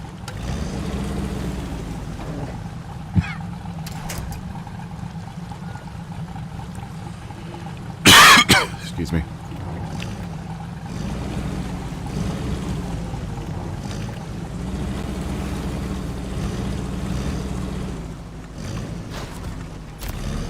Mud wrestling.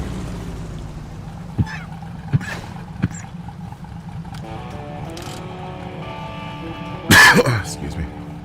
I need to get a drink.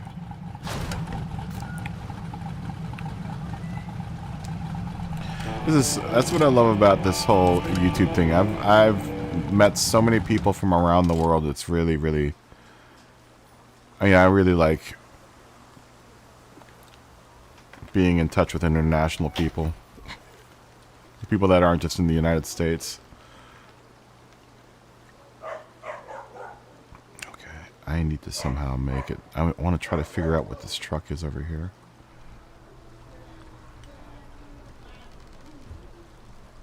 I don't know what that is. That doesn't look like a Scout. The only way to find out is to go out there and pull it out. Let me get a drink real quick. I'll be back in a second.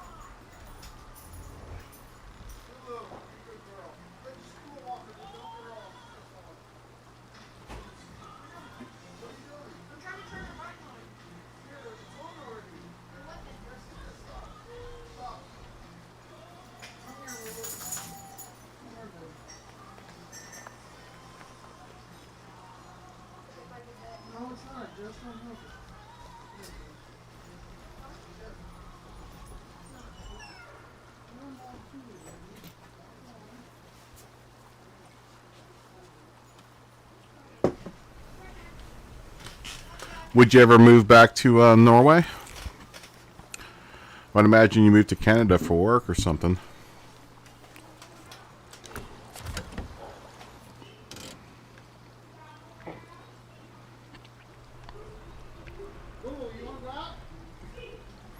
How do I get to that truck? Take this really windy road. Go get that truck, see what it is. Where am I? I'm there. That's where the Apache is and the Scout's here. It looks like it's another Scout, though.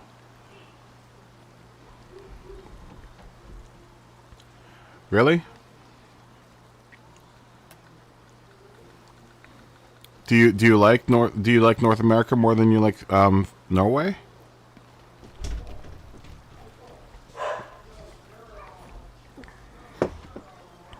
I mean, I guess if you grew up there, then you probably get tired of it. I mean, I get that.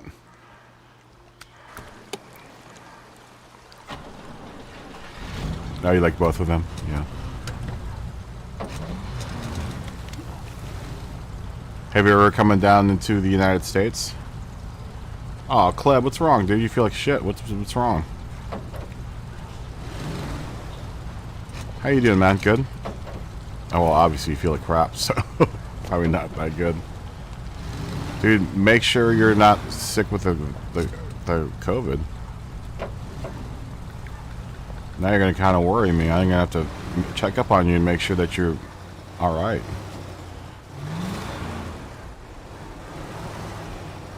That's not good. I don't like hearing that people feel like shit, especially now with what's going on. And you're in Florida, so...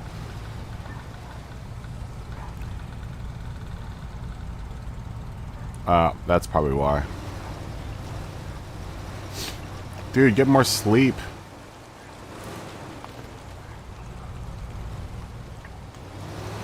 Oh, your plans were canceled?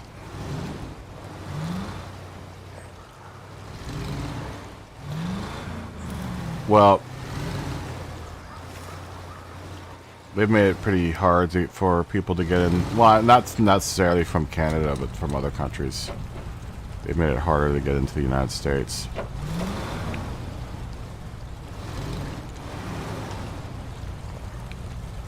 I guess COVID probably played into the whole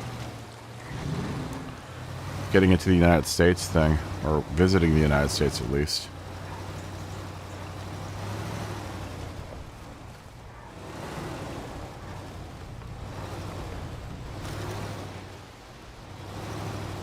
Yeah.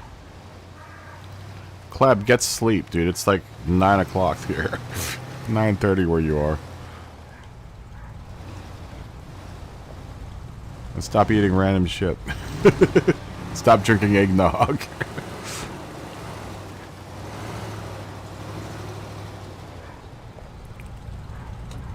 Now the U.S. is a cool country. I mean, I think a lot of people give it, make it sound worse than it actually is. It isn't terrible. You know, the people can be a little bit ignorant, but you know, that's everywhere. Everywhere you're gonna find someone ignorant. Eggnog is life. Not sure if this is life that I want to be part of. Do you drink eggnog just raw with nothing, with no rum or anything in it?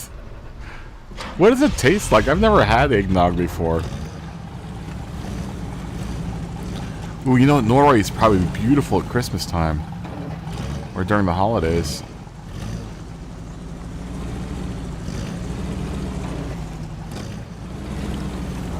Maybe that's when I should go. Maybe I should go to Norway during the winter. It's like milk and coffee combined. But it's eggs. It's eggs that they're mixed up with nutmeg. I mean, I drink milk. I would drink coffee with cream anyway. Am I missing out on eggnog or what?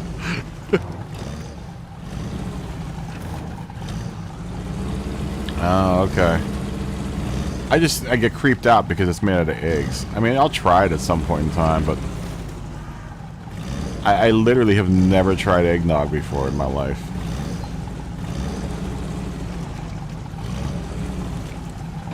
I've always looked at it and I'm like, there's eggs in that thing.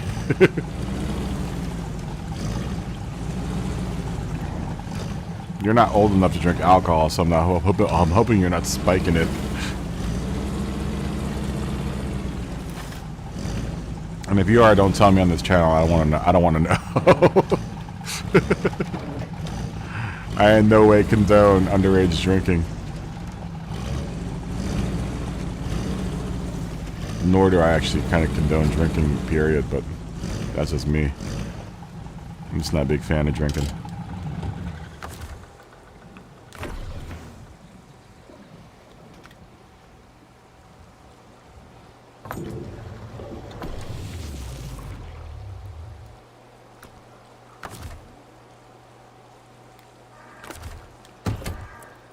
Although, you gotta be young sometime, right?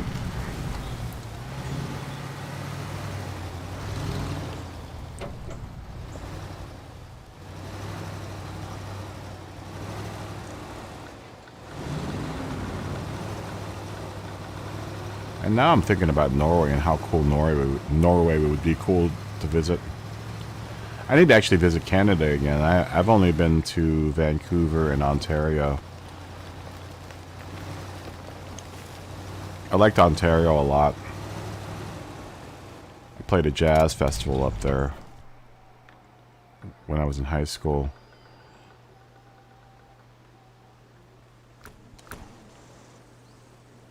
I play bass, guitar.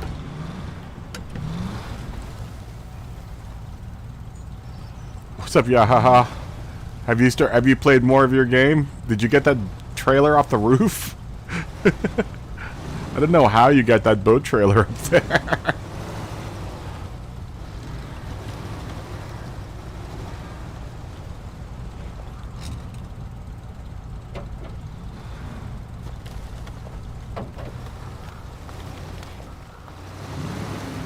We're just talking about Norway and eggnog.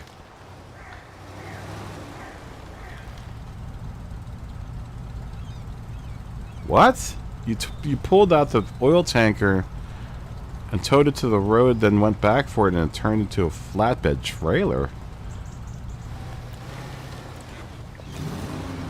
Are you talking about the oil tanker that's sitting at that was sitting at the gas station? That sounds like a glitch. At least you didn't buy it.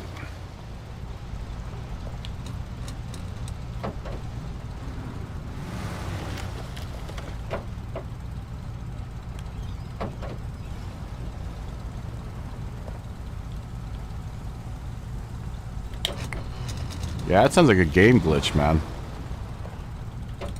You might have to report that glitch to their little glitch hotline. I don't know if you noticed, but like in the little introductory, you know, loading screen, it says that if you have any bugs, you should report them. Apparently there's some bugs. I didn't know this last night, but this game is a Microsoft game. I didn't know that. Or at least Microsoft subsidizes another company to make it. I think Havoc is the company that's the Microsoft company that does the distribution, but then Fusion is the company that actually programmed the game. Oh, the one in the swamp. It was one of the mission ones? Oh, that sucks. Maybe if you restart your game, it'll turn back into an oil tanker. That sounds really weird. I've never had that happen before. But then, like, I've had random crashes that it doesn't seem like is happening to anyone else either. Like I said, this game's still fairly young. So it's gonna be kind of... It's got a few bugs in it.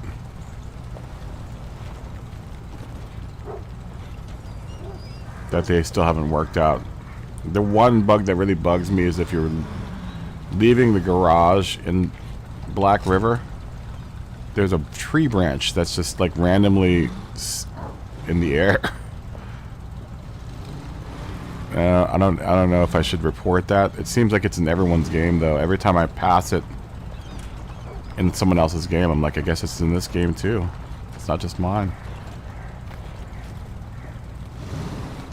So there are tiny little random bugs here and there in this game. Ooh, I think that's a different type of scout. No, it's just a different colored scout.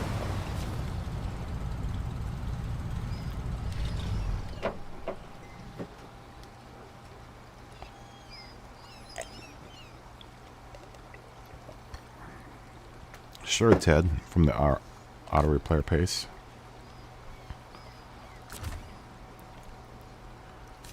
So what am I supposed to do?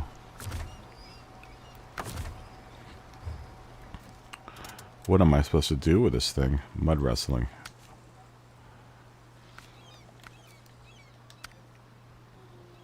Scout. Deliver to worker's house. Where is the worker's house? Oh, I gotta read. Oh, I've got like 3 scouts. 2 scouts I gotta retrieve. Are you kidding me? Well, maybe we won't just get this one just yet, because it looks like my upgrade's down there. Oh, wait a minute. That's really far from where I am.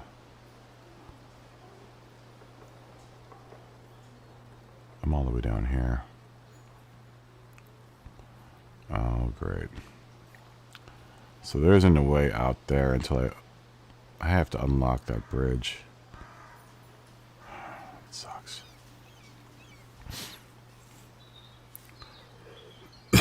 Yeah, there's some crazy bugs in this game. I mean, there aren't too many I've really run into, except for the 2 that the one where, dude, last night when we were playing Jeff's game, I literally had just dropped off my payload, and I was about to finish the mission, which I needed those points in order to get to level 11, and it crashed as I dropped off the parts, and I was like, no.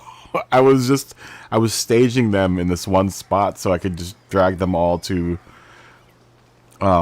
And I was going to go back and go get a maintenance trailer and drag it to that side of the board so that he had a place to refuel and stuff. And as I dropped the load and went to go get the maintenance trailer, it died on me. And I was like, no! I was so close to getting those points. I was so mad. Oh, man. And I just, after that, I was just like, I'm not doing this anymore. I've had enough. I've had enough snow running for the evening. Oh, man.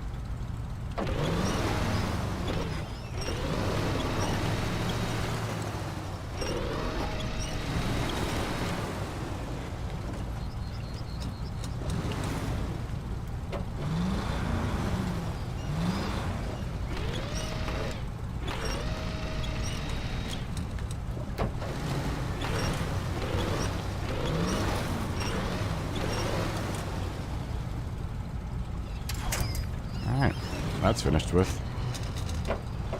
That is done. We'll come get that later. I don't want to do that mission just yet. As long as it's out of there, it's fine. Maybe I should drag it. No, I'm not going to drag it. Not with this truck. I'll take the Apache down here and come get that thing. But at least it's out of the water now. So all I have to do is drag it back up the hill. The Scout, albeit it's a good truck, should not be tugging another truck behind it with as uneasy, as weird as the weight balance on the roof is with it.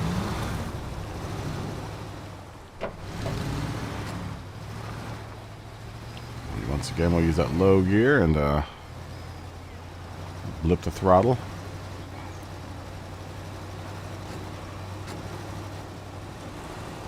Hey, Kleb, are you still there?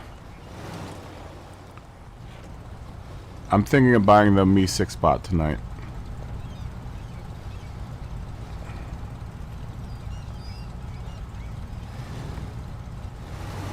I'm going to do some work later on, maybe on the Discord, just so we can get it running next week. I don't know if you're still there. I need to firm up all the permissions. Thinking it's, you know, obviously the time that I'm not running practice lobbies, I should be working on other things like launching that server. I should really be taking this break to do other things other than play Mud Runner. Actually, this is kind of a good test though, because I need to find another game to play other than Gran Turismo. Gran Turismo will be, you know, will always be the main game for the channel, but you know, that doesn't mean I have to play Gran Turismo all the time. And honestly, if you guys have suggestions for games that you're wondering about, I'll be willing to buy the game and play it just so that you can see what it's like. I know there are plenty of other channels that you could probably do that with, but I mean, you know, you want to try to be a one-stop shop here. Plus, we're all homies, so you know, if there's a game out there that you guys want to see played, I might even have the game. It doesn't necessarily have to be a driving game, though. Since the channel's theme is driving, it would be sort of preferred. But if there's a game out there that you guys want me to play, just tell me, and I will see if I can buy it, and we can do a let's play of that game. But once again, this channel is mainly about Gran Turismo.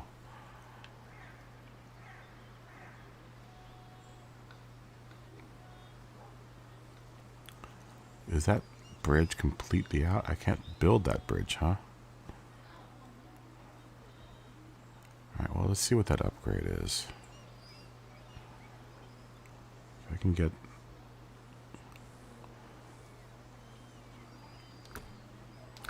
the Scout out there. Might be easier to get the the Apache out there.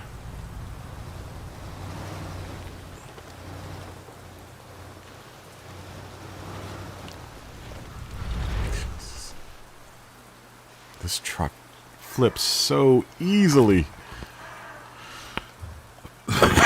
Excuse me. All I have to do is think about flipping and this truck flips.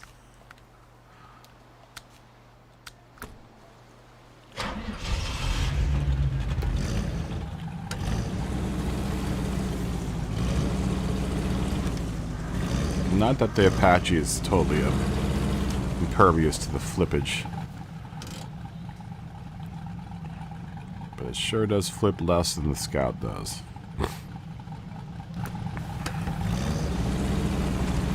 I actually kind of feel weird too, Kleb. I feel like I'm coming down like a not like a flu, but just a cold. I've been jamming a bunch of vitamin C lately, so I'm hoping to stave it off because there's nothing more that I hate than being sick. I mean, I'm sure most people hate being sick. Well, I'm sure everyone hates being sick.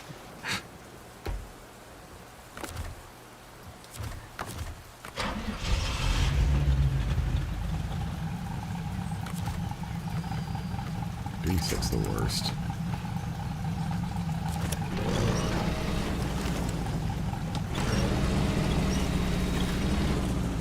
I don't think there's one person out there who's like, I can't wait to get sick again. Oh man, are you kidding me? I flipped the truck over, flipping it over. That's just in a bad spot, I guess, for this truck.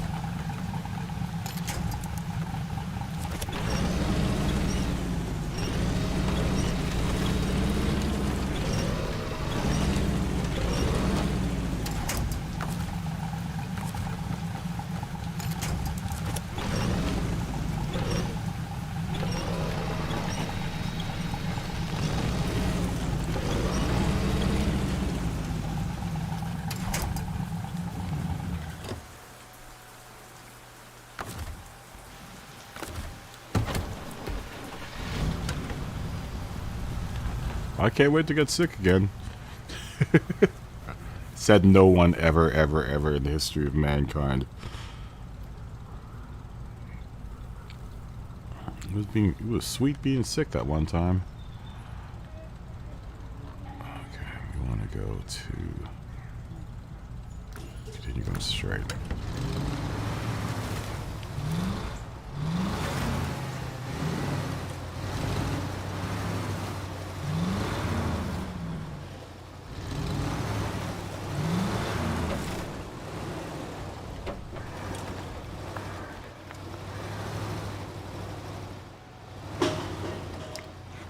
Care of yourselves out there. The last thing you want to do is end up in the hospital.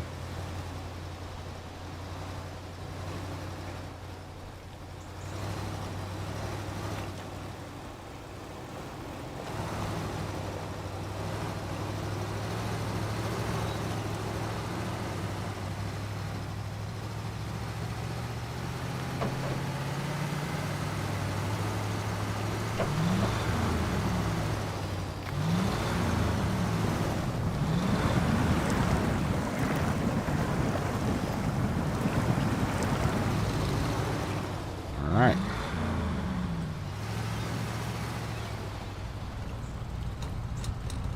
I think I'm going to back this thing up. Go get the Apache. Just drag it behind the Apache. So I don't have to come back and drive this again. I'm going to have to come back out and get that Scout that's already down there. So maybe what I'll do is I'll... man, I should probably just leave the Apache out here. No, because I'm going to need the Apache. I do need to go get that Scout at some point. I just don't want to do it on this trip.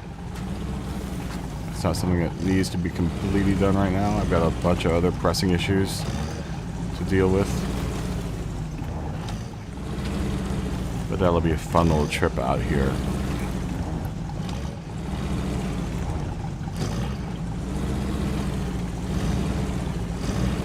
I wish there was a suspension mod to widen the wheelbase of trucks. Like Because that's what really would help the Scout out if its wheelbase was just a little bit wider. But I guess that's the whole challenge of driving that Scout, is to try to get it to not flip over. I haven't gotten to that point yet. I will. I am dedicated to try to get that truck through passes without it flipping. I could master driving that thing.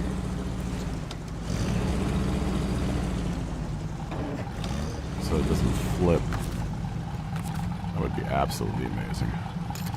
I think it will get the autonomous winch though. So once, hopefully, it doesn't look like there's a garage on this level. So I might have to drive it all the way back to the other garage.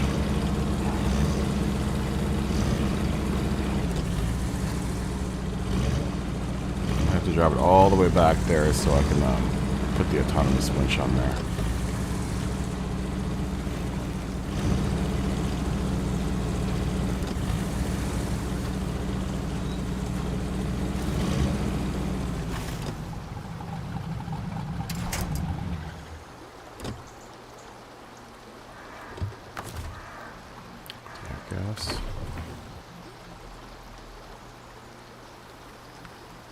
Why did it do that so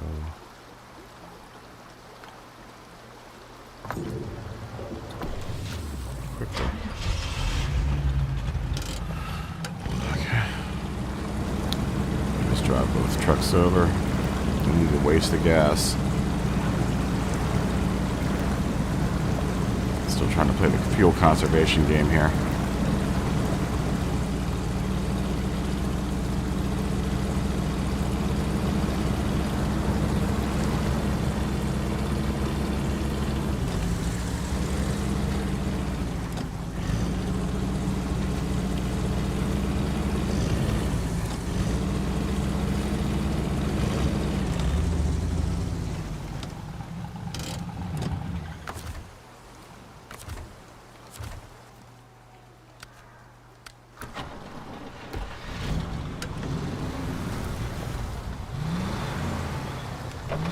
She can make it in two-wheel drive.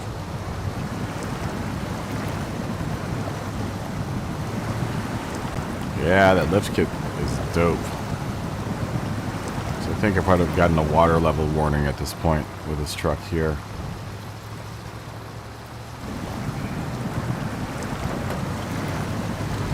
Should probably do it in two-wheel drive. I'm just going to put it in four-wheel drive for the sake of alacrity.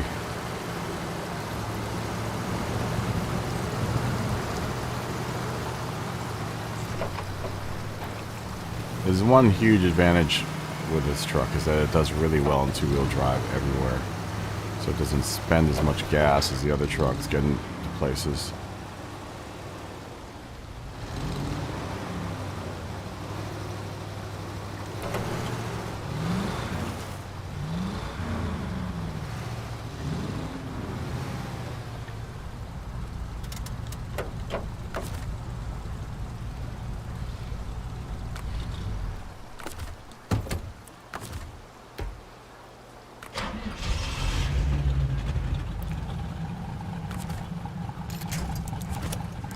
Continue to tow this thing.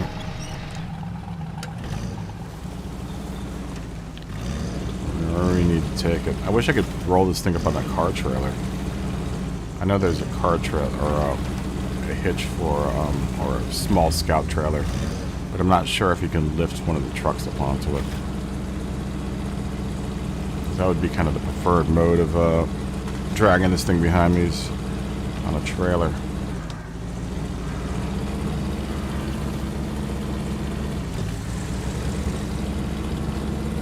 But the winch works just fine.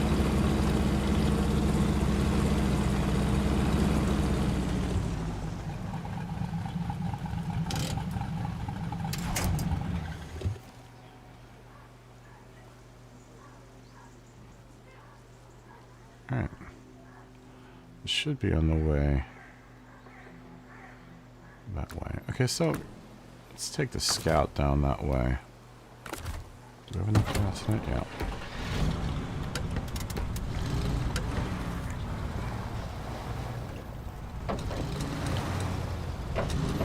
I have a scout for the scout.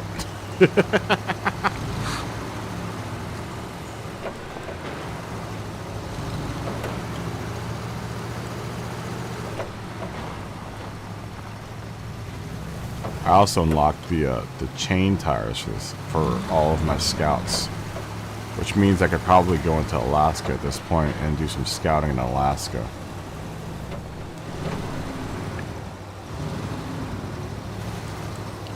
And there's one upgrade I'm looking for in Alaska, and that's the all-wheel drive setup for the Kodiak. I mean, I should probably honestly get rid of that truck, but I kind of want to keep one of the trucks that they give you.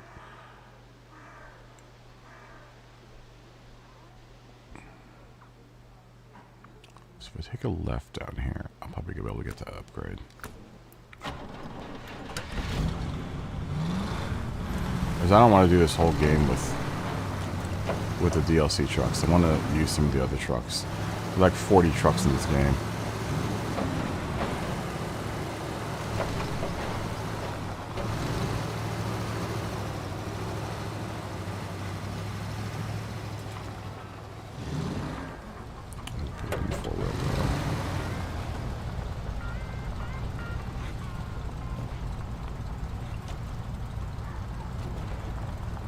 Seeing some stuff down here.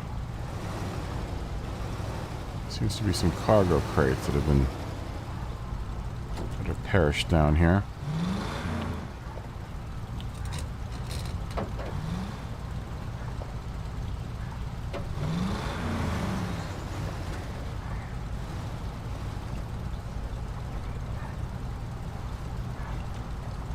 What else is down here? Is that a trailer? No, it looks like a cargo shipping. Looks like a shipping container. Just submerged. Almost looks like the roof of a truck.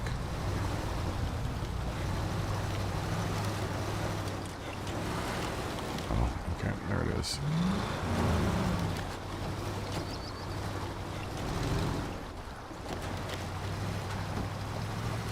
What upgrade are you?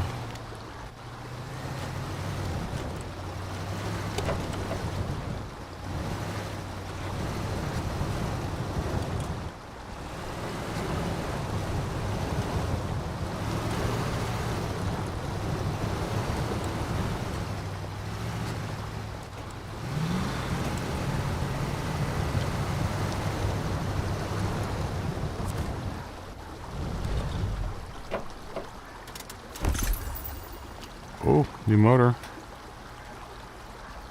For no truck that I own. Apparently, I just gotta open up a V12. Or something. Pacific P12, Dairy Longhorn 39194. The A&K MK38 and Pacific P16. Is the A&K M38, is that one truck?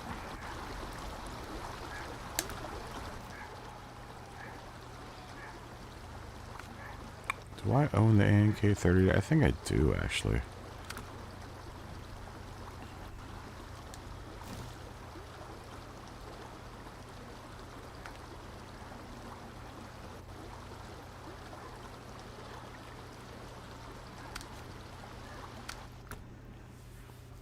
Game is considerably harder playing by yourself.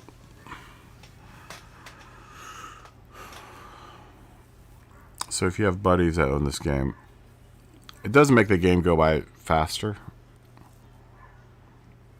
which isn't necessarily what I want. I want this game to go on for a long time.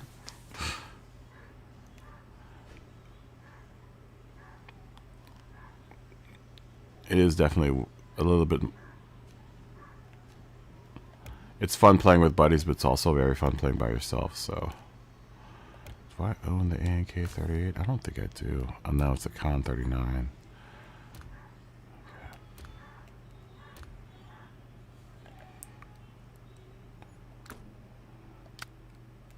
Okay. want to get that big truck, that big dump truck. I wonder if that's somewhere here on this board.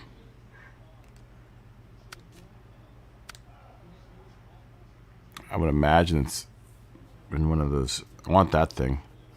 This is not a dump truck. It's a oh, that's one of the trucks I have an upgrade for. Maybe I will get rid of the Apache and then use that money to buy that thing. That thing looks a monster. Damn it.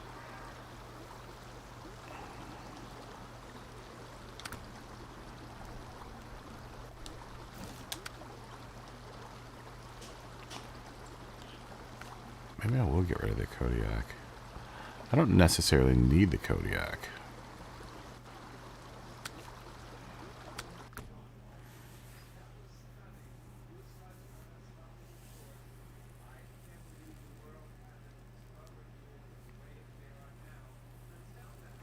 I still haven't opened this truck yet. The White Western. The White Western Star.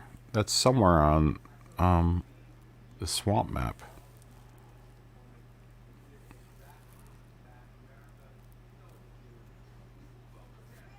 It looks like a nice wide chassis on that truck too. Do I want this? $49,200. How much is that? But if I'm gonna get a free one, it might be stupid to buy one. Because I think it's on that board somewhere.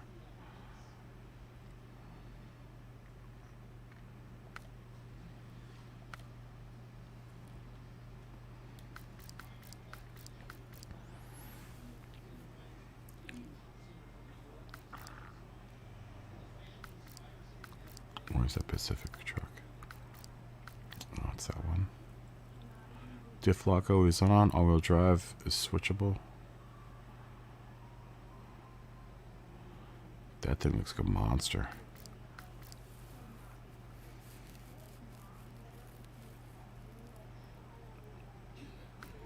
I can't wait to open this thing up. I really want to open up this too, the F-150 or the F-750. Oh, and the Dairy Longhorn 3194.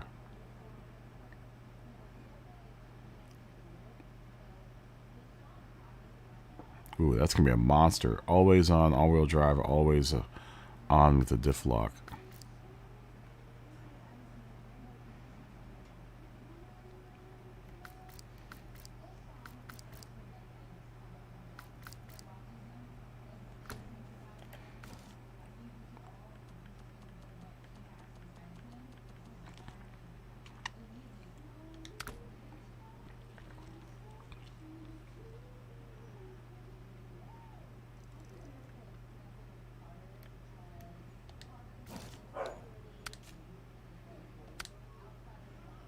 Alright, let's get the scouts back in.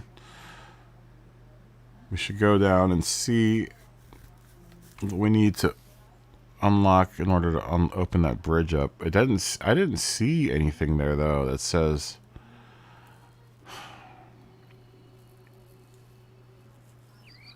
I'm hoping that we can open that bridge up. So when I was there, it didn't look like it. It didn't say that there was a mission there.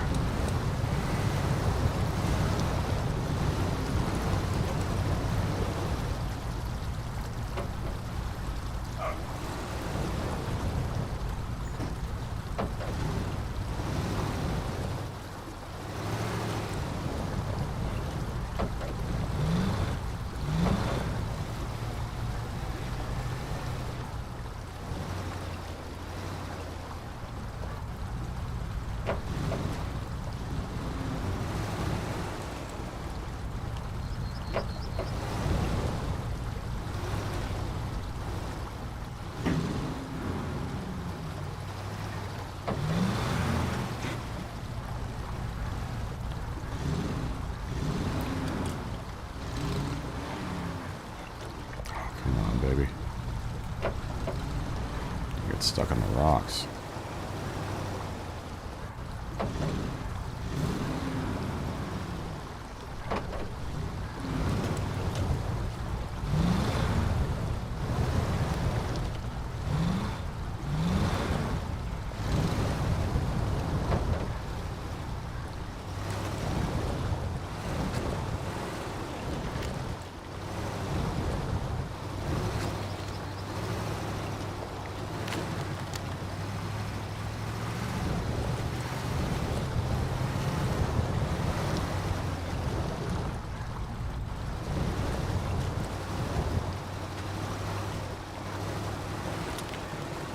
best game of the year.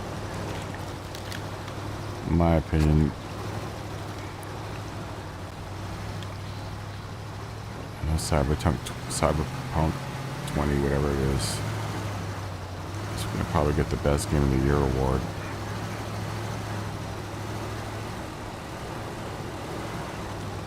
But this is my best game of the year.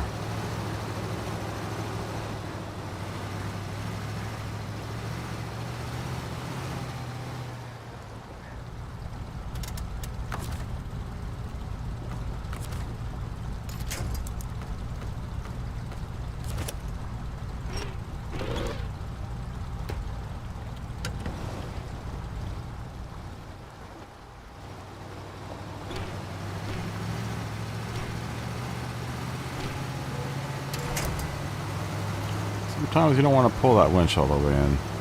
So just tear the tree up. All I needed was to stabilize the truck a little bit.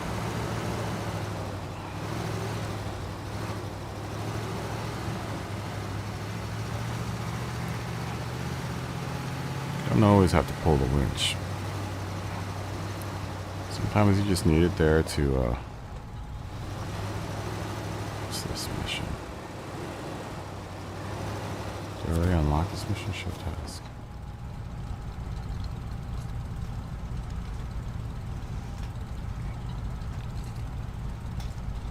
Well, yes, of course. For $6,000 at 640 points. Sure.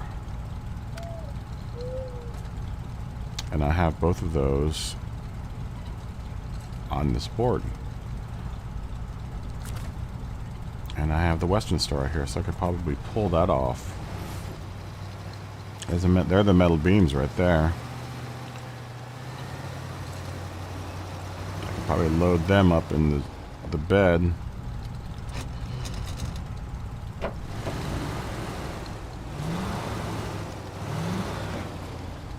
Return our trucks back to home base here. Our little home away from home.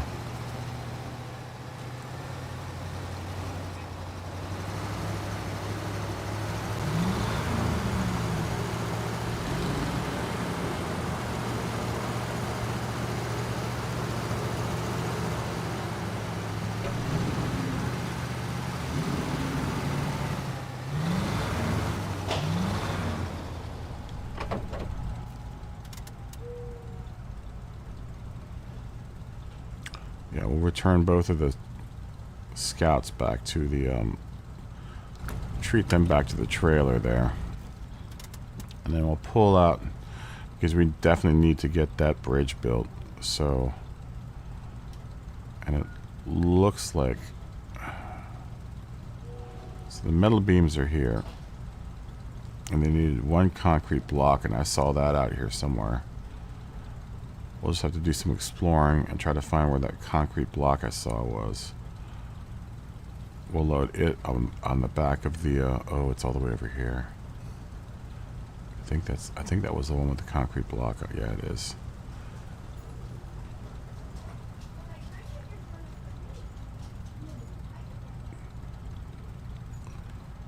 So I have a bed on the back of the,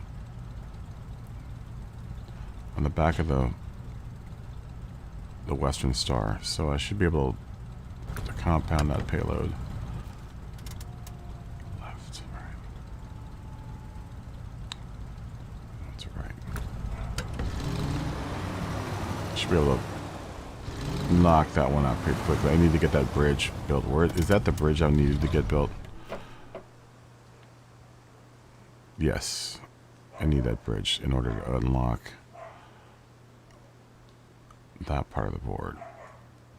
Then I also need to build this bridge over here to get to the other side of the board. Where is that bridge? That was out. This one. But it doesn't look like that mission is...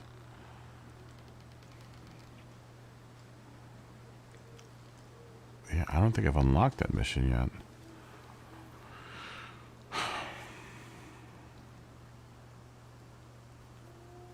I might have to actually get it from that side. Where is that tunnel? I might have to get go all the way to Gateway Island to get to this watchtower here. Okay. Alright. Well, we can at least get this Drummond Bridge built.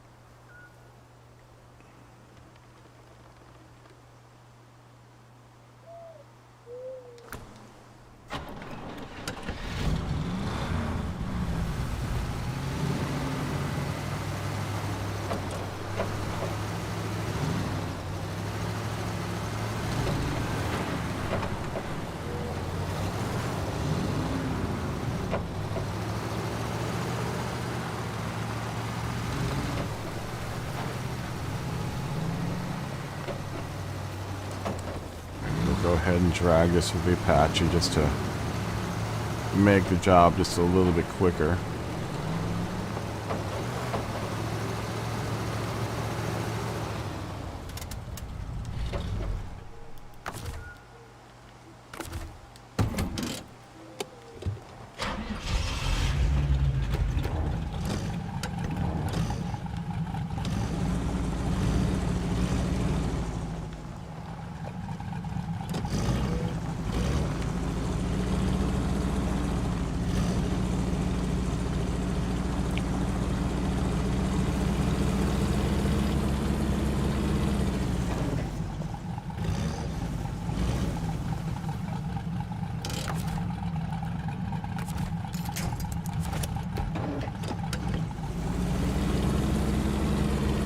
Come along. Come along, Scout.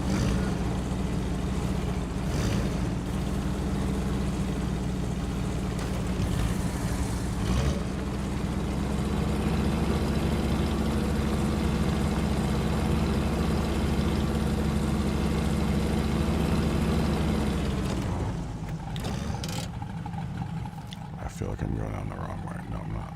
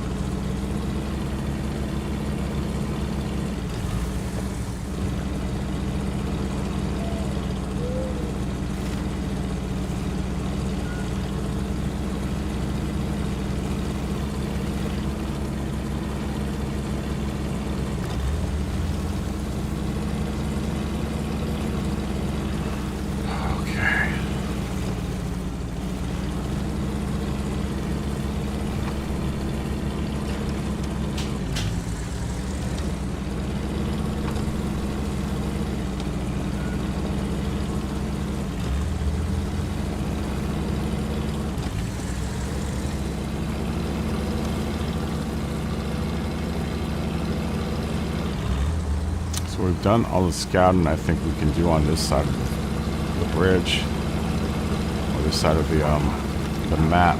We're gonna have to go to. We are going to have to go to the other island to go get the other side of this map.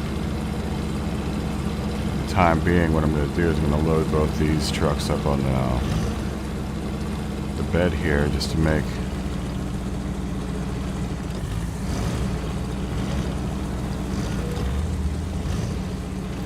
it's all a lot easier. So once we get this bridge built, we can head back to the other world.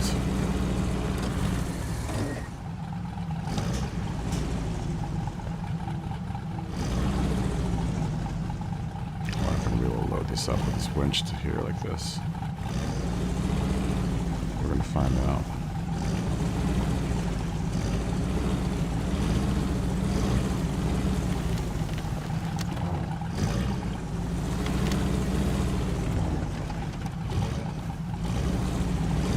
Going to be the extent of my laziness with this game. That's about it.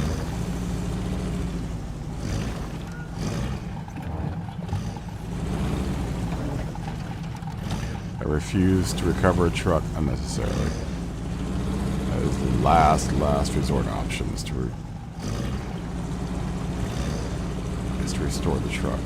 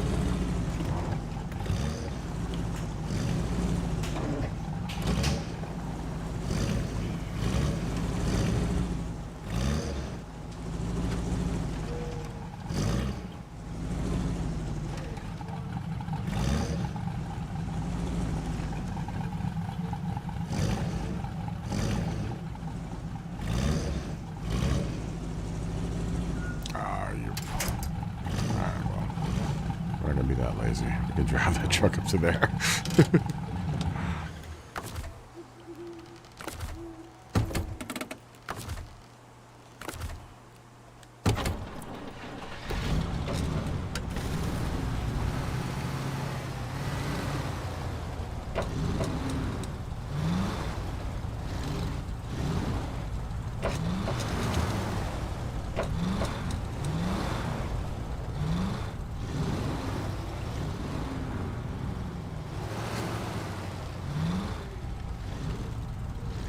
Stow these for now.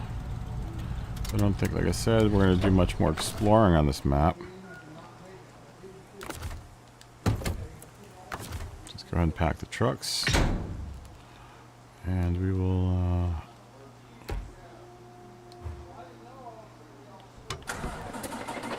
put the ramp up.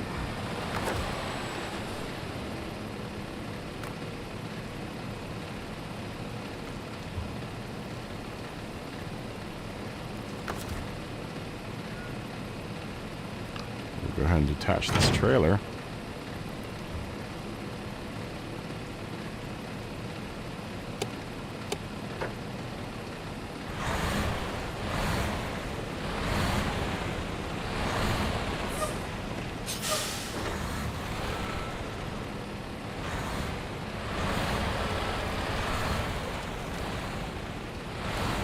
We'll build this Drummond Bridge.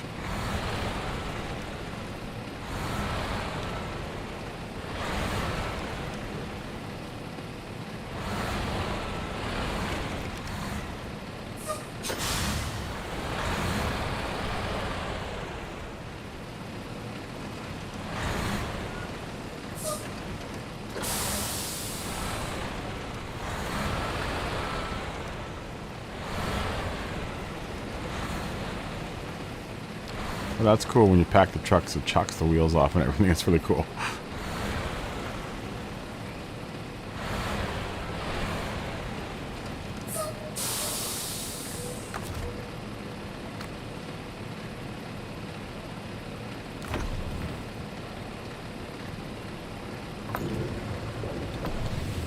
Alright, let's go off and do this mission.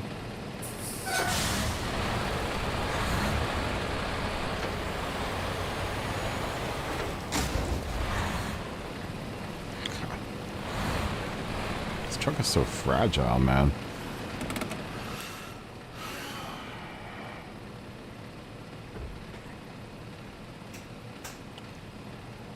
That trailer. So maybe we should go out and get those concrete slabs first, because those are way far out there. I don't want to necessarily drive around with a bed full of metal right now.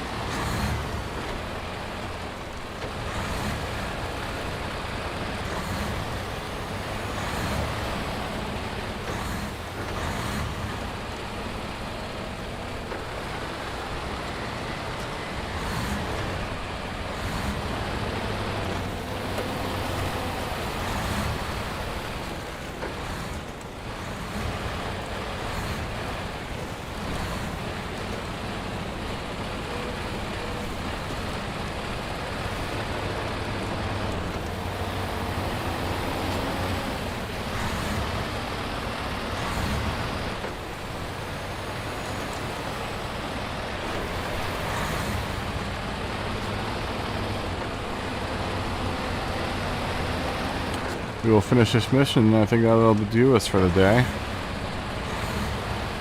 Hopefully this doesn't take too long to do.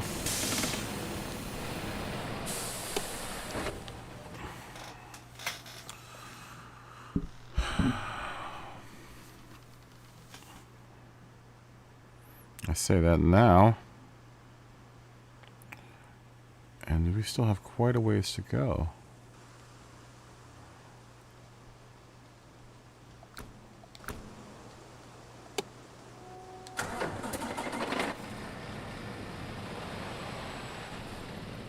just want to see and make sure that this isn't going to be too risky for this truck.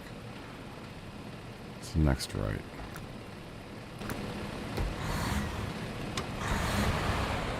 Actually, you know what? I probably should have gotten the steel beams because that bridge is right there. I could probably drag that trailer at least out to the street, so when I go get the concrete blocks, I don't have to go too far. And I'm already here, though. Forget it. We'll just go down and get the concrete blocks. We'll just backtrack.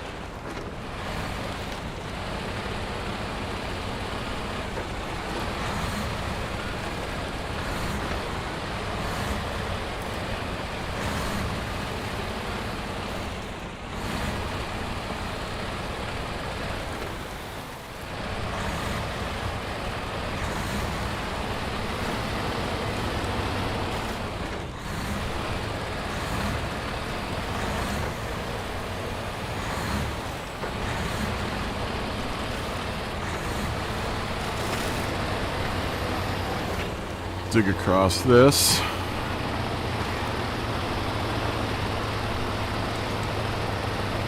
Maybe I'll make a grilled cheese sandwich for dinner.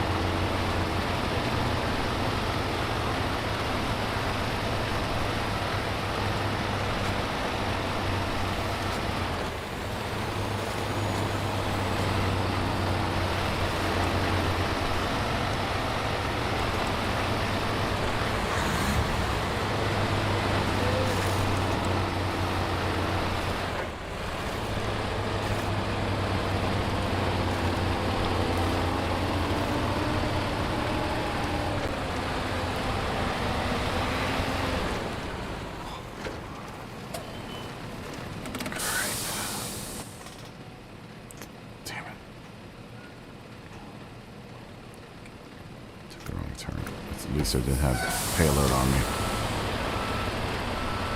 I gotta figure out what I need in order to build that bridge.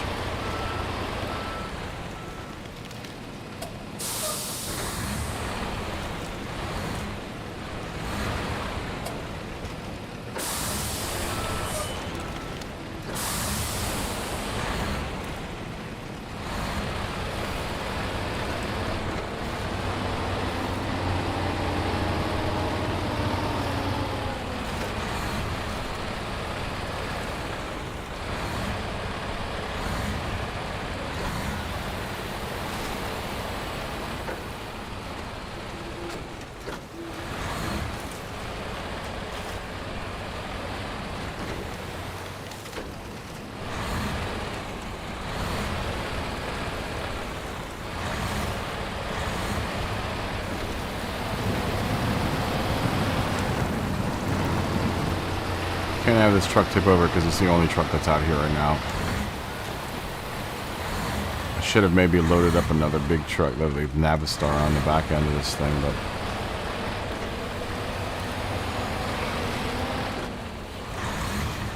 I needed the Scouts more than I needed the Navistar for this board.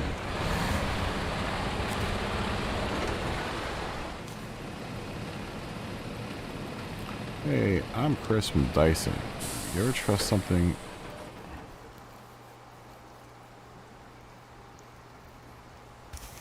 Sure.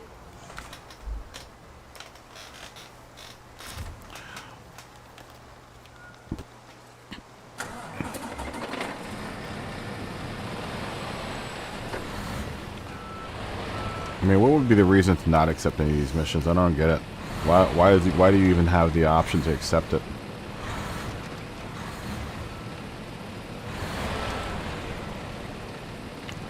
I forgot. I need to unpack that cargo first.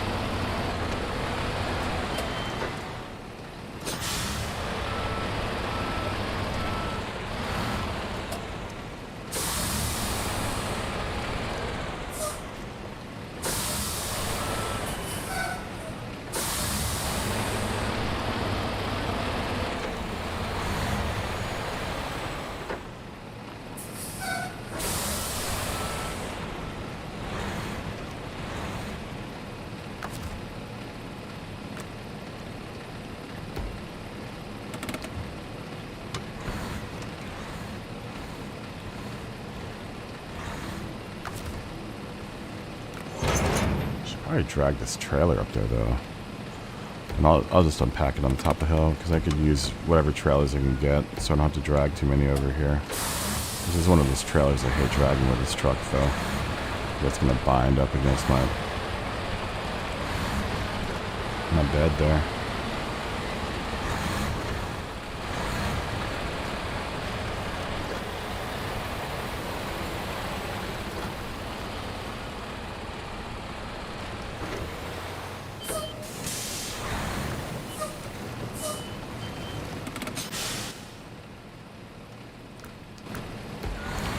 Too worried about it until I get around that bend there.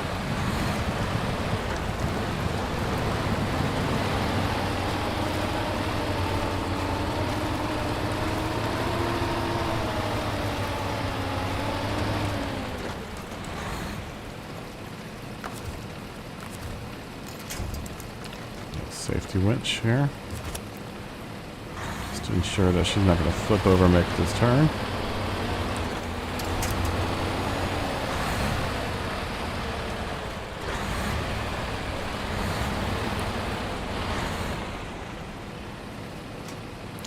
I could call it a safety pick.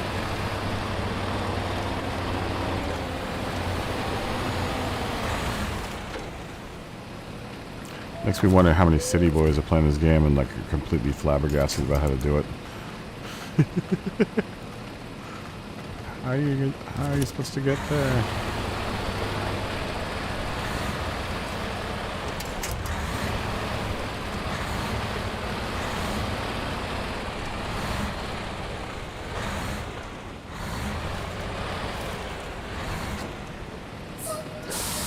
Most city folk don't know how to drive off-road.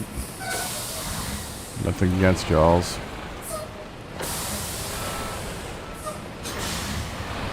The last person I would want to take on the trail is someone from New York City or Los Angeles.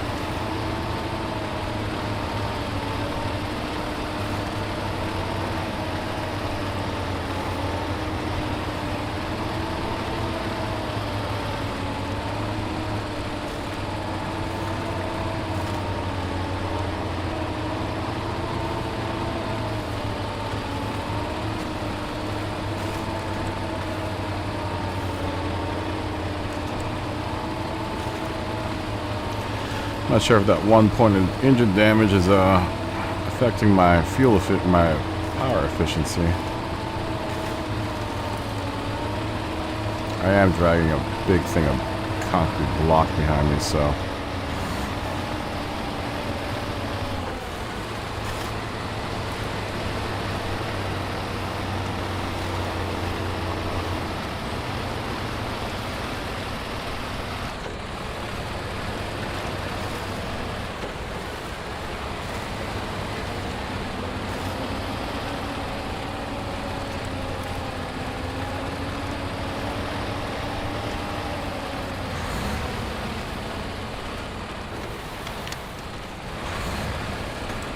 we'll just leave this parked right here, I think.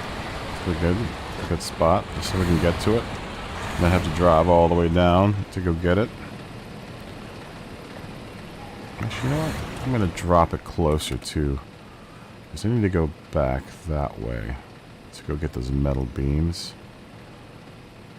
Nah, this is actually a good spot because I could just come over the bridge. Where's that bridge? Okay, it's right there. Yeah, we'll just leave this here. We'll leave it here. You go down and get the metal beams. And Bob's your uncle.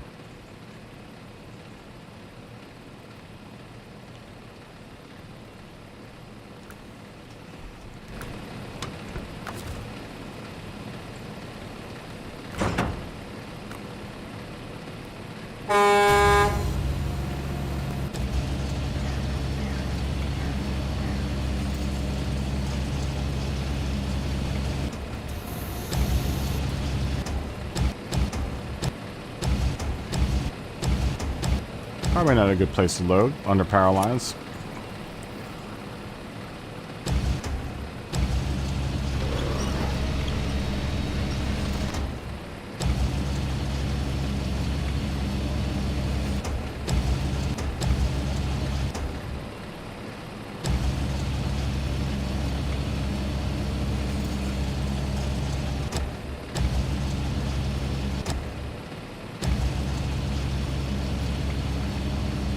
Come on, get out of there.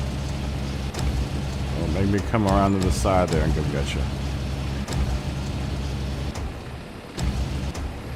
Probably not the way that OSHA intended for that payload to go, but once again, no OSHA inspectors are out here. I seem to be the only person out here, so they can suck it. You can suck it, OSHA.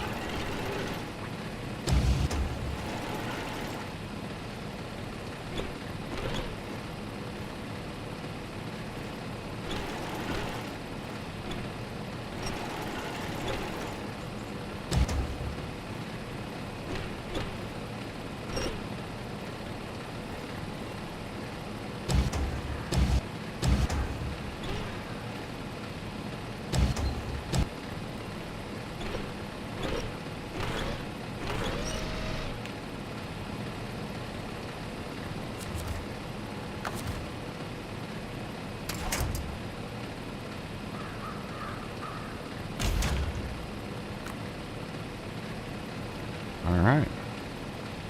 Let's go get them metal beams. Get this bridge built.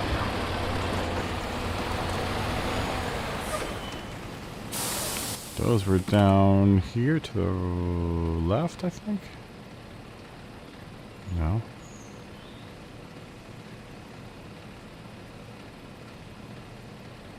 Those are the bridges.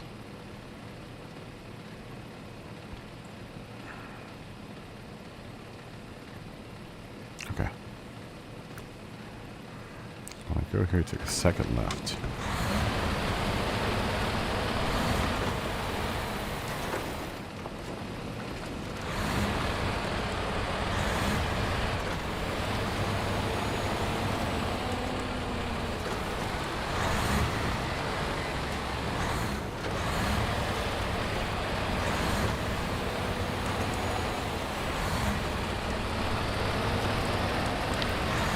Again, this is not a game for everyone. I would not recommend this game to the mouth-breathing COD crowd.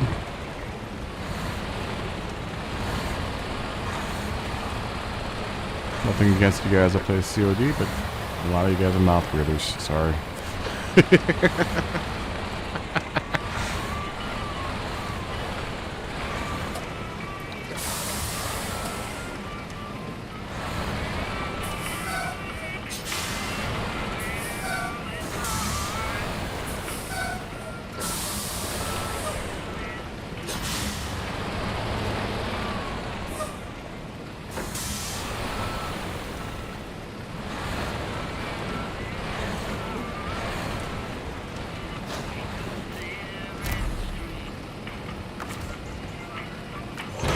Thank you, sir.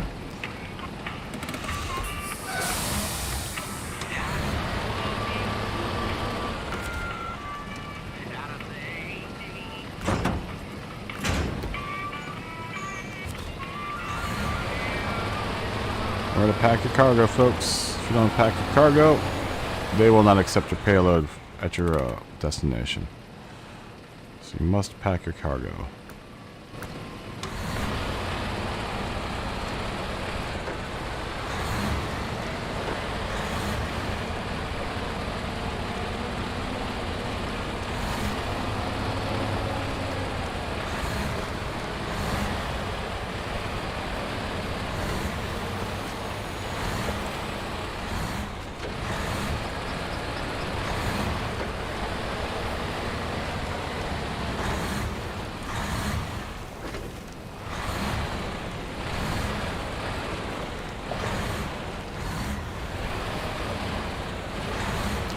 The Army Corps of Engineers couldn't take care of it, so they called me.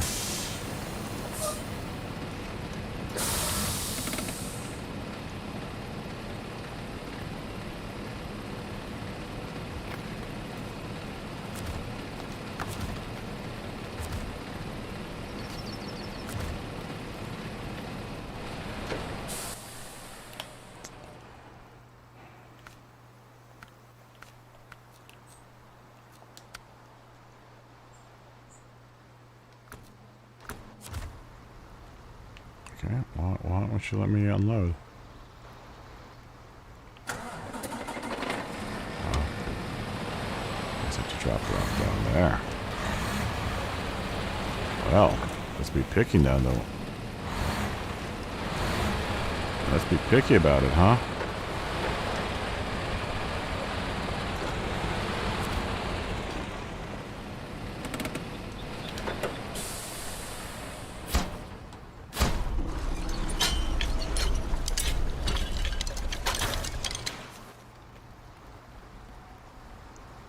Well, what else do they need?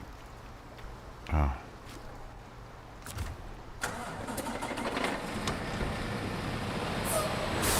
That part of the truck was not far enough in to unlock that. Wait a minute. You guys need another beam and concrete block? Man. You a-holes.